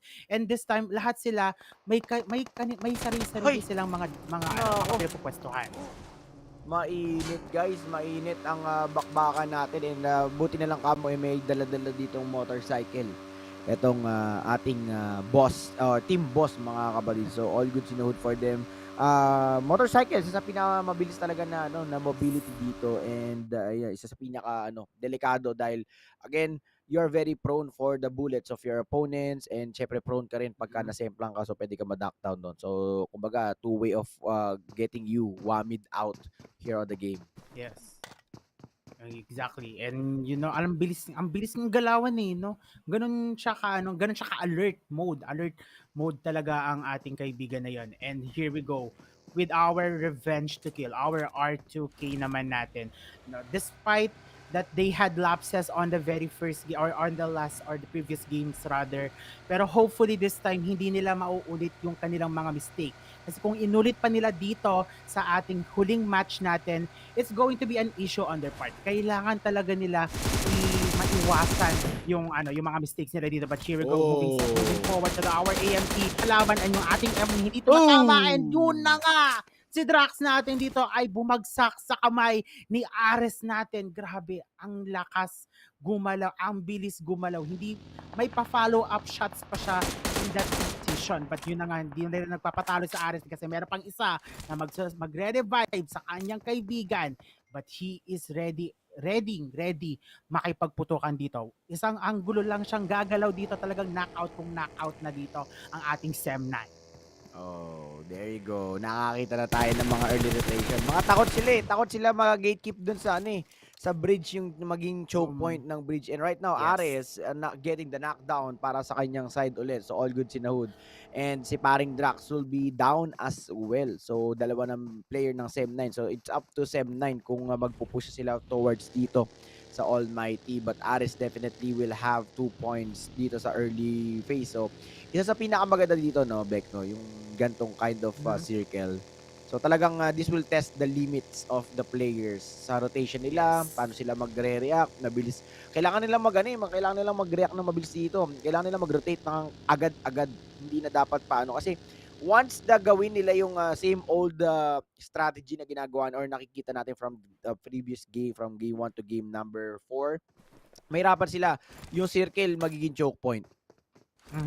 Agree. Alam mo, it's either that they early rotate using that bridge or talagang mag-late rotation sila gamit ang bangka na patungo sa ating Sosnovka Island. So that's the only two ways that they, or if they want to rotate, no, it's either na they are headed for that bridge, lalabanan nila ang mga tao doon, or talagang magbabangka lang sila. Pero syempre, alam naman natin kung gaano kahina, no, yung ating bangka dito sa ating battleground. So let's just pray na sana kakayanin nila mag-rotate and kalabanin kung sino man ang kanilang ihaharap doon sa bridge na yun. Farang Legend natin dito, all goods in the hoods naman sila so far in terms of gameplays, but syempre may naglalag behind now in terms of their game, in terms of their gameplay. So kailangan din nila ma-improve, no, katulad ng sinabi natin sa ating R2K natin. So let's see if that's going to be it for them,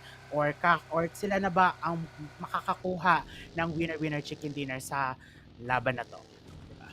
Yep, and again, a big shout out sa lahat ng manonood niya. Please do not forget to share the stream, and again, support your teams by commenting your team name. Kung KHI ba yan, kung HB, Geek, GNX, or Team Boss, so kahit ano man yan, comment down below. But right now, this is the final game for this day number 1, and again, this will make sure na maganda yung kakalabasan natin.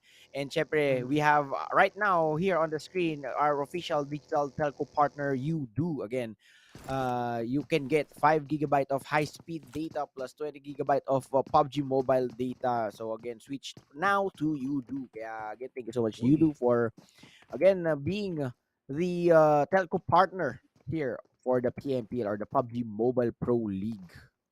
Yes, maraming salamat din talaga sa kanila, no. And syempre, we also like to thank our Realme, no, our Realme 9 Pro Plus, no, sila ang ating official smartphone partner, no. And mali mo, pag ginamit mo yon, you could climb the leaderboards. It's going to be the best way to climb the leaderboards. But here we are, mukhang lang tayo, no, mukhang quiet lang talaga tayo dito, Paolo B. Na hindi siya katulad ng mga previous games natin na sa unang phase pa lang is may nagbabakbakan na. Although minor lang siya, but still bakbakan is bakbakan, no, on the early phase. But here talagang kitang-kita natin that teams are quietly rotating around the battleground. So we will see, no? Ang tagal din, no? Tagal ng mga bakbakan ngayon, Beck. Talagang kung may slow phase ng yung slow phase yung game number 1 natin. Definitely this is the yung pinaka guys, pinaka slow phase Eto, Agree. Geek Fam, medyo ano to, medyo sala sa init, sala sa lamig. Kasi hindi pa sila makapag-commit na pumunta sa kabilang island because they don't know kung saan talaga papanig yung circle, but definitely ang ginagawa nila dito is again, hold nila yung position na to for again yung possible na bangka gaming nila. So sinisilip nila dito yung kabilang area ng Fiery Pier kung meron bang magko-commit for the boat. So all good yung ginagawa dito. Kung safe play lang, tamang hinala lang. Kung po pwedeng dito sa Sosnovka, okay, gagamitin namin yung boat. But kung dito para sa amin, dito sa main island, so all good for them, for us as well. Dahil nandito pa rin kami. Yun na nga, di ba?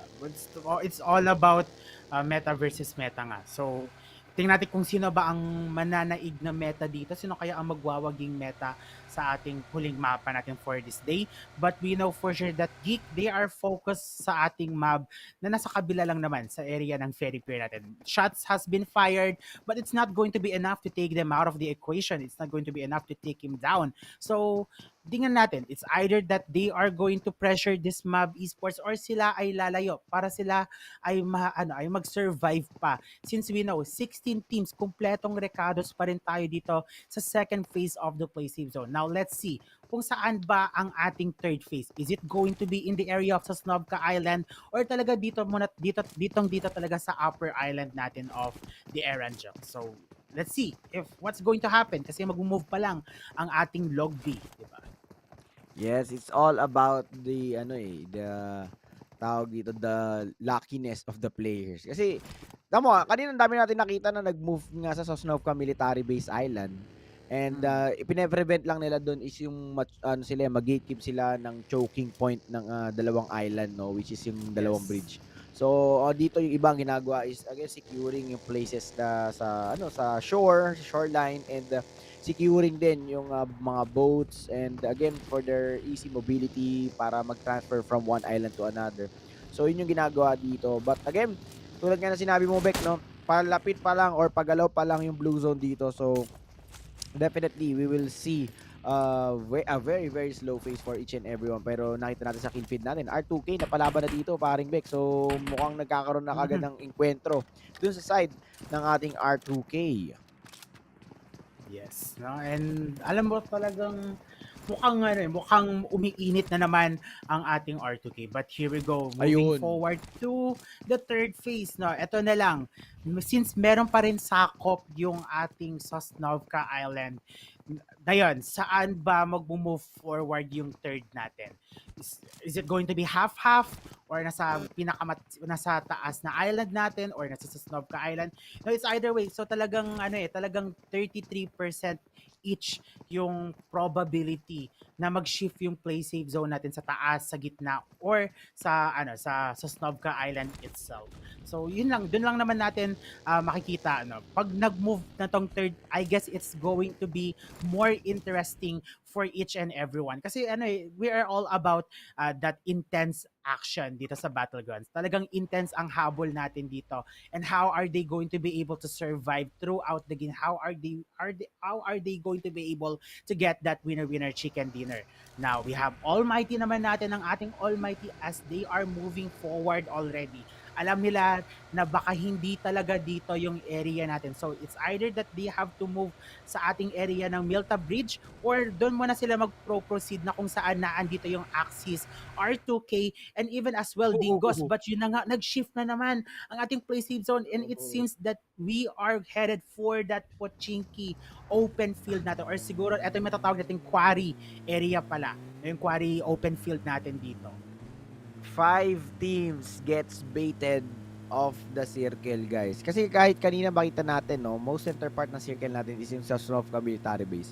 Kaya ang dami nag-rotate. But again, surprisingly, it's a prank. Kailangan natin bumalik sa main island. At yun yung nangyayari. But again, definitely, ang makikita natin dito is magkakaroon ng bridge camping, ng gatekeeping dito sa mga teams na mahuhuli. So right now, Axis is taking the lead para mapunta sila doon sa sa main island, which is ang ginamit nila dito is yung left side na bridge natin towards sa may glass house at saka sa sa Migraine House. So maganda yung ginagawa nila dito, but a lot of, I think merong dalawang teams na malapit sa vicinity ng other end of the bridge na ginagamit ng Axis.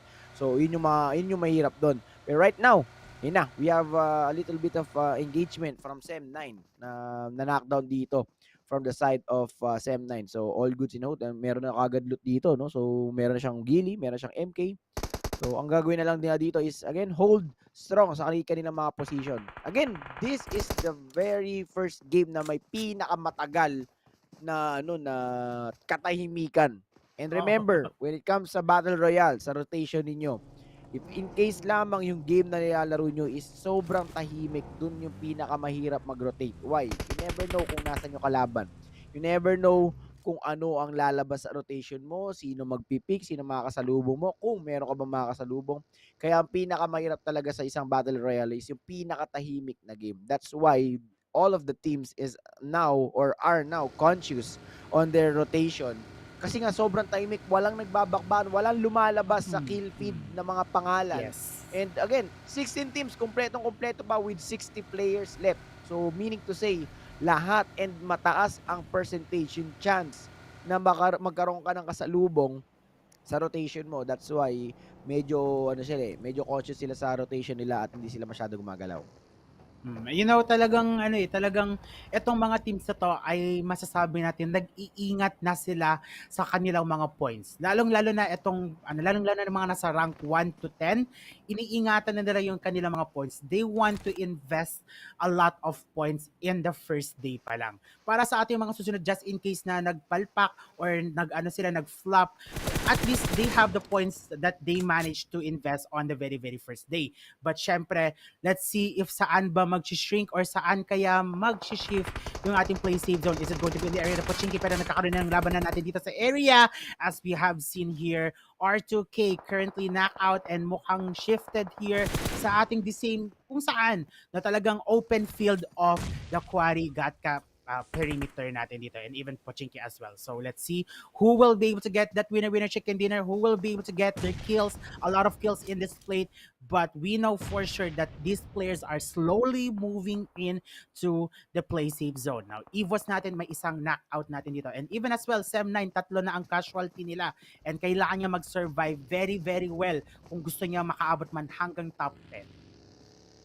Yup, and nakakakita na tayo ng konting mga enkwentro from the different side of the circle. And and this is a good news for us dahil nagkakaroon na tayo ng konting engagement and excitement for the upcoming circle, no? But again, looking here sa mga list ng teams natin, no? Some of the teams nagkaroon na kagad ng mga casualties. We have SEM9 with 1 man remaining strong. Sa kanilang lineup, R2K, meron silang nabawasan isa, HB din, yung team EVOS natin, 1 man strong na lamang din natitira, yung boss, yung DOZ, but yung yung KHI pala ngayon guys, hindi maglalaro, so baka may naghahanap dyan kung nasan yung KHI, baka sabihin nyo patay na naman or what. Ngayon, KHI, wala po dito sa ating final game. But right now, eto na ang bakbakan ng ating FRG, pero inispreyan, walang tumama, sa kanya lang tumama yung bala ng kanyang mga kalaban. Again, drive-by sa muka ang gagawin dapat dito ng ating HBP at with a spray from our Olio. For Olio, itong bala na ito, again, possible na may knockdown after this spray. Tingnan natin kung kukonekta ba. Alam mo, kahit ang layo niya na talagang confident siya mag-spray sa ating HB, and yun na nga, nakuha niya ang isa. But here, moving forward to RCLC, kalaban nila ating Red Axis 1 as they have already been eliminated into the game. Isama mo pa dito ang ating next play, EVOS. Grabe, ay ating EVOS pala. Men, mga Lodi Bells, EVOS to ubos. Very quick, but still, meron silang 41 points sa third place, so all good in a way para sa kanila. And nagkakaroon ng, ako ipit na ipit dito, Beck, yung ating DOZ, so medyo delikado siya. Alam mo, ang bilis ng galawat. Kakaano pa lang natin, may team after team, talagang ubos kung ubos. Na CLC, HB, EVOS, wala na yung prediction dito ni Kit. Now, moving forward, 13 teams left into the battlegrounds. We will see who will be able to get that rank number 1 and who will be able to get to dominate in this battleground as well. Ngayon, nasa open area itong mga to. So, definitely, mahirapan sila. So, prone gaming na naman malalang makikita natin. R2K is on the move. Binabaybay nila dito yung blue zone. Ngayon, wala silang nodges dito kundi i-commit itong side ng MAB. Ngayon, yung Team Secret naman sa left side ng screen natin is medyo malayo sa kanila. So, pwede silang mag-focus dito. Right now, Echo is now pushing forward dito malapit kay Mockingjay sa side ng MAB. At the rest of MAB is waiting for the perfect opportunity na mag-pop off dito yung kanilang mga kalaban sa kanilang mga LOS. So, ang gagawin na lamang dito is, again, siguro i-bait na lamang si Mockingjay at hintayin na mag-push yung at kanilang mga kalaban. Exactly. And yun na nga, shifted once again dito sa open field. So mukhang it's going to be a really intense battle fight dito. It's either that they have the height advantage or talagang magpo-prone lang sila dito into an open field. We never know kasi open na to eh. Hindi na sila pwede pumwesto sa sa pinakamataas kasi pwede silang makita dito. But grabe, si Luyu nakuha si Mail. Gamit lang ang Mosin natin, men. Alam mo na lang ulit nakakita ng sniper. Mga kapatid.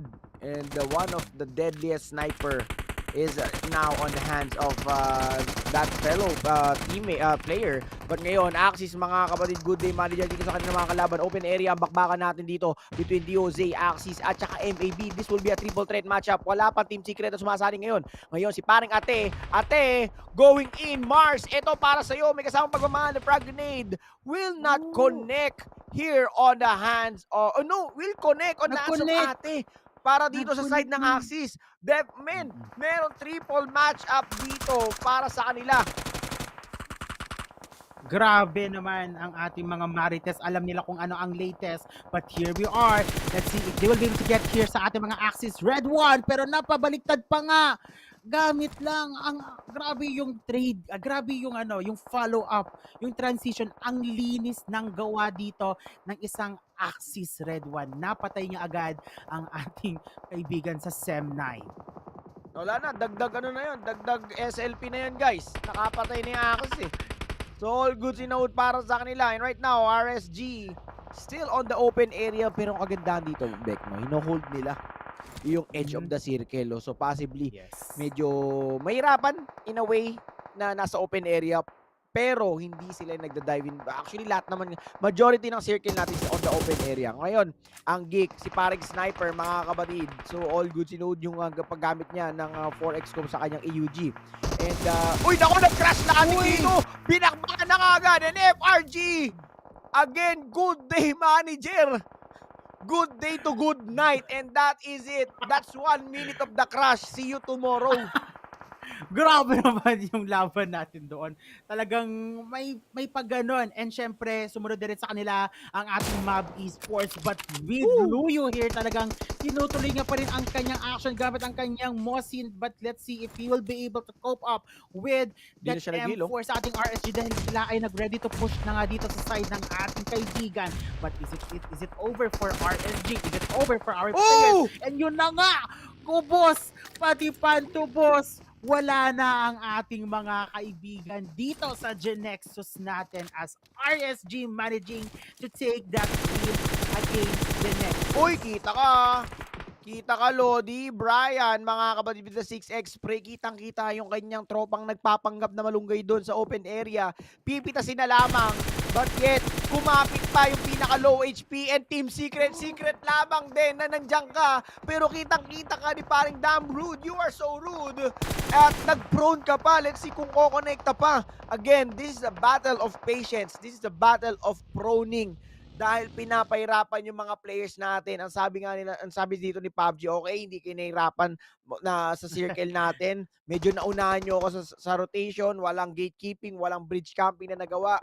Walang choke point. Ngayon, ilalapag ko sa open area yung circle natin para magbalag-bagan kayo ngayon. SMG with 4 man strong. Napakaganda yung hold nila ng position. Pero makikita mo, Beck, no? Pare-pareha sila nagkakaroon ng imitan portion. Majority of the teams is still outside the premises ng ating circle. Ngayon si paring Kim, Kuya Kim, gumagawa ng trabaho dito. Brian, gumagapang. Nako, nakakita siya ng nasusunog. Nakakita siya ng tinutusta. Binabaraktik yung SMG, mga kapatid. Napakaganda ng Molotov na again, preventing the push, preventing the rotation of their opponents. What? Wow! Ano nangyari doon? Grabe naman ang follow-up spray ng ating mga geek natin dito sa ating side ng SMG. Mabilis ang galawang, mabilis ang putukan, pero SMG natin dito na bang-bang sa ulo. Yes, bangbangan na mga kapatid. Ito na ang literal na gapangan portion. Dito ka makakakita ng talagang gagawin na lahat, magapang ka lang. Grabe, no? Alam mo, dito na natin masasabi na lahat sila ay nakagapang matatag. Pero tingnan natin kung sino ang pinakamatatag dito sa ating battlegrounds. Is it AMT? Is it RSG? Is it Team Secret? Geek? Or even Dingoz as well? Pero syempre, nakita natin na pasabugan nila ang ating mga Geek Esports. Isang casualty. 3 na lang natitira. Pero let's see with RSG if they will be able to get into the circle. Takbo gapang guys. Dito na makikita guys yung lupit ng mga teams natin. Remember guys, pag may nakitang gumagalaw talaga namang literal, lintik lang ang walang ganti, mata lang ang walang latay dito mga kapatid ng RSC. Walang pakialam dito sa kanilang mga gedi-gedi. At again, Team Secret, nakita si paring Ares na nakatayo ngayon. Dito ka literal pag nakakita, pag tayo, spray pa ba kagad? Grabe. Alam mo, feel ko, nararamdaman na ng Team Secret yung tunay na momentum dito. They know what are they going to expect. Siguro, dito lang siguro sila kaya nilang labanan dahil they are aware kung saan ba ang mga teams natin. Yung mga putukan nagmumula sa kanilang harapan, sa kanilang likod, sa kanilang kanan at kaliwa. So all angles are talagang covered nila. But the thing is, kaya nilang mapatay or kaya nilang makapag-clearing operations dito sa side ng Geek bago nila mapatay ang RSG and going for that last player sa ating almighty natin, di ba? Yun lang naman yung for the possible scenarios for our Team Secret. Nako, grabe dito. Buhay na buhay yung RSG with 11 total kills, guys. 11 total kills. Ang dami kill ng RSG. Kompleto sa Ricardo pa sila. Kalat-kalat pa kasi bawal ka magdikit-dikit dito eh. Bawal ka magdikit-dikit. Ang gagawin nyo lamang dito is, again, kailangan watak-watak. Kailangan may distance kayo sa isa't isa para hindi kayo masyado may spot ng mga kalaban. Pero hindi ka maspot. May spot na nakagad dito rin maring Stain. And it is insane. He is now down because of the vehicle explosion. Pero walang makakakuha na ang kanyang down. Pero, syempre, point is a point. Grenade para sa'yo. May kasama pagmamahal na rin yung RSG dito. Sinusugod na yung mga dayuhan. Ito na ang pagsakop ng RSG patungo sa chicken dinner. Team Secret, it's a 2v3 situation. Naka-knockdown dito isang member ng RSG ngayon. Down na din dito si Parik Shots. Mukhang susunod-sunodin na ang Team Secret at mukhang hindi na rin secret. Pero secret pa rin siya dito. Dahil, again, nakita siya. Nakuha pa yung puntos niya. RSG managing to get that clearing operation sa battleground. Hindi lang Almighty, hindi lang Geek, pati Team Secret. Congratulations sa ating RSG, pero hihimay-himayin natin kung ano ang nangyari sa RSG sa ating highlights for the day.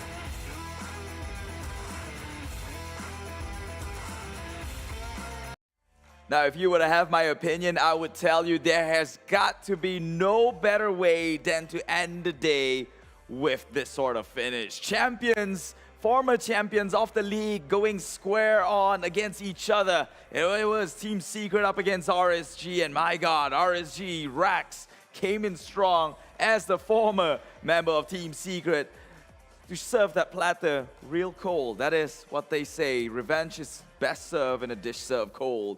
My name is Keith. Welcome down to the 2022 PMPL MYSGPH Spring.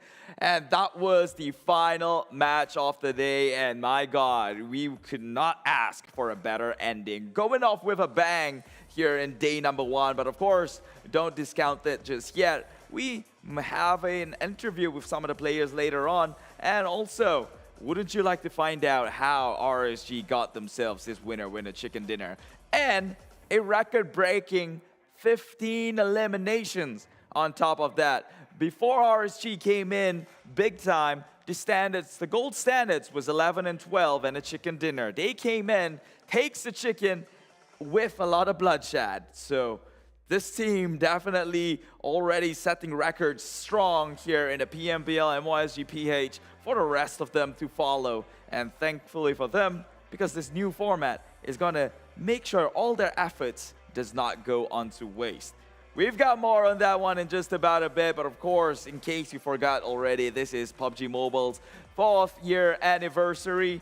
Do go over to their platform and wish them a very happy birthday and thank them for the game, because if it's not for them and the people on top, and that by that I meant PUBG Corporation, Tencent Games, Lightspeed, and Quantum Studios for making this happen and accessible in your mobile phones, we wouldn't be here this very day. So it's given us a lot, and it's going to continue to give us more. All they're asking you to do is to go over their page, hit the like, follow, and wish them a happy birthday.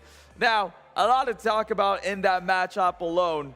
So many old-time rivalry. Singapore came in close. Almighty nearly had a shot at a chicken dinner. Unfortunately, was not close enough as they got cucked in their journey towards a chicken dinner. KHI, unfortunately, our Filipino neighbor, did not get the chance to play in this last match as their group will be sitting out. Now, let's take a look at the ranking so far in this match alone. As you can see, 17 elimination. Correct my record. It's now been set 2 stones above with 17 kills and a chicken dinner. That is the gold standards for now. That should propel them somewhere close up nearby the top 5 position. I could be wrong again. Must reinstate that my math isn't the best thing in this room. So Team Secret coming in second, 6 elimination, decent with the 12 points onto their name, 18 total points from this match alone. Geek Fam coming in third, consistent performance, I'd say, coming out from Geek Fam so far. Almighty came in shocker. They're the team in the second half of the draft right now, and this could very well be the one step forward into bringing them up back into the first. Let's take a look at the MVP. Snipes from Geek Fam takes it home with 3 eliminations, 903 damage, 3.6 MVP points, and nearly 40% of the team contribution on this guy's back. He is carrying the squad. 138 meters longest elimination distance. That is your boy Geek Snipes. He has Snipes in the name, and it's not just for show, as they will secure himself a decent amount of distance, or a decent amount of kill shot from the distance is that. So yeah, Snipes, need I say more? He is Geek Fam, the former champion of the PMPL League previously in Season 4. So yeah, I think that I cannot hype this guy anymore further than he already is. Meanwhile though, Axis Micah, this guy has got the most damage right now. We know him to be the war machine, Axis Micah, with 925 damage dished out in this single match alone. Second only to none is Geek Snipes with 903. And RSG Rex, despite his efforts, was not the Terminator, but still dishing enough to make it onto this top 3. 865 points in damage dished out by your boy Rex against the likes of Team Secret. So Meanwhile, though, he does take some sort of award up in number 1 here in the most throwables used. That's where most of the damage comes from, most probably. 32 throwables. That is double. This guy who comes in second here with snipes only comes in with 14, which is less than half of what Rex has got to offer here. And Brian, his ally, coming in at 13. It seems like RSG alone has thrown almost 50 throwables in their lifespan in this single match. All the grenades on their hands, all the smokes, they got them. Take a look at our weekly ranking so far. Dingoz still holding number 1. That is very impressive of them, and they are a team who has yet to taste themselves a chicken dinner. So they've been doing all this just by the sheer firepower that they held within their badge. We all know Dingoz to be the wild dogs who goes around and hunt people down, and they're doing exactly that right now with 21 elimination points on their name. Bosskur with 20. However, they do have a chicken dinner and some decent performance, so they will be in second place at 47. Meanwhile, My Eyes is down in the second draft here as Almighty now goes up onto 16th spot from the previously 19 and 18, roughly can tell. But here they are, slowly making the climb onto the first draft. This is one step in the right direction. They have hit the 18 points. Still got a long way to go, but thankfully for them, there's still a lot more days of competitive plays here in week number 1. So that is very, very possible. Hoping to see some of these teams make a comeback. Hoping to see Kai or KHI Esports show up and display the prowess that they claim to have within the scene here, and actually pull a win for Philippines. Meanwhile, the top 3 eliminators so far, Axis, again, this guy needs no introduction. Axis has been known to be the ruthless killer, and here he is with Micah.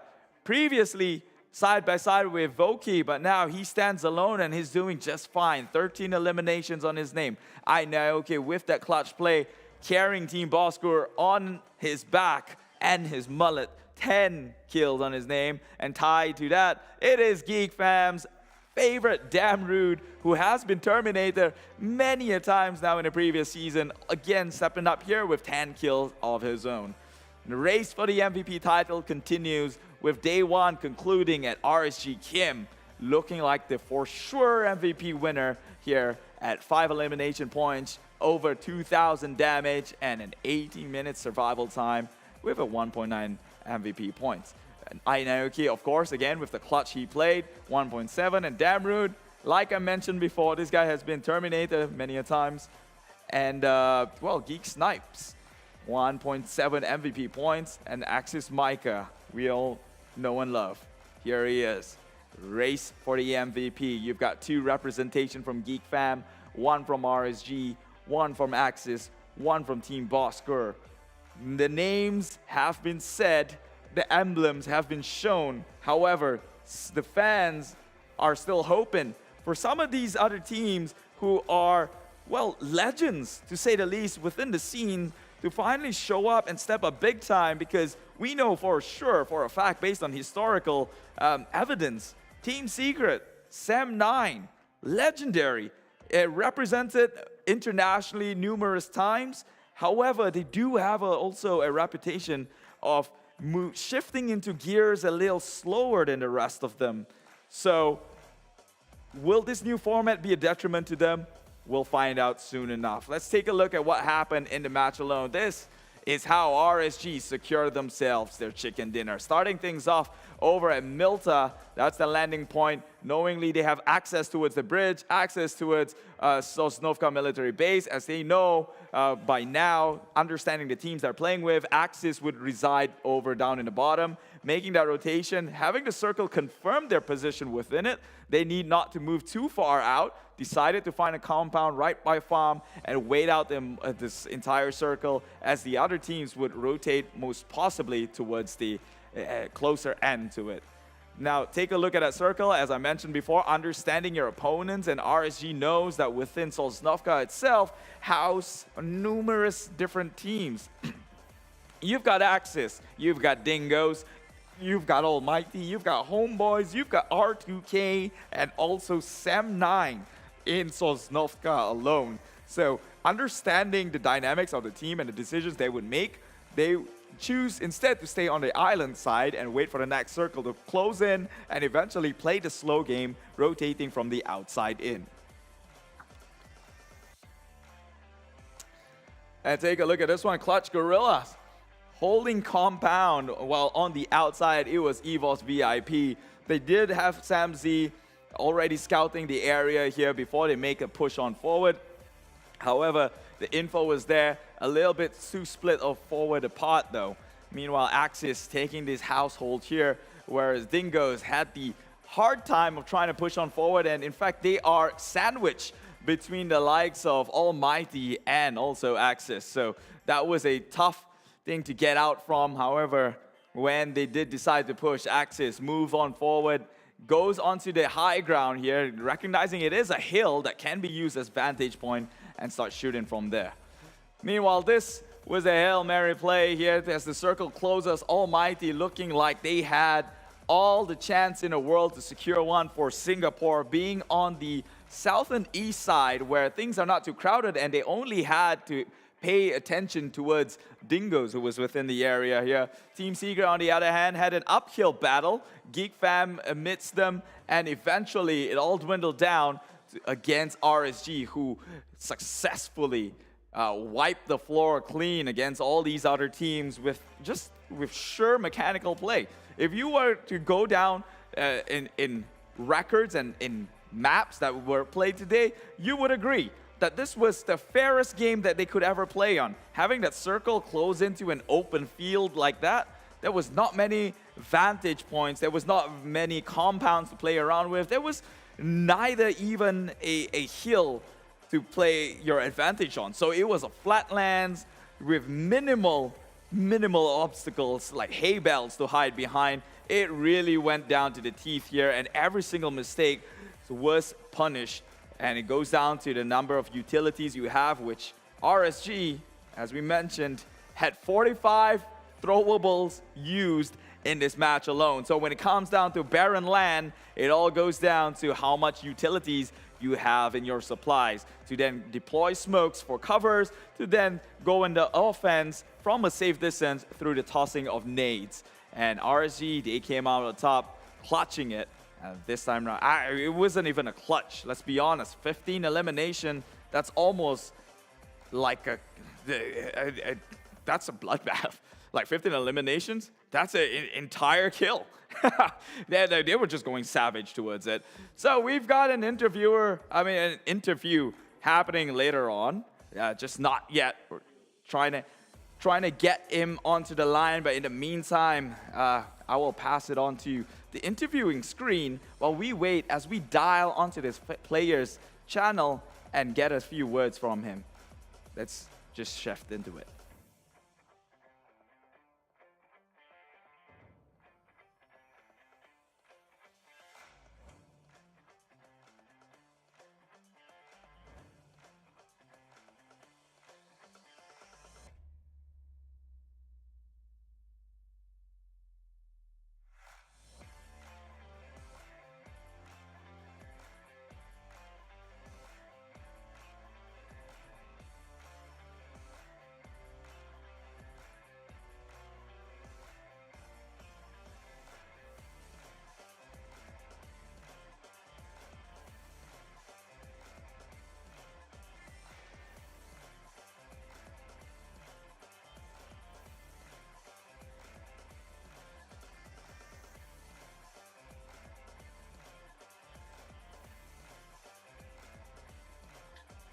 Hello and good evening, Ricky from Dingoz. How are you? I'm good. Okay, I'm gonna start off with an easy question here, okay? And it's about your success so far. Dingoz, 0 chicken dinner, but at the number 2 spot. How are you feeling? What's your game plan going into day number 1? We just play our game and have fun. Is there a strategy behind your game? It's secret. by the way. Okay, fine. Sure enough, he doesn't want to share the success recipe behind why Dingoz is so scary right now. Looking at the league, you guys are going in strong with firepower. Is there a team in the league that you are afraid of to take battles against? I'm scared to Team R2K. Team R2K. Is there a reason why? Yes. Because their firepower, I can't say anything. I don't know how to explain. I don't know how to explain now. Okay. So R2K, firepower, crazy, just like you guys. Is that fair to say? Fine enough. All right. Yeah. So obviously, if you're going in strong with a strong firepower, hey, okay, you've got a cat. Is that your lucky charm? Yes. His name is Polo. Bye-bye. Okay, so Polo has bid farewell. You know what? I don't want to keep you any longer. You want to play with your cats, clearly. I'll have one more question for you. And it's not really a question. I want to give you the space. If you have a message to say to people or to tell the other teams who hasn't gotten a chicken dinner, what would you tell them? To our fans and to our haters, I think you can keep support us and give some positive vibe to us, and we want to prove it to you guys. All right, Dingoz. That is Ricky from Dingoz. Thank you so much, Ricky. Good luck further in the PMPL MYSGPH Spring. All right. Bye.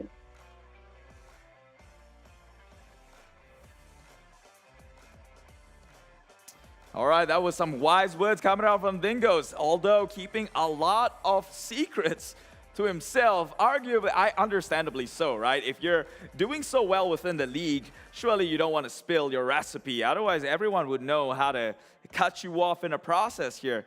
But we did get one info, and that is the kryptonite for Dingoz is R2K. So will R2K and Dingoz be at a rivalry forever? Or will we ever see R2K deciding to clash onto this drop spot of Dingoz to stop them in the process?